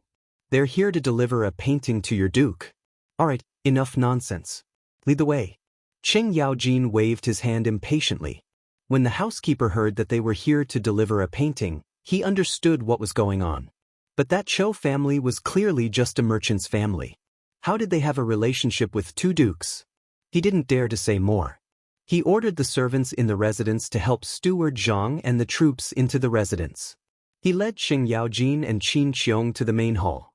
Li Wangyu held the painting scroll and hesitated. He didn't know if he should go in with them. After all, he and Chou Kuan were commoners and merchants. They didn't have the qualifications to go to the main hall of Zhang Liang's banquet. Should he just give the painting to the housekeeper and he and Chou Kuan would have completed their mission? While he was hesitating, Qing Yaojin walked over and stretched out his hand without saying anything. Like a captive in a military battle, he stretched out his long arm and clamped Li Wangyu under his armpit. "Nephew, why aren't you leaving? Why are you dilly-dallying?" After saying that, Qing Yaojin didn't wait for Li Wangyu to resist. He clamped him under his armpit and strode into Zhang Liang's residence as if he was weightless. Li Wangyu was completely dumbfounded by Qing Yaojin's actions. What was going on? "I'm here to deliver a gift, not a gift." Chapter 59. Li Wangyu still wanted to struggle, but Qing Yaojin's arm was like an iron hoop, clamping him so tightly that he could not move at all. Qin Qiong did not stop him. He stroked his beard and laughed, then stroked his beard and strode towards the main hall. Chou Kuan was dumbfounded. What kind of situation is this? Just now, in front of Qing Yaojin and Duke Cheng, he was so scared that he did not even dare to raise his head. Hearing Qing Yaojin ask Li Wangyu to call them uncle, Chou Kuan was even more shocked. He secretly looked up at Li Wangyu, then quickly lowered his head. He did not recognize the Xiao Lang who sold him erotic paintings at Ping Kong Fong. Now that he saw Li Wangyu being taken away by Qing Yaojin in such a way, he was even more confused. The small eyes on his fat face blinked hard, trying to see if he was hallucinating. Chou Kuan hesitated for a moment, then shouted at Qing Yaojin, Duke Lu, quickly put down Li Jia Xiao Lang." "Little kid, what did you say?" Qing Yaojin glared at Chou Kuan fiercely. Chou Kuan was so scared that he swallowed his saliva, but he still looked straight at Qing Yaojin. Duke Lu, can you put down Li Jia Xiao Lang?" "Wah, you're not bad, little kid. Come in with us," Qing Yaojin said, then he ignored Chou Kuan and walked into the residence with Li Wangyu. Chou Kuan hesitated for a moment, then quickly ran to catch up, following closely behind Qing Yaojin. Li Wangyu's eyes flashed, and he turned to look at Cho Kuan. He felt that this fatty was a good person, and that he did not take the risk of being beaten in vain to save him. At this time, the main hall of Zhang Liang's residence was full of guests, and it was very lively. Servants were shuttling back and forth, serving all kinds of wine and food to the guests. Zhang Liang's family's singers and singers were dancing in front of the hall, entertaining the public. Li Wangyu was full of humiliation and was carried into the main hall by Cheng Yaojin. Seeing everyone looking at him, he could not help but cover his face with his hands. It was too damn embarrassing. Why didn't the heavens send down lightning to strike this bastard Cheng Yaojin to death? At this moment, the banquet had not officially started yet. Pai Lupi, dressed in casual clothes, was playing chess with Fang Xianling, surrounded by a group of civil and military officials. The game they played was called elephant play, which meant symbolic play. It was the predecessor of Chinese chess. During the Tang dynasty, there were already horses, generals, chariots, pawns, and other types of soldiers in the elephant opera. The way in which the horses moved diagonally and the chariots moved straight was very similar to the way in modern Chinese chess. The chessboard was also arranged vertically and horizontally. 10 horizontal and 9 vertical. There were a total of 64 squares. However, the chessboard in the Tang dynasty's elephant show was made of metal, and the chess pieces were three-dimensional. It was a bit similar to modern chess. Pai Lupi was also a Go fan. According to the old Tang book, biography of Lu Kai, Emperor Taizong Li Shimin often read the elephant scripture. Cheng Yaojin walked into the main hall with Li Wangyu under his arm, which naturally attracted the attention of all the civil and military officials, including Pai Lupi. "Ji Jie, what are you doing? Whose Xiao Lang is this? Did you catch him alive?" Pai Lupi laughed. He thought Cheng Yaojin was teasing some rich kid. When Cheng Yaojin put Li Wangyu down, Li Wangyu stood up straight. Pai Lupi could not help but be surprised. Many of the civil and military officials in the central room had participated in the Chu River Lake poetry gathering 3 days ago. Seeing that the person Cheng Yaojin had brought in was Li Wangyu, everyone's expression became strange. Their eyes could not help but steal glances at Li Er.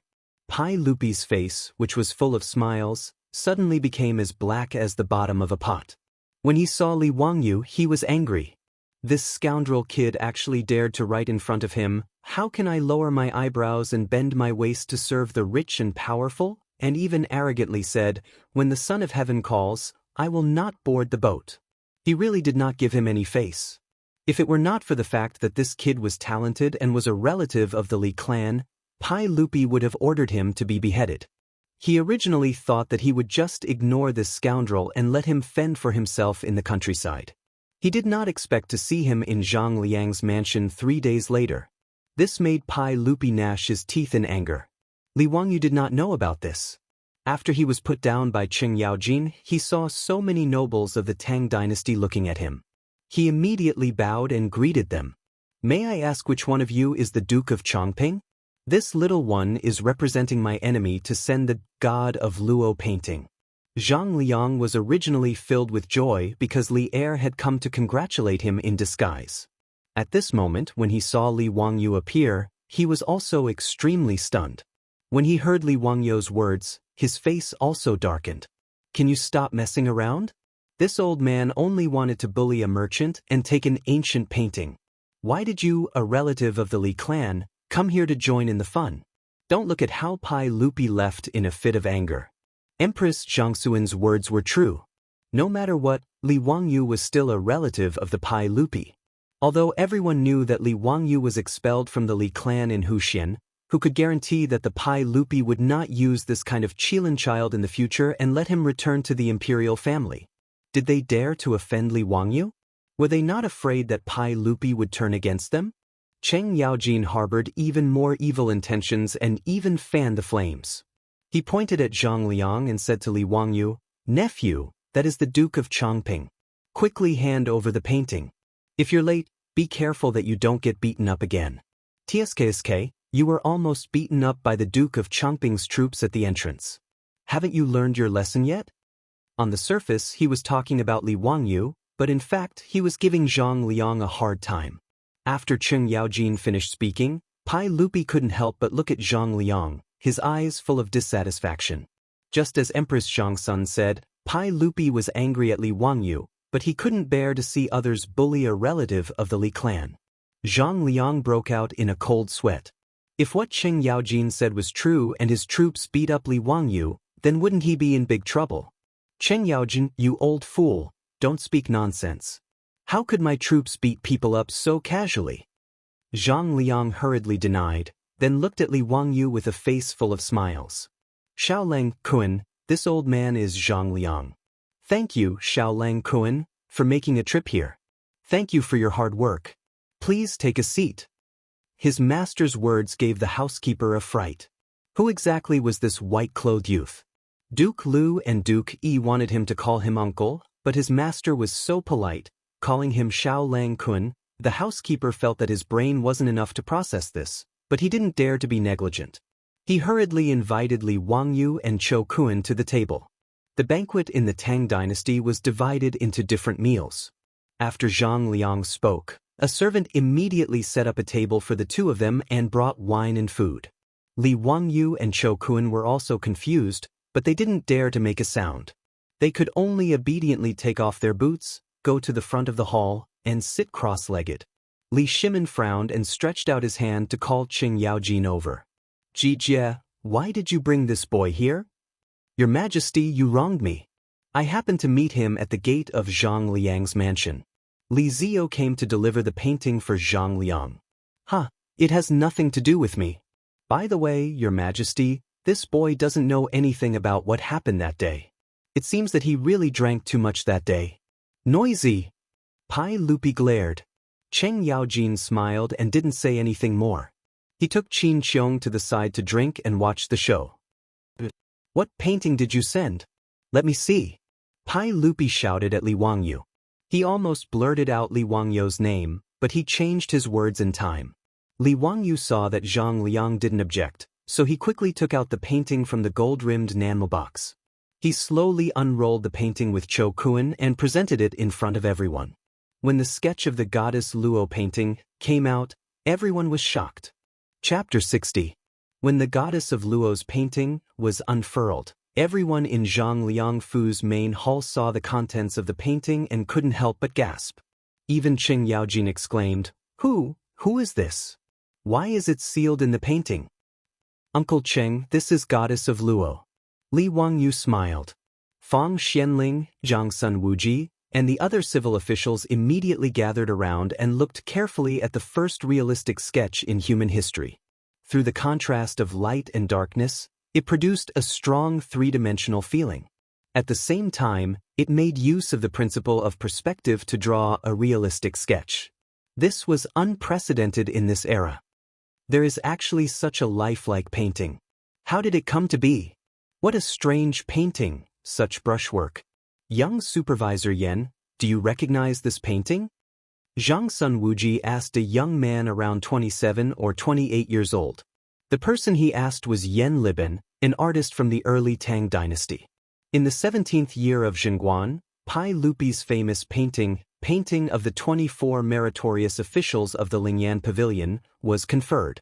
His work, Carriage Painting, was a famous painting that was passed down in the future. The current Yen Liben was a young supervisor. He was best at painting portraits, which were lifelike and lifelike. At that time, he was known as the legend of painting. However, compared to Li Wangyu's goddess of Luo's painting, Yen Liben's portraits were much more lifelike, but in terms of realism, they were far inferior. At that moment, Yen Liben was already stunned by the goddess of Luo's painting. He stared at the painting in front of him in a daze and didn't make a sound. Zhang Sun Wuji called him a few times before he came back to his senses. Minister Zhang Sun, I have never heard of this painting before. This is really a shocking work of art. I don't even know how this painting was drawn. It is really a godly skill. Yen Liben then looked at Li Wangyu and Chou Kun. Xiaolang Kun, may I ask who drew this painting? Chou Kun blinked his eyes and looked at Li Wangyu. He didn't know how to answer this question. Li Wangyu replied without hesitation, This map has been collected by the Chiu family for generations. It's been a very long time. I don't know who made it. He was lying without even batting an eyelid. Hearing this, Cho Kuan hurriedly lowered his head, afraid that he would laugh out loud. I still don't know who did it. It was clearly you who drew it in my house in front of my father's concubine for 3 days. Fortunately, Cho Kuan was not a fool. He naturally would not reveal any clues. Li Wangyou's words had indeed fooled quite a few people. The civil and military officials present only needed to look at the yellowed picture scroll to know that it had been through the passage of time for it to become like this. On the other hand, after Yen Liben carefully examined the goddess of Luo's scripture, although he didn't say anything, he looked at Li Wangyu with a playful expression. While everyone was carefully examining the goddess of Luo's scripture and exclaiming in surprise, a voice came from outside the crowd. This painting is just SOSO. As the saying goes, literature carries Tao. There is Tao in the painting, but there is no Tao in the painting. If there is Tao but no art, then although the object is formed in the heart, it cannot be formed in the hand. It only has the form but not the spirit. The painting is precious, but what is the spirit? These words were rather blunt. The meaning was that the goddess of Luo's scripture only had the form, but not the spirit. Li Wangyu was taken aback by these words. Raising his head, he saw that it was the curly-bearded young man who had been playing chess with the others. He had no idea that the speaker was Pai Lupi, Li Shimin. Pai Lupi was one of the greatest emperors of all time, but sometimes he was like a child who liked to compete with others. There had once been a Hu merchant from the western regions who was skilled in playing the pipa and had composed an extremely gorgeous and complicated song. Pai Lupi had even arranged for a court musician to eavesdrop and learn from him. After the Hu merchant played, Pai Lupi pretended to be relaxed, saying that there was nothing strange about this song and that his court musician also knew how to play it.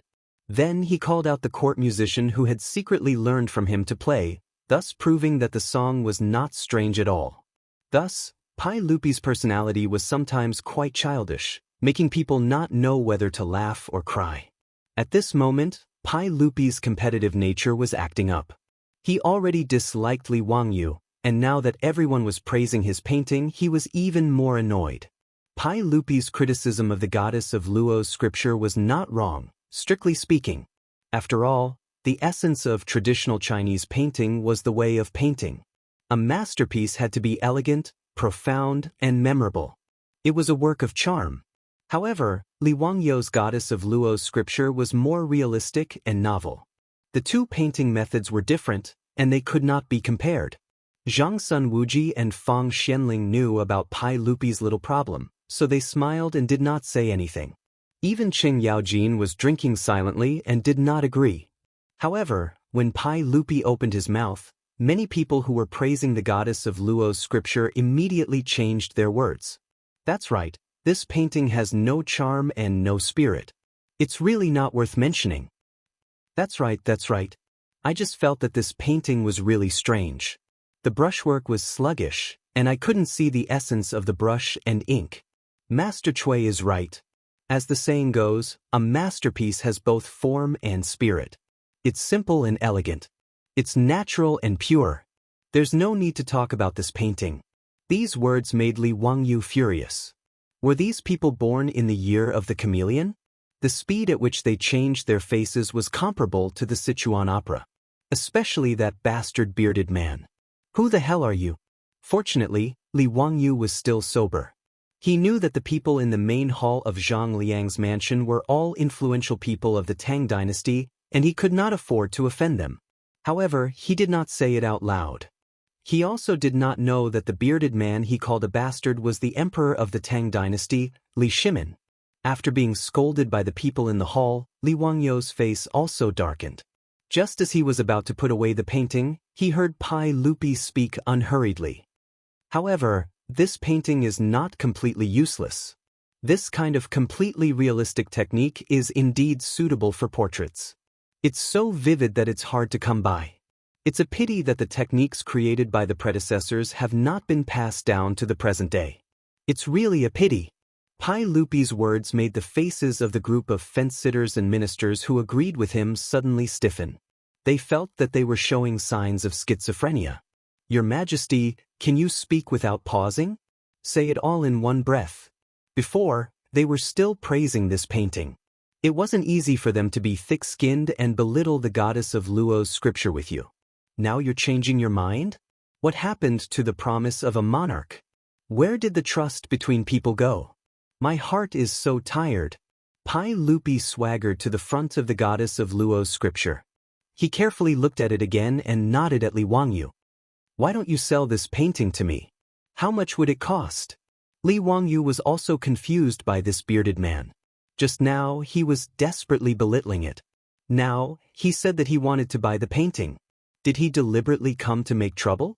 His heart was in a bad mood, so his tone was naturally not good. Li Wangyu straightened his neck and said, I'm afraid you can't afford this goddess of Luo's scripture. Bastard! How can you say that? Shut up! Who dares to do this? Do you want to die?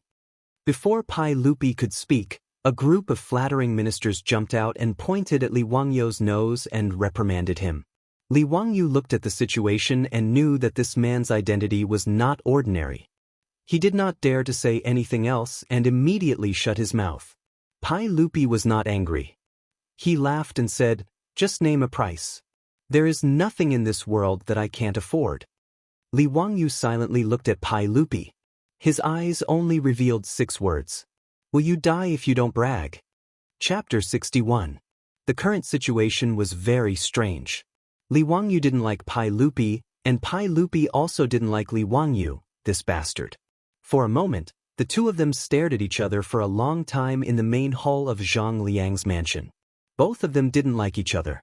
Although Li Wangyu knew that this curly-bearded man must be a bigwig of the Tang dynasty, he didn't want to do as he wished.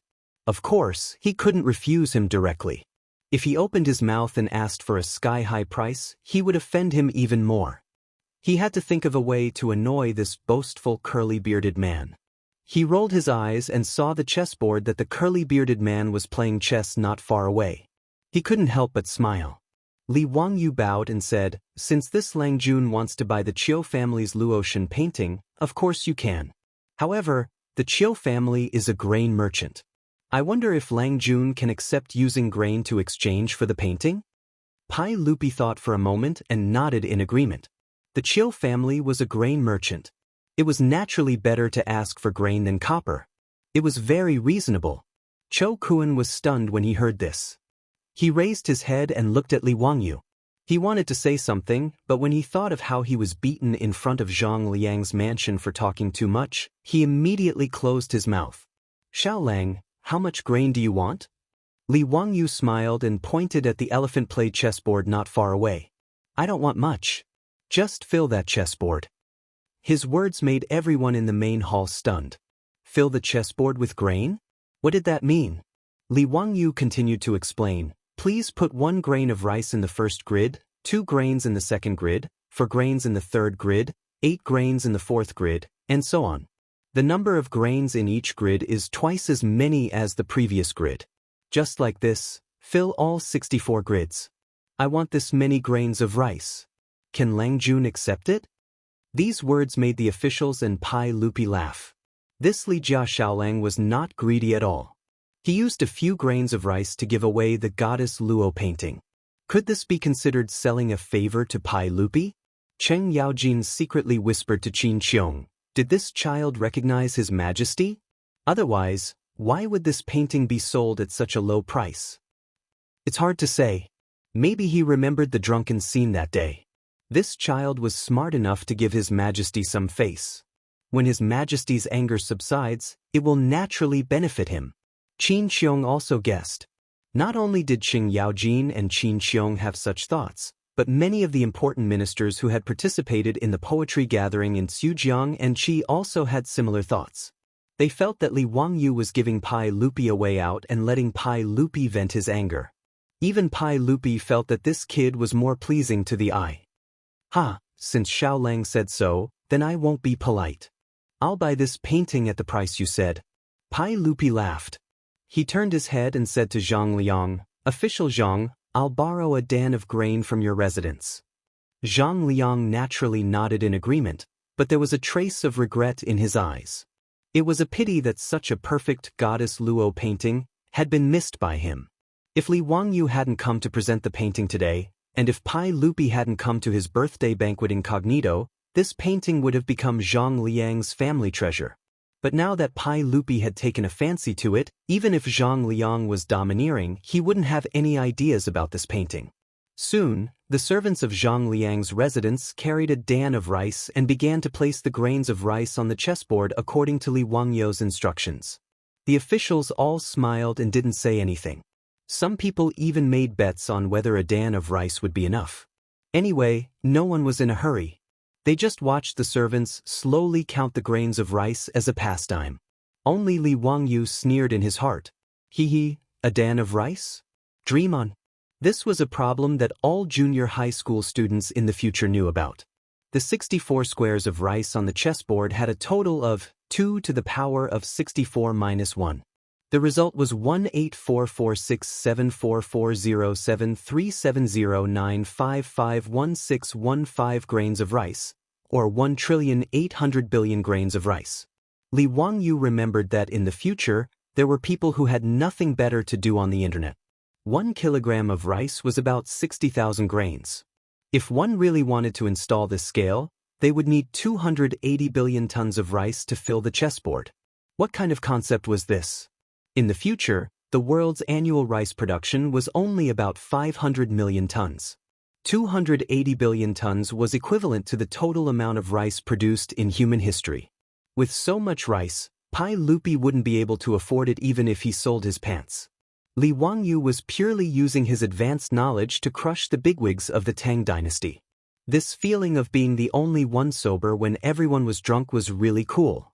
The corner of Li Wangyu's mouth couldn't help but curl up. In the main hall, the servants were still counting the grains of rice. On the side, the accountant of Zhang Liang's residence was helping with the counting with a counting stick. At this time, the Tang dynasty hadn't invented the abacus yet. It was a calculating tool that only appeared in the northern Song dynasty. The counting stick was a pile of small sticks of the same length and thickness. It was arranged in 2 ways. Horizontal and horizontal. The accountant of Zhang Liang's residence was already sweating when he reached the 20th square of the chessboard. The 20th square of the chessboard required more than 500,000 grains of rice. As time passed, the officials and Pai Lupi in the main hall also found that something was wrong. Why was there more and more rice? Pai Lupi immediately asked someone to calculate how much rice was needed. Immediately, a servant brought out a scale and began to weigh the grains of rice. Other officials who were proficient in mathematics began to send paper, brushes, and counting sticks. Together with the accountant of Zhang Liang's residence, they calculated how many grains of rice were needed to fill the chessboard. After the time it took for a stick of incense to burn, after the time it took for 2 sticks of incense to burn, those officials who were calculating with the counting stick were already sweating profusely. However, the number they calculated was getting bigger and bigger. The person who made the fastest progress was only able to calculate the 26th square of the chessboard. Even if he couldn't go any further, it was already an astronomical number. The servants of Zhang Liang's residence also used the scale to calculate that 1 tael was about 1,000 grains of rice. Thus, 1 tael of rice was about 190,000 grains of rice. This is impossible. According to this number, even all the grains of the Tang dynasty wouldn't be enough. One of the officials who was proficient in mathematics exclaimed as he looked at the counting stick in front of him. Pai Lupi and the other officials were all shocked. They quickly walked to the front of the several officials. It can't be wrong. I just calculated it. The 26th square of the chessboard just now has already exceeded the amount of grains of the entire Tang dynasty. This is a chessboard that can't be filled. The officials responsible for the calculation were all sweating profusely. They all nodded in agreement. This number was really too huge. It was simply impossible to continue calculating. When Pai Lupi heard this, how could he not know that he had been fooled? He was burning with anger. He fiercely glared at Li Wangyu, who was calmly sitting at the banquet table, drinking wine and eating meat. Xiao Lang, explain to me. What is the meaning of this? Are you playing with me? Pai Lupi angrily said. The officials who previously thought that Li Wangyu was deliberately giving Pai Lupi a way out were all dumbfounded. This bastard clearly put his majesty on a high pedestal and then ruthlessly pulled down the ladder. Chapter 62. Li Wangyu, on the other hand, began to feign ignorance. Why do you say that, Langjun? I only want a little bit of food and have no ill intentions. Why are you so angry? If you think it's too expensive, then forget it. Li Wangyu's words made Pai Lupi speechless for a long time. It was as he said, he only wanted a little bit of food. But was this just a little bit of food? The entire Tang dynasty's food was not enough to fill this small chessboard. It was unbelievable, but the truth was in front of everyone. They had no choice but to believe it. Pai Lupi knew that he was played by Li Wangyu today, but he was unable to vent his anger. After all, the conditions were proposed by Li Wangyu, but none of the officials, including him, objected. This made Pai Lupi, who always boasted of his intelligence and wisdom, feel his face burning. Zhang Sun Wuji, Fang Xianling, and the other officials also felt ashamed. This bastard! He actually played all of them in the palm of his hand. They were so angry that they wanted to beat him up. Li Wangyu was still proud of himself, but he did not expect a tall and sturdy figure to rush out from the side and directly clamp him up. This familiar smell, this familiar formula. This damned Qing Yaojin actually reached out and grabbed Li Wangyu again, clamping him under his armpit. Then his large hand slapped Li Wangyu's but heavily. The huge pain stimulated Li Wangyu to scream. He felt that his butt was about to split into pieces. What made him feel even more humiliated was that ever since his grandfather passed away, he had never been hit on his butt again. He did not expect that after transmigrating to the Tang dynasty, he would receive such treatment again. It was really humiliating. As Cheng Yaojin slapped his butt, he also scolded, "I'll beat you to death, you bastard. You dare to tease your uncles? Today, I'll take care of you on behalf of your father." The loud slapping sounds and Li Wangyu's wailing and howling made the main hall of Zhang Liang's mansion very lively. However, this scene caused all the officials to heave a sigh of relief. Zhang Liang waved his hand to have the servants take away the food and ordered for water and wine to be sent over. The officials, including Pai Lupi, acted as if they did not see the scene of Li Wangyu being beaten up by Cheng Yaojin. They all raised their cups and drank, chatting and laughing with each other, as if nothing had happened. Fang Xiang, today's wine has a unique taste. Ha, Brother Wuji is right. Come, let's drink. The singers and dancers in Duke Zhang's residence are pretty good. Cheng Yaojin gave Li Wangyu a good beating and kept reprimanding him. Bastard, do you still dare to cause trouble in the future? I don't dare anymore. Duke, please stop. What did you call me? Uncle Cheng. Stop it now. Li Wangyu was completely terrified. Who the F***ck were these people? You can't reason with them and you just beat them up. Barbaric, too barbaric. Li Wangyu had just used his intelligence to crush the officials of the Tang dynasty, but he was immediately crushed back by Cheng Yaojin's force. It was really retribution. Cho Kuan, the fatty, was already stunned. He was born in a merchant's family. Although he was simple and straightforward, he was very good at arithmetic, which was essential for merchants. When Li Wangyu proposed to fill the chessboard with rice, he was the only one who faintly felt that something was wrong. Cho Kuan naturally did not say anything. He just sat on the side and watched with cold eyes. The final result also surprised him. It turned out to be such an unimaginably huge number. The fatty looked at Li Wangyu seriously with his small eyes full of admiration. But before he could express his admiration, he saw Li Wangyu being beaten up by Lu Guogong. Even Cho Kuan couldn't help but sneak a few steps away from the scene, afraid that he would be dragged into it. However, although Li Wangyu was being beaten, Cho Kuan's eyes were full of envy. Li Wangyu did not understand, but Cho Kuan saw it very clearly. The reason why Cheng Yaojin rushed out to beat him up was not because he wanted to abuse him, but because he wanted to protect Li Wangyu. This bastard kid used the chessboard to play with all the officials. Even if they did not say anything, they might not hate Li Wangyu in their hearts. But when Cheng Yaojin rushed out and beat him up, the nature of the matter completely changed. It was just the younger generation being mischievous. Now that he was being disciplined by the elders, the others would not have any grudges. Chou Kun naturally did not know that Cheng Yaojin beat Li Wangyu for the reason he said, and also to beat up Pai Lupi, the emperor of the Tang dynasty. Cheng Yaojin was thought to be a rough martial artist. In fact, Cheng Yaojin was born in a Shandong family and received a good education. He was also very shrewd and was trusted by Li Shimin all his life. He was Pai Lupi's most trusted general.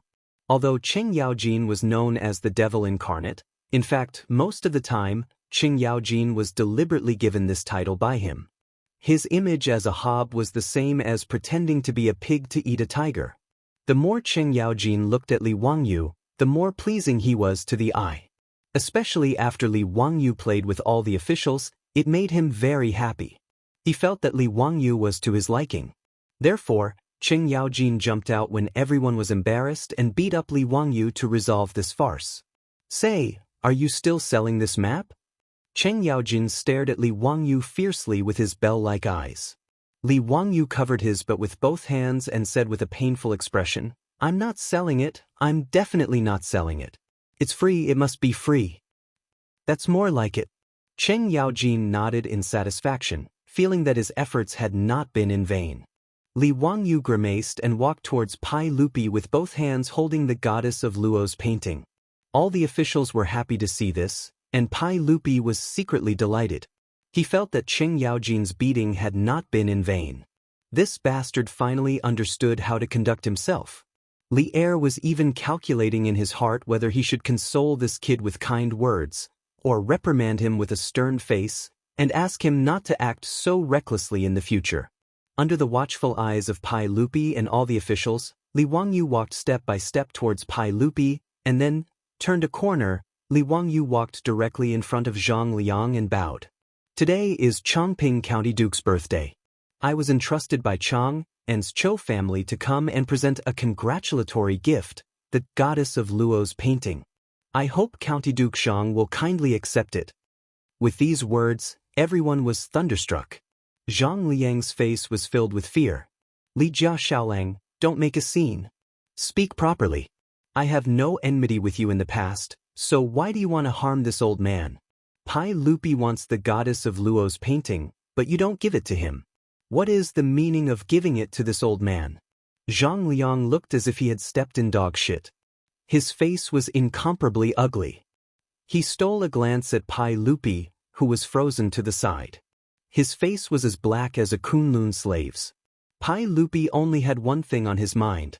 After he called people in to drag Li Wangyu out, should he chop him into minced meat or slice him to eat? "You've played with me twice and thrice. How dare you?" Chapter 63. In fact, Pai Lupi had completely wronged Li Wangyu. As the saying goes, those who do not know are not guilty. How could Li Wangyu know that he was the current emperor of the Tang dynasty, the wise and powerful Li Shimin? Otherwise, even if Li Wangyu ate a bear's heart and leopard's guts, he would not provoke Pai Lupi. That would be asking for trouble. Li Wangyu just did not like Pai Lupi. In addition, he was beaten up by Cheng Yaojin, so he hated Pai Lupi even more. Therefore, even if Cheng Yaojin's hint was very obvious, Li Wangyu could only pretend that he did not understand. He pretended to be crazy and gave the goddess of Luo's painting to Zhang Liang. Li Wangyu's words made it difficult for Zhang Liang to accept or not accept. He was completely in a predicament. After a long time, Zhang Liang took the goddess of Luo's painting with a complicated expression. "Many thanks for Xiaolang's kindness. This old man will accept this painting." Zhang Liang's smile was uglier than crying. After he finished speaking, he turned around and walked towards Pai Lupi with the painting in his hands. "This old man is a crude person. I cannot appreciate this goddess of Luo's painting. I ask Li Gong to accept this painting, so as to avoid a pearl being covered in dust." Because Pai Lupi came here in plain clothes and told him not to make it public, Zhang Liang did not address Pai Lupi as Your Majesty. Pai Lupi did not refuse Zhang Liang's action of offering the painting. He reached out and took the goddess of Luo's painting, but his eyes looked at Li Wangyu. The arrogant emperor let out a cold snort from his nostrils to show his dissatisfaction with Li Wangyu. In fact, Pai Lupi could be considered a very magnanimous emperor. Just by looking at his attitude of tolerating Wei Jing, one could tell. Even when Wei Jing had once pointed at his nose and scolded him as a fatuous ruler, he was so angry that he blew his beard and glared at Wei Jing, but he didn't do anything to Wei Jing. Moreover, Pai Lupi did not kill any of the civil and military officials who had followed Pai Lupi to fight for the country, nor did he give up his military power. Except for a few muddle-headed fellows who had plotted a rebellion, the rest of them had basically enjoyed all the glory and wealth they could muster. Although Pai Lupi was very obstinate and opinionated when he got old, Pai Lupi was still in the prime of his life, so he didn't have the bad habits of old age. But for some reason, Pai Lupi got angry whenever he saw Li Wangyu. Today, he had been angered by this bastard twice in a row. He felt that Li Wangyu was even more disgusting. So when Pai Lupi took the painting from Zhang Liang, he wanted to anger Li Wangyu. But Li Wangyu ignored him and walked straight back to his seat. As he walked, he shook his head and said, "AI, my heart was originally towards the bright moon, but the bright moon shines on the ditch." Pai Lupi had just found a trace of a sense of accomplishment, but Li Wangyu's words immediately ignited his anger. "This bastard, I can't let him off so easily. Is he comparing me to a ditch?" Pai Lupi almost used the painting in his hand as a weapon and threw it at Li Wangyu. With great difficulty, he took a few deep breaths and stabilized his emotions. He knew that if he got angry at Li Wangyu, this young man, it really wouldn't be honorable. But when he saw Li Wangyu, he felt that he couldn't vent his anger. Pai Lupi wanted to figure out one thing first. Did Li Wangyu accidentally come up with the chessboard arrangement, or was he really a genius? Pai Lupi casually handed the painting to his servant. He reached out his hand to summon the Minister of Civil Affairs, Dai Zhou, and whispered a few words to him. Dai Zhou nodded repeatedly and looked at Li Wangyu with a smile in his eyes. The Ministry of Civil Affairs was the Ministry of Revenue in later generations. In the first year of Yonghui, because of the taboo of Li Shimin's name, the Ministry of Civil Affairs was renamed the Ministry of Revenue. It had been used in later generations. The Ministry of Civil Affairs was divided into 4 sections: the Unified Branch, the Ministry of Civil Affairs, the Ministry of Civil Affairs, the Ministry of Gold, and the Ministry of Grain. The middle branch was in charge of the statistics and transfers of national taxes. It was equivalent to the National Accounting Department in later generations. The most talented people in the Tang dynasty were all gathered here. Dai Zhou stroked his beard and walked to Li Wangyu's table with a smile. "Xiao Lang, this old man is Dai Zhou. I have a question, and I wonder if you can answer it?" Except for Pai Lupi, Li Wangyu was very polite to others. Especially knowing that Zhang Liang's residence was full of big shots in the imperial court, he did not dare to be presumptuous. He quickly stood up respectfully and bowed. "May I ask what question Master Dai has? I will answer everything I know." Dai Zhou smiled and said, "I have a difficult question. I wonder if Xiao Lang can solve it? Today, there are pheasants and rabbits in the same cage. There are 35 heads on the top and 94 feet on the bottom. How many are the pheasants and rabbits?" After he finished speaking, Li Wangyu was stunned. "Pheasants and rabbits in the same cage? You have the nerve to ask me such a simple 4th grade math question? Do you think I did those questions in the 5 years of college entrance examination, 3 years of mock papers, for nothing? Or do you think I, a college student, can't do elementary math?" Li Wangyu had already calculated the answer after Dai Zhou finished speaking. "This question is very simple. Xiao Lang, don't talk big." Dai Zhou frowned slightly. This kind of math question of pheasants and rabbits in the same cage was not something that anyone could solve. At least, there were only a handful of civil and military officials in Zhang Liang's residence who could solve this question. Li Wangyu suddenly thought of a variety show he had watched in his later life. There was a heaven-defying method of solving pheasants and rabbits in the same cage. He could not help but laugh. "It's simple. Look, there are 35 heads and 94 feet, right? If I ask all the pheasants and rabbits to raise one leg, then how many feet are left?" His words stunned Dai Zhou. Pai Lupi and the other officials who were eavesdropping were also stunned. Ask the pheasants and rabbits to raise one leg? What did that mean? 59 feet. Dai Zhou replied. Then what if I ask all the pheasants and rabbits to raise one leg? How many feet are left? 24 feet. Li Wangyu laughed. Okay, the answer is out. His words made everyone confused. They didn't understand how the answer came out. Dai Zhou looked at Li Wangyu in confusion, waiting for his explanation. The pheasants only have 2 legs. If they raise 2 legs, then all the pheasants are sitting on the ground. The remaining 24 legs are all rabbit legs. Hee, so there are 12 rabbits and 23 pheasants. Pheasants, sitting on the ground, everyone, including Pai Lupi, was dumbfounded. It could be calculated like this? After thinking about it carefully, it was indeed so. How could the problem of pheasants and rabbits in the same cage be solved so easily? Dai Zhou thought for a moment and clapped his hands. Good. Xiao Lang is indeed smart. I have another question. Han Xin is training soldiers. 3 people in a row, 1 person left. 5 people in a row, 2 people left. 7 people in a row, 4 people left. 13 people in a row, 6 people left. How many soldiers are there? Han Xin counted the soldiers. The difficulty level increased. It was an elementary level 6 math question. Do you dare to do a middle school math question? Li Wangyu calculated in his mind and gave the answer. 487 people. Dai Zhou gave several math questions in succession, which were all easily answered by Li Wangyu. In the end, Dai Zhou could only sigh in admiration. He felt that Li Wangyu was indeed a young hero. He could be called a genius in mathematics. Li Wangyu was a little unhappy. He had done elementary level math for no reason. If he did not retaliate, how could he live up to his two-faced personality? Grandpa Dai, I also have a question to ask. Xiao Lang, please speak.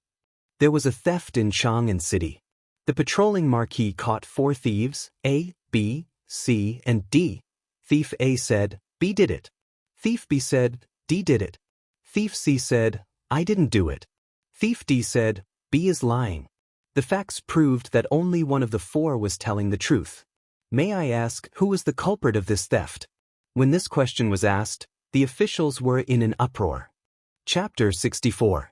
Pai Lupi also frowned, seriously thinking about Li Wangyu's question. The B, C, and D, all of them said different things, and only one of them was telling the truth. But how could they be distinguished? The officials were also discussing. It should be thief B, right? Both of his accomplices said he did it. No, only one person was telling the truth. Someone immediately refuted. Then it was a who did it? This question is really strange. For people said different things, how can we know who is telling the truth? There is actually such a strange question? How can we know who is telling the truth? Under the 3 trees, do you think they won't tell the truth? Li Wangyu's question was not a math question, but a logical deduction question. According to the hypothetical exclusion method, it could be inferred that the criminal was thief C. There was a contradiction between the words of A and B. If A was telling the truth, then thief B was telling the truth. If thief B was telling the truth, then thief A was telling the truth. It could be seen that one of A and B was telling the truth, and the other was telling the truth. Therefore, thief C was the thief who committed the theft. A group of nobles and officials were thinking hard about which of the 4 thieves was telling the truth, but Cho Kuan's small eyes blinked, as if he had discovered something. Cho Kuan looked left and right, then carefully moved to Li Wangyu's ear and whispered. Xiao Lang, thief C is the thief, right? His words made Li Wangyu slightly startled, and he looked at the fatty Cho Kuan in surprise. Li Wangyu had always thought of Cho Kuan as a straightforward person, so that was why he looked for him to sell his paintings at Ping Kong Fong. He did not expect that this fatty was not stupid at all, and he was more shrewd than a group of nobles and officials who attended the birthday banquet in Li Wangyu's mansion. He could not help but look at Cho Kuan in a new light. Li Wangyu did not expect that someone in the Tang dynasty could solve this kind of logical deduction question. He secretly gave Cho Kuan a thumbs up, and then nodded slightly, indicating that he had answered correctly. Seeing Li Wangyu's affirmation, Cho Kuan revealed a bright smile. Right now, he was full of admiration for this young man, Li Wangyu. Not to mention Li Wangyu's amazing painting skills, Just coming to celebrate Li Wangyou's birthday today was enough to stun him. Duke of Lu, Duke of Yi, and the other founding dukes had him intimately call them uncle. Especially when Duke of Lu beat him up just now, it was even more intimate. This made Cho Kun really unable to figure out the background of this wretched young man who sold his erotic paintings at Ping Kong Fong. As for Li Wangyou's mathematical knowledge, it amazed Cho Kun even more. As a disciple of the Shang clan, mathematics was one of the things they had to learn. Cho Kun also felt that mathematics was his strength. But when he was still thinking hard about the few questions that Dai Zhou gave him, Li Wangyou gave him the answer. He could not help but feel frustrated. So when Cho Kun got Li Wangyou's affirmation, he smiled so much that his eyes could not be seen. The fatty almost forgot that he was older than Li Wangyou by a few years, but he was as excited as a youth who was praised by his elders. In the main hall of Zhang Liang's mansion, the officials were racking their brains and the fatty Cho Kun was beaming with joy, forming a sharp contrast. Many people also noticed the only fatty wearing black. Li Wangyou's question, Qing Yaojin also could not figure out which of the four people was telling the truth. He was confused. He was too lazy to think about it and directly grabbed Cho Kun to force an answer. Brat, do you know about it? Hurry up and explain to me, just who is that damned bandit? Damn thief, these four thieves should be caught and beheaded. Cheng Yaojin was not polite and grabbed Cho Kun and asked. This. Cho Kun was shocked by Cheng Yaojin and quickly looked at Li Wangyou for help. Uncle Cheng, don't bully people, this nephew will tell you. Li Wangyou whispered a few words into Cheng Yaojin's ear and told him the key point of the question. After knowing the answer, Cheng Yaojin was stunned for a while and then heavily slapped Li Wangyou's shoulder. Son of a bitch, you are really, really too bad.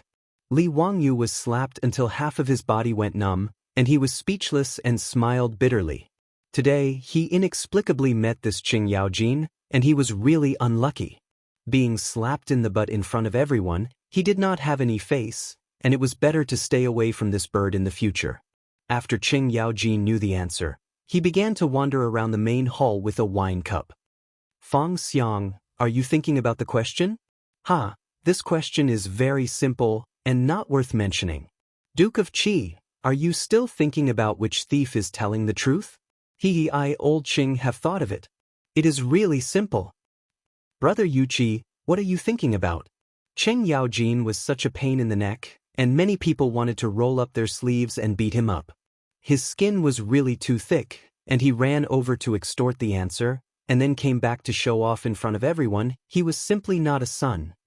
Your Majesty, after all, this question is still a bit difficult. Cheng Yaojin was not careful and walked over to Pai Lupi's side. His words made Pai Lupi so angry that he fiercely kicked him. Pai Lupi really could not figure out Li Wangyou's question, and no matter how he thought about it, he still could not figure out which of the four thieves stole the item. After being disturbed by Cheng Yaojin, Pai Lupi simply flung his sleeves, coldly snorted, and turned around to leave, preparing to return to the palace. As the host, Zhang Liang hurriedly chased after Pai Lupi to see him off, but the civil and military officials in the main hall were stunned by the scene of Pai Lupi leaving in anger, and they looked at Li Wangyou even more strangely. Li Wangyou was speechless and thought, why are you all looking at me? It was obviously that old bastard Cheng Yaojin who made the bearded man leave in anger. What does it have to do with me? Many people secretly speculated in their hearts, this Li Wangyou might not be Li Zhou's son, right? Could it be that he is His Majesty's illegitimate son? He actually made His Majesty so angry, but it was fine. Li Wangyou did not know this, and when Zhang Liang came back from seeing Pai Lupi off, he hurriedly took Cho Kun and said goodbye to Zhang Liang. Today, his main purpose was to help Cho Kun deliver the map, and since the map was delivered, he did not care who Zhang Liang would transfer the map to in the end, and his mission was completed. Under the strange gazes of the civil and military officials of the Tang dynasty, Li Wangyou leisurely left Zhang Liang's mansion. But he did not know that what happened at Zhang Liang's birthday banquet today had quickly spread to the ears of all the influential officials in Chang, and almost became a legend. Whether it was the magical Luo God's map, the chessboard arrangement, or the unfathomable arithmetic, they were all talked about enthusiastically. At the same time, The question of the thief disgusted the officials in the imperial court. Not to mention that the old bastard Qing Yaojin especially liked to visit people recently, and whenever he caught someone he would grin and ask questions about the thief. Recently, in Chang, and many people had been tortured by the thief, and they hated that they could not catch the 4 thieves and beat them 100 times to vent their anger. The name Li Wangyu was firmly remembered by the influential officials in Chang, and after the poetry contest in Jianghu. Meanwhile, Li Wangyu's poems gradually spread among the Confucian scholars in Chang. Many scholars recited the famous lines of the poems over and over again. It was a good story for a while. These were all later stories, and Li Wangyu did not know. After he and Chou Kun returned to the Chou mansion, he told Chou Yuanliang, who had been anxiously waiting, and finally let his heart rest. The dark clouds that had been hanging over the Chou family for many days finally dispersed. Chou Yuanliang was also very generous, and directly gave Li Wangyu 100 dawn of grain as a reward. Together with the previous 200 dawn of grain, he gave a total of 300 dawn of grain to Li Wangyu. Now, for Li Wangyu, the more grain, the better. He was not pretentious, and after repeatedly thanking Chou Yuanliang, he accepted it without hesitation. 1 dawn of grain weighed 50 kilograms, and 300 dawn of grain weighed 15,000 kilograms, or 15 tons. How to transport so much grain back to Dingzhou village, but Li Wangyu was troubled. Chapter 65.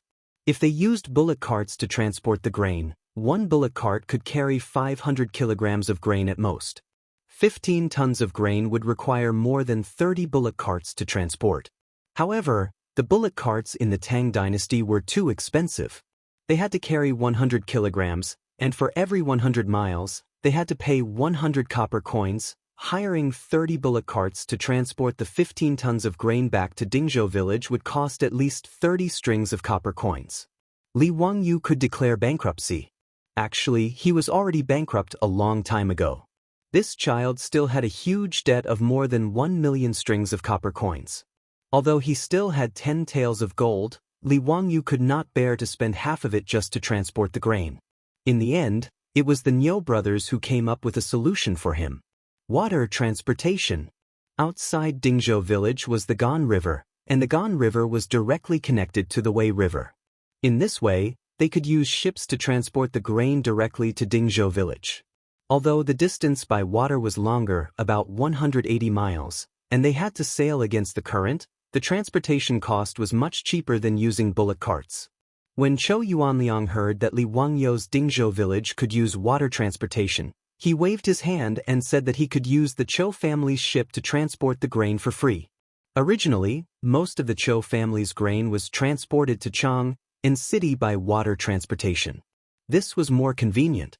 They could directly send a ship from the East Wei Bridge outside Chang and city to transport the grain directly. In the Tang dynasty, the East Wei Bridge north of Chang and city was the end of the Wei River's grain transport. There were many sails here, and it was a large cargo port. In the poem, Looking at the East Wei Bridge in the Evening, it was written, Qin has Wu Zhou, 1,000 boats Wei Chu head. It could be seen that the water transportation was developed. After solving the problem of transporting the grain, Li Wangyu was naturally overjoyed. He asked Niu Wu to ride first and return the 3 horses that he borrowed from the Huxin county government. Then, he returned to Dingzhou village and told the village chief to arrange labor in the village to help him transport the grain. After Niu Wu rode back, Li Wangyu and Niu Yong said goodbye to Chou Yuanliang and Chou Kun. Under the lead of the Chou family's housekeeper, they went to the East Wei Bridge and boarded the Chou family's ship to escort the grain ship back. The grain transport boats in the Wei River were all Xiekua River boats. This kind of river boat was short and wide, with a flat bottom and shallow cabin. It had a large load capacity, and each boat could carry more than 1,000 stones. Moreover, it was convenient to load and unload. It was suitable for navigation in an open river with stable water flow. Because the journey from Dongwei Bridge to Dingzhou village was a boat going against the current, it was completely dependent on the wind and a few boatmen using long poles to push the boat. The speed was very slow. It was roughly the same speed as a person walking. It would take about 2 days to sail from Chang and to Dingzhou village. Li Wangyu and Niu Yong counted the grain on the boat, thanked the Chiu Mansion's housekeeper again and again, and prepared to call the boatman to set sail. However, he heard a familiar voice coming from the dock. "Xiao Lang, wait for me." Li Wangyu looked up and saw that it was Cho Kuan, that fatty, who was riding over. "Brother Cho, is there anything else?" Li Wangyu asked curiously. Cho Kuan rolled down from the horse's back and stepped onto the boat with a smile. "Xiao Lang, I want to go to your Dingzhou village to stay for a few days. I wonder if it's convenient?" Cho Kuan's words made Li Wangyu slightly surprised, but he immediately smiled. "Brother Cho is willing to come to my house as a guest. Of course, you are welcome." Li Wangyu did not know that after he and Niu Yong left the Chiu mansion, Cho Kuan immediately told his father everything that he saw at Zhang Liang's mansion today. Cho Yuanyang was also shocked by his son's story. He did not expect that his son could get to know such a person by casually buying a painting in Ping Kong Fong. Although Li Wangyu was only 16 years old, he could not see through his ability at all. When he heard that Lu Guogong actually let Li Wangyu call him uncle and beat Li Wangyu's but as an elder at the banquet, Cho Yuanliang could not help but be moved. What was the identity of this young man? To be treated like this by the founding duke, it really made Cho Yuanliang, who was born in a merchant family, feel shocked. Cho Yuanliang immediately made a decision that would make him proud for the rest of his life. He must find a way to be on good terms with Li Jia Xiaolang. He told his son Cho Kuan to immediately take the gold and silver to the dock and accompany Li Wangyu to Dingzhou village. He would do his best to help. He only hoped that both sides could have more incense. Li Wangyu did not dislike Cho Kuan. Instead, he felt that he was very much to his liking. Although the fatty was born in a merchant family and his character was slightly foppish, he was not pretentious. Moreover, although the fatty Cho Kuan was straightforward, he was loyal. That day in front of Qing Yaojin, he stood up for justice and asked Qing Yaojin to let him go. The boatman shouted and the boat was slowly pushed away from the dock by several long poles. It slowly sailed upstream. 2 days later, the boat sailed into Gan River. Dingzhou village was already in sight. From afar, Li Wangyu saw many people standing on the riverbank, waiting for them. The leader of the group was a stunning beauty. It was Su Changqing. Seeing her dress fluttering as she stood on the riverbank and smiled at him, Li Wangyu's heart throbbed. It turned out that someone was waiting for him. The feeling was so wonderful. After not seeing Su Changqing for a few days, he missed her even more. In a moment of excitement, he could not help but rush to the bow of the boat. He shouted at Su Changqing, who was on the riverbank, "Sister, do you want to go out?" Su Changqing was amused by him and laughed. She wiped the tears from the corners of her eyes and shouted at Li Wangyu, "I don't want to go out with children." These words made Li Wangyu stunned. Don't want to go out with children? Damn, this kind of naked contempt could not be tolerated. Do you believe that I won't go to your room tonight? The people around them did not understand their joke. Cho Kuan was puzzled. "Xiao Lang, why don't you want to go out?" Li Wangyu, there was no dock by the Gan River where Dingzhou village was located. The riverboat could only dock by the riverbank to unload. There was a gap of several meters between the riverbank and the river surface. It was not easy to transport the food. Fortunately, after the old villager received Niu Wu's notice, he brought almost all the strong laborers and the few old cows in the village. Everyone was busy for half a day before they finally unloaded 300 dan of food from the riverboat. The old villager asked everyone to help transport the food to Li Wangyu's house. But he stopped Li Wangyu in confusion. Why did Xiao Lang bring so much food back? In March, there was a locust plague in Guangzhou. This matter was only known to Li Wangyu and Su Changqing. In the eyes of outsiders, it was unreasonable to transport so much food to the village at one time. How long would it take to eat all this food? Li Wangyu naturally would not tell the old villager that this was the life-saving food he prepared for the whole village. With these 15 tons of food, some wild vegetables, and the food stored in the villagers' houses, it should not be a problem to cope with this locust plague. Moreover, Dingzhou village was backed by the Qinling Mountains and had the Gan River to the north. Whether it was fishing or hunting, Li Wangyu felt that the villagers should not suffer from famine. Hee, it's nothing. I don't feel anxious when I have food in my hands. But this is too much. Not much. I think it's too little. Li Wangyu smiled. Old villager, in a while, the villagers who are invited to help will each bring back a dough of food as a reward. We are all villagers. What reward do we want for helping to transport some food? You little child, don't learn bad things from the people in the city. The old villager was unhappy when he heard this. He did not call Li Wangyu and Xiao Lang and directly lectured them. After being lectured by the old villager, Li Wangyu was stunned. Chapter 66. The surrounding farmers who were helping to transport grain heard this and nodded in agreement with the old village chief. That's right, we need to be paid for helping a little child transport some grain. If this gets out, does our Dingzhou village still have any face? Yes, Eunuch Li took such good care of us in the past, not to mention that your family now has you, Xiao Lang, and your family's women and children. If we do something for you and ask for a reward, if this gets out, our Dingzhou village will be scolded to death. Haha, everyone work harder. Help Li Jia Xiaolang quickly transport the grain home. The words of the Dingzhou village villagers made Li Wangyu sweat. He really had not expected these Guanzhong men to be so loyal. If he gave them a reward, it would make him seem stingy. Fine, if they did not want to give, then so be it. In any case, the grain was being stored for the villagers. When the locust plague came in a month, these would be life-saving grain. However, Li Wangyu knew the Guanzhong men. Even if they were about to starve to death, they would not reach out to beg. If he gave them grain, then it would hurt the pride of these Guanzhong men. In disaster years, when rich families or the main family gave out grain, these Guanzhong men would stiffen their necks and say it was a loan. When the harvest was good, they would return it. If they dared to say it was a gift, they would throw down the grain and rather starve to death. Also, they would do as they said. After the disaster years, they would carry the grain and return it with interest. When Li Wangyu thought of this, he felt a headache. When the time came, if he wanted to give grain to these Guanzhong men, he would have to spend a lot of effort. If that's the case, then why don't I treat the entire village to a meal tomorrow? This way no one will refuse, right? Just treat it as my Li family moving to Dingzhou village as a housewarming banquet? Li Wangyu thought and decided to treat the entire village to a good meal. Everyone would have a good time. In the future, he would have to rely on the help of the villagers for many of his properties. Treating the entire village to a meal was a way to express his gratitude and also to get closer to everyone. Xiao Lang, are you joking?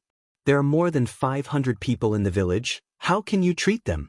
I'm not kidding. Tomorrow, I'll treat everyone to pig slaughtered rice. Li Wangyu recalled the pig slaughtered rice that he would cook every year in his hometown. It was not a big deal for 500 to 600 people to eat together. What is pig slaughter rice? The old villager was puzzled. Li Wangyu smiles and doesn't explain. Old Muramesa, can I trouble you to buy me 2 pigs tomorrow? Are you really going to treat the entire village to a meal? 2 pigs? That's a lot of money. Don't worry about it.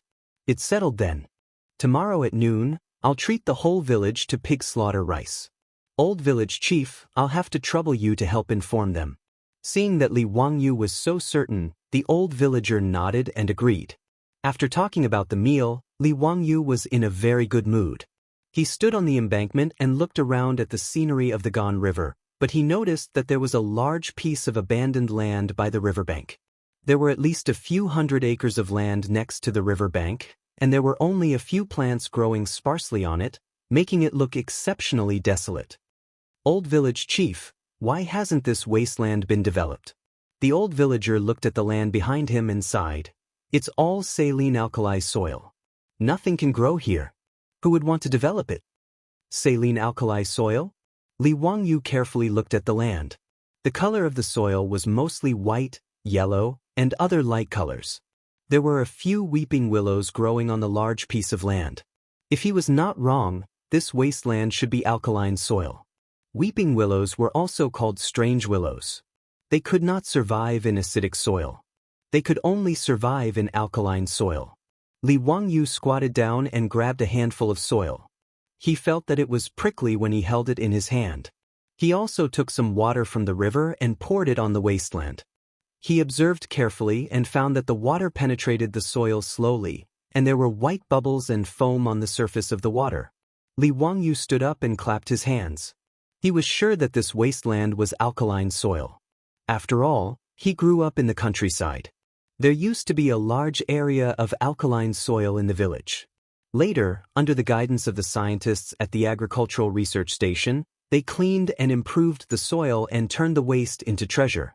Even after the original wasteland was improved, the food grown on the weak alkaline soil was even more popular. However, it was the early years of the Tang dynasty. Obviously, no one would improve the saline alkali soil. Li Wangyu suddenly felt that he seemed to have found a way to make money. Moreover, he could give out the food legitimately. If he could improve these hundreds of acres of land, wouldn't it be a huge fortune? Moreover, improving the land required hiring labor. When the time came, he would use the food to hire the villagers. Wouldn't it be killing two birds with one stone? Old village chief, where does this wasteland belong to? Li Wangyu wanted to ask if the wasteland had an owner. This land should belong to the county, right? The old villager was not sure, but it's all useless wasteland. It's worthless. Then what if I reclaim this wasteland? The old villager looked at Li Wangyu like looking at an idiot. Xiao Lang, this is saline alkali soil. It can't be used to grow crops. Why do you want to reclaim this land? Hey, old village chief, you don't need to know how to use this land. Let me ask you, if I reclaim this land, who will it belong to? The old villager shook his head. Naturally, it will belong to you. The county encourages reclamation. The reclaimed land only needs to go to the county to register. The reclaimed land is exempt from taxes for 3 years. However, this saline alkali soil can't grow crops. Xiao Lang, don't make trouble. Li Wangyu did not refute. He just looked at the hundreds of acres of wasteland in front of him and smiled. Sure enough, knowledge is productivity. In Li Wangyu's eyes, this land was a treasure. It was close to the Gan River. Whether it was for cleaning the saline alkali soil or for watering in the future, there was no shortage of water. It was very convenient. However, he still needed to talk to Yang Quan about taking over this wasteland. It was hundreds of acres of wasteland, so it was better to be safe. He didn't want to end up with a master after he finished reclaiming the land. That would be too disgusting. Li Wangyu thought about Yang Quan's promise to reward him with 100 strings of cash if he won first place in the poetry competition. He wondered if he should go to the Huxian County Yamen again. While he was thinking about this, all of the grain had already been transported to the shore. The river embankment was only 1 or 2 li away from Dingzhou village. It was very convenient. Without much effort, the 300 dan of grain was all moved back to Li Wangyu's home by the villagers using wheelbarrows and ox carts. There was too much grain. The family's granary was full, and there was still a lot that had not been moved in. Fortunately, there were few people in his home, so there were still many empty rooms. Even so, the 300 dan of grain filled the granary and the 2 rooms in the front yard. When Li Heng saw that Xiao Lang had brought back so much grain after leaving home for only a few days, his old face was full of smiles. Perrin was also excitedly busying herself without stopping for a moment. For the people of the Tang dynasty, having grain was the happiest thing. Not to mention, there was so much grain that their homes almost couldn't hold anymore. After they were done, the villagers didn't even drink a mouthful of water before leaving. The Niu brothers also prepared to leave, but they were stopped by Li Wangyu. He insisted that the 2 brothers bring back a dan of grain. A dan of grain was worth more than 3 strings of cash. How could the Niu brothers be willing to take it? Xiao Lang, we brothers didn't help you much. How can we take so much grain? If this gets out, we will be criticized behind our backs. Niu Yong insisted. Niu Wu also rubbed his big hands. Hee, we have enjoyed riding horses these days with Xiao Lang's help. We also ate and drank well in Cheng. How can we take any more grain back? Xiao Lang, don't say any more. Li Wangyu pulled the 2 brothers and persuaded them sincerely. Brothers of the Niu family, you must take the grain back. Have you forgotten about your 9 fellow soldiers? Take it as a token of my sincerity. His words actually made the Niu brothers somewhat hesitant. The 2 brothers indeed didn't need food, but those 9 disabled comrades who had lost the ability to work did need it. After refusing for a long time, they finally couldn't resist Li Wangyu's insistence. They had to thank him again and carried the grain back. Chapter 67. After sending off the Niu brothers, Li Wangyu finally had the time to introduce Chou Kun to Su Changqing and the others. Chou Kun, the fat man, didn't regard himself as an outsider at all.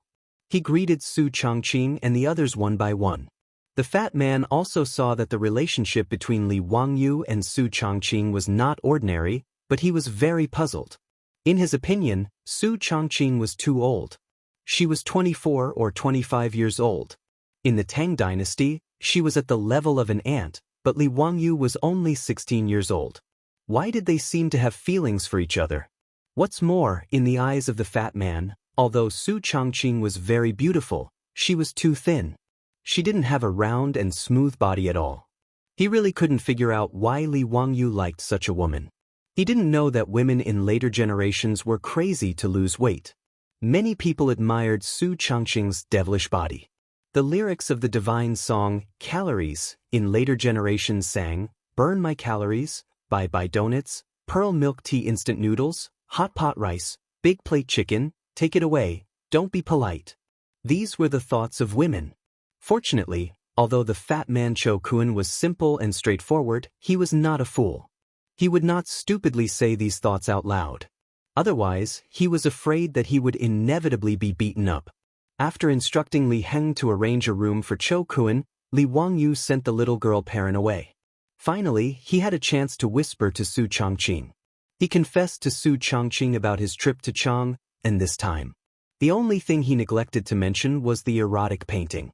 He only said that he helped Chou Kun's family to draw a sketch of Goddess Luo's painting, and solved his family's crisis in exchange for the food. Su Changqing knew that he must have a little secret, but he was very smart and didn't expose it. He just smiled and watched the little man in front of him talk about all kinds of things in Chang, and, by the way, Changqing, our bathroom renovation plan can be carried out. Li Wangyu took out the 10 taels of gold from the package as if he was presenting a treasure. These 10 taels of gold can be exchanged for 60 strings of copper coins. It's more than enough to build a bathroom and toilet. I forgot to ask the village chief just now. I don't know where I can find a kiln to make porcelain. Li Wangyu excitedly talked about his plan, which made Su Changqing feel inexplicably moved. This little man was really working hard for their family in the Tang dynasty. In the days that Li Wangyu was not at home, she looked forward to his return every day.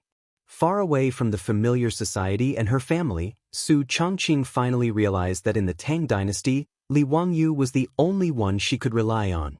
Although she was surrounded by people from the Tang dynasty, Su Changqing was filled with a sense of loneliness, as if she and Li Wangyu were stranded on a deserted island.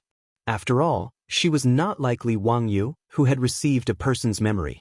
Everything in the Tang dynasty was unfamiliar to her. Su Changqing only felt that it was really good to have Li Wangyu. Li Wangyu was still talking about something when he felt a warm and moist touch on his cheek. Su Changqing suddenly leaned over and gave him a gentle kiss on the cheek. A certain someone was stunned as if he was struck by lightning.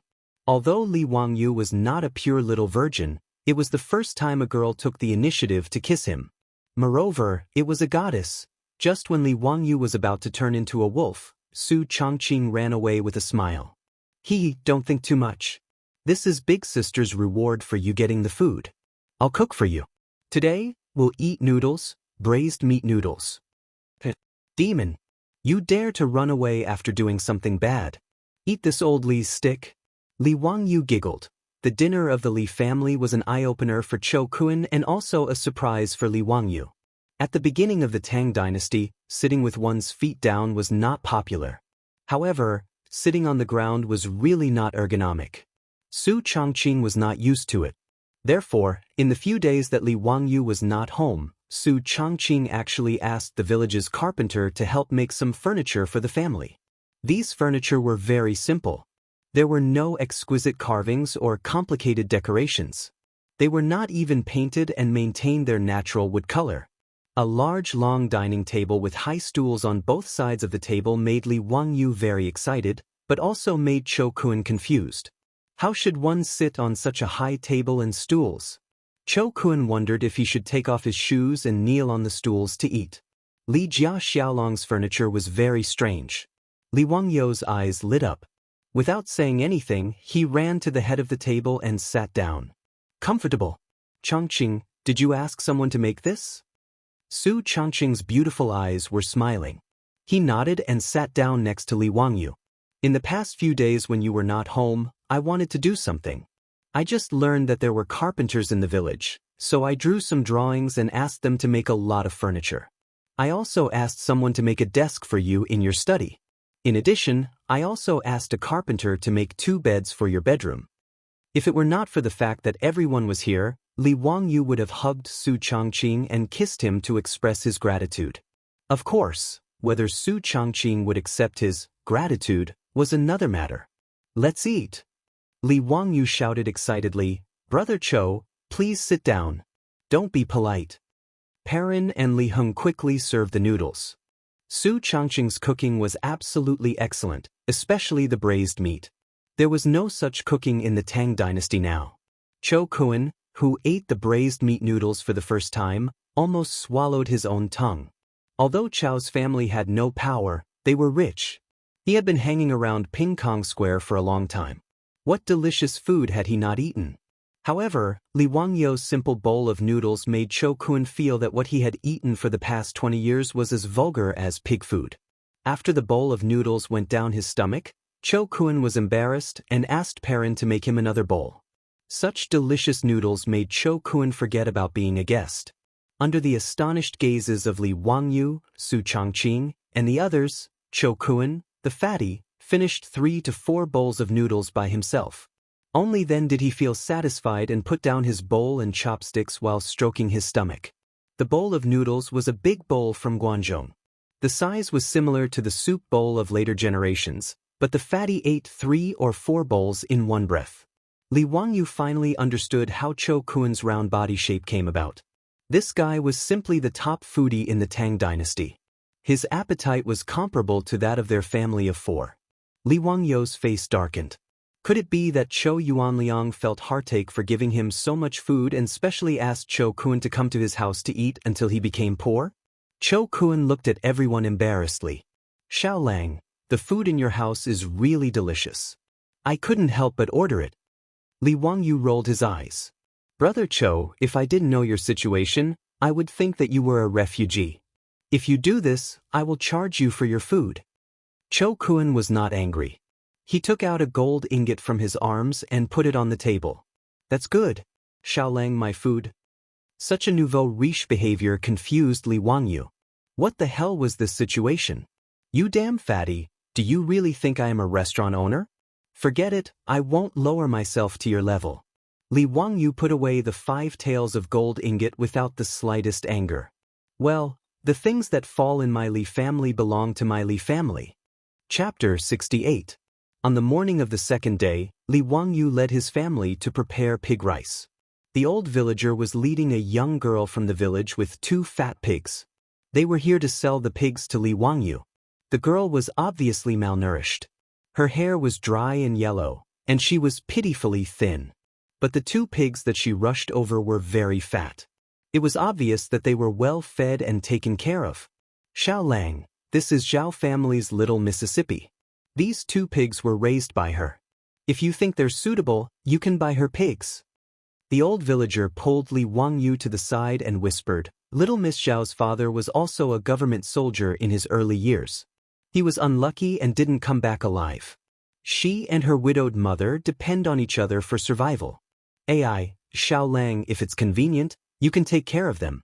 Buying her 2 pigs can also increase her family's income. When Li Wangyu heard this, he felt sad. This widow and her child had suffered a lot of grievances. And if little Miss Zhao's father was also a government soldier of the previous dynasty, then he had been dead for at least 10 years. If that was the case, little Miss Zhao should be in her teens. But he thought that little Miss Zhao was less than 10 years old. She was really too thin. It was obvious that she was malnourished. It could be seen how hard the mother and daughter had lived. He didn't care about avoiding suspicion. He reached out and touched the little girl's hair. His voice was unusually gentle. Little miss, I'll buy your pigs. Do you want copper coins or food? Little Miss Zhao gave Li Wangyu a curtsy in a very restrained manner, answering Lang Jun if it's convenient. Is half copper coins and half food possible? Yes, of course. Li Wangyu nodded and called Li Heng out to weigh the 2 pigs. The 2 pigs were around 200 catties. Little Miss Zhao looked at the tall scale and smiled until her face was red. She went to cut pigweed and carefully fed these 2 pigs every day in order to sell them for a good price to supplement the family. Her family only had the 2 of them. They couldn't do heavy labor. Although everyone in the village took care of them and the Niu brothers often brought them food, Little Miss Zhao didn't want to rely on others to survive. Li Wangyu laughed and said, "For 100 catties, that's really fat. 40 copper coins per catty, that's a total of 16,000 copper coins. Little Miss Zhao, I'll give you 8 copper coins and 2 dan of grain. What do you think?" Who knew that Little Miss Zhao would shake her head? "Lang, your calculation is wrong. This was a pig made of wool, so the price could not be calculated according to the price of slaughtered pork in the county town. The price of a pig is less than 20 copper coins at most. I can't accept so many." Her words made Li Wangyu stunned. He did deliberately calculate the price according to the price of meat in the county town, but he didn't expect that the little girl wouldn't accept it at all. "Miss Zhao, isn't it good to earn more money?" Li Wangyu asked. Little Miss Zhao's head shook like a rattle drum. "My mother always taught me to be an honest person and not take money that I shouldn't take. What's more, you're willing to buy my pig. I'm very grateful to you." Li Wangyu could only be in awe of her. Although she was poor, she was able to stick to her original heart and was neither greedy nor humble. It was really rare. Was the quality of the people of the Tang dynasty so high? Li Wangyu could only comply with Little Miss Zhao. "Then let's calculate it at 20 copper coins. I'll give you 4 copper coins and 1 dan of grain and 5 dan of grain." Little Miss Zhao still wanted to say something. She felt that the grain was too much, and the pig couldn't be sold for 20 copper coins. However, Li Wangyu didn't wait for her to speak. He glared at her. "Do as I say, or I won't buy this pig." Little Miss Zhao bit her lips. Her eyes were filled with gratitude as she bowed to Li Wangyu and agreed. He found someone to help Little Miss Zhao transport the copper coins and grain home. The people who slaughtered the pig came, but they were none other than the Niu brothers. "Niu Dalang Erlang, you're also cameo as butchers?" Li Wangyu asked curiously. "What do you mean by cameo?" "The slaughtering in this village is done by us brothers." "Ha! Xiao Lang, I heard that today you're going to treat the whole village to some pig slaughtered rice?" "Yes, I'll have to trouble the 2 brothers to help." Li Wangyu pointed outside the courtyard, where a large pot and stove were already boiling water. Li Wangyu decided yesterday that he was going to treat the whole village to pig slaughtered rice, so he started preparing early in the morning. When they found out that Li Wangyu was going to butcher a pig and treat everyone, the village was as lively as New Year's. The old village head was directing the villagers to bring out straw mats and short tables from their houses and directly place them on the road in the village. The bowls and chopsticks for the dishes were also prepared by each household. Now, they were waiting for the Niu brothers to slaughter the pig. The naughty children in the village came early to watch the fun. The fat pig was dragged to the slaughtering platform and screamed miserably, but it made the adults and children smile. It was rare for these villagers to eat meat all year round. 4 or 5 strong men held the pig down. Niu Wu held a short knife and directly cut the pig's blood. Immediately, a woman came over with a big basin and collected the pig's blood. This was specially ordered by Li Wangyu to use the pig's blood to make blood tofu. After the 2 fat pigs stopped breathing, Li Wangyu directed the villagers to carry the pigs to the side and use boiling water to remove the pig's hair and clean it. After dissecting the pig's stomach, Li Wangyu began to direct the villagers to divide the work. Some cleaned the intestines, some cleaned the pig's head, and some cleaned up the pig's feet. It was very lively. Niu Yong and Niu Wu cleaned up the 2 fat pigs in no time, dividing the pork and ribs into 2 portions. "Xiao Lang, how do we cook the pork? Should we let the villagers cook?" Niu Wu wiped his sweat and asked. "Please don't. I will personally cook the pig slaughtered rice today." Li Wangyu quickly stopped him. These Tang dynasty women probably only know how to cook meat. It would really be a waste of these 2 fat pigs. Su Changqing originally wanted her to cook, but she was driven far away by Li Wangyu. "Ha, Changqing, you don't know how to cook the pig-slaughtered rice today. Just watch me." "Can you really do it?" Su Changqing was a little unsure. He just watched. "When I was in the village for Chinese New Year, my family would cook pig-slaughtered rice every year." Li Wangyu rolled up his sleeves and walked to the big stove. His actions gave everyone a fright. Regardless of whether it was Li Heng, Pei Lan, or Chou Kun, they all did not expect that Li Wangyu was actually prepared to personally cook. "Xiao Lang, a gentleman should stay away from the kitchen."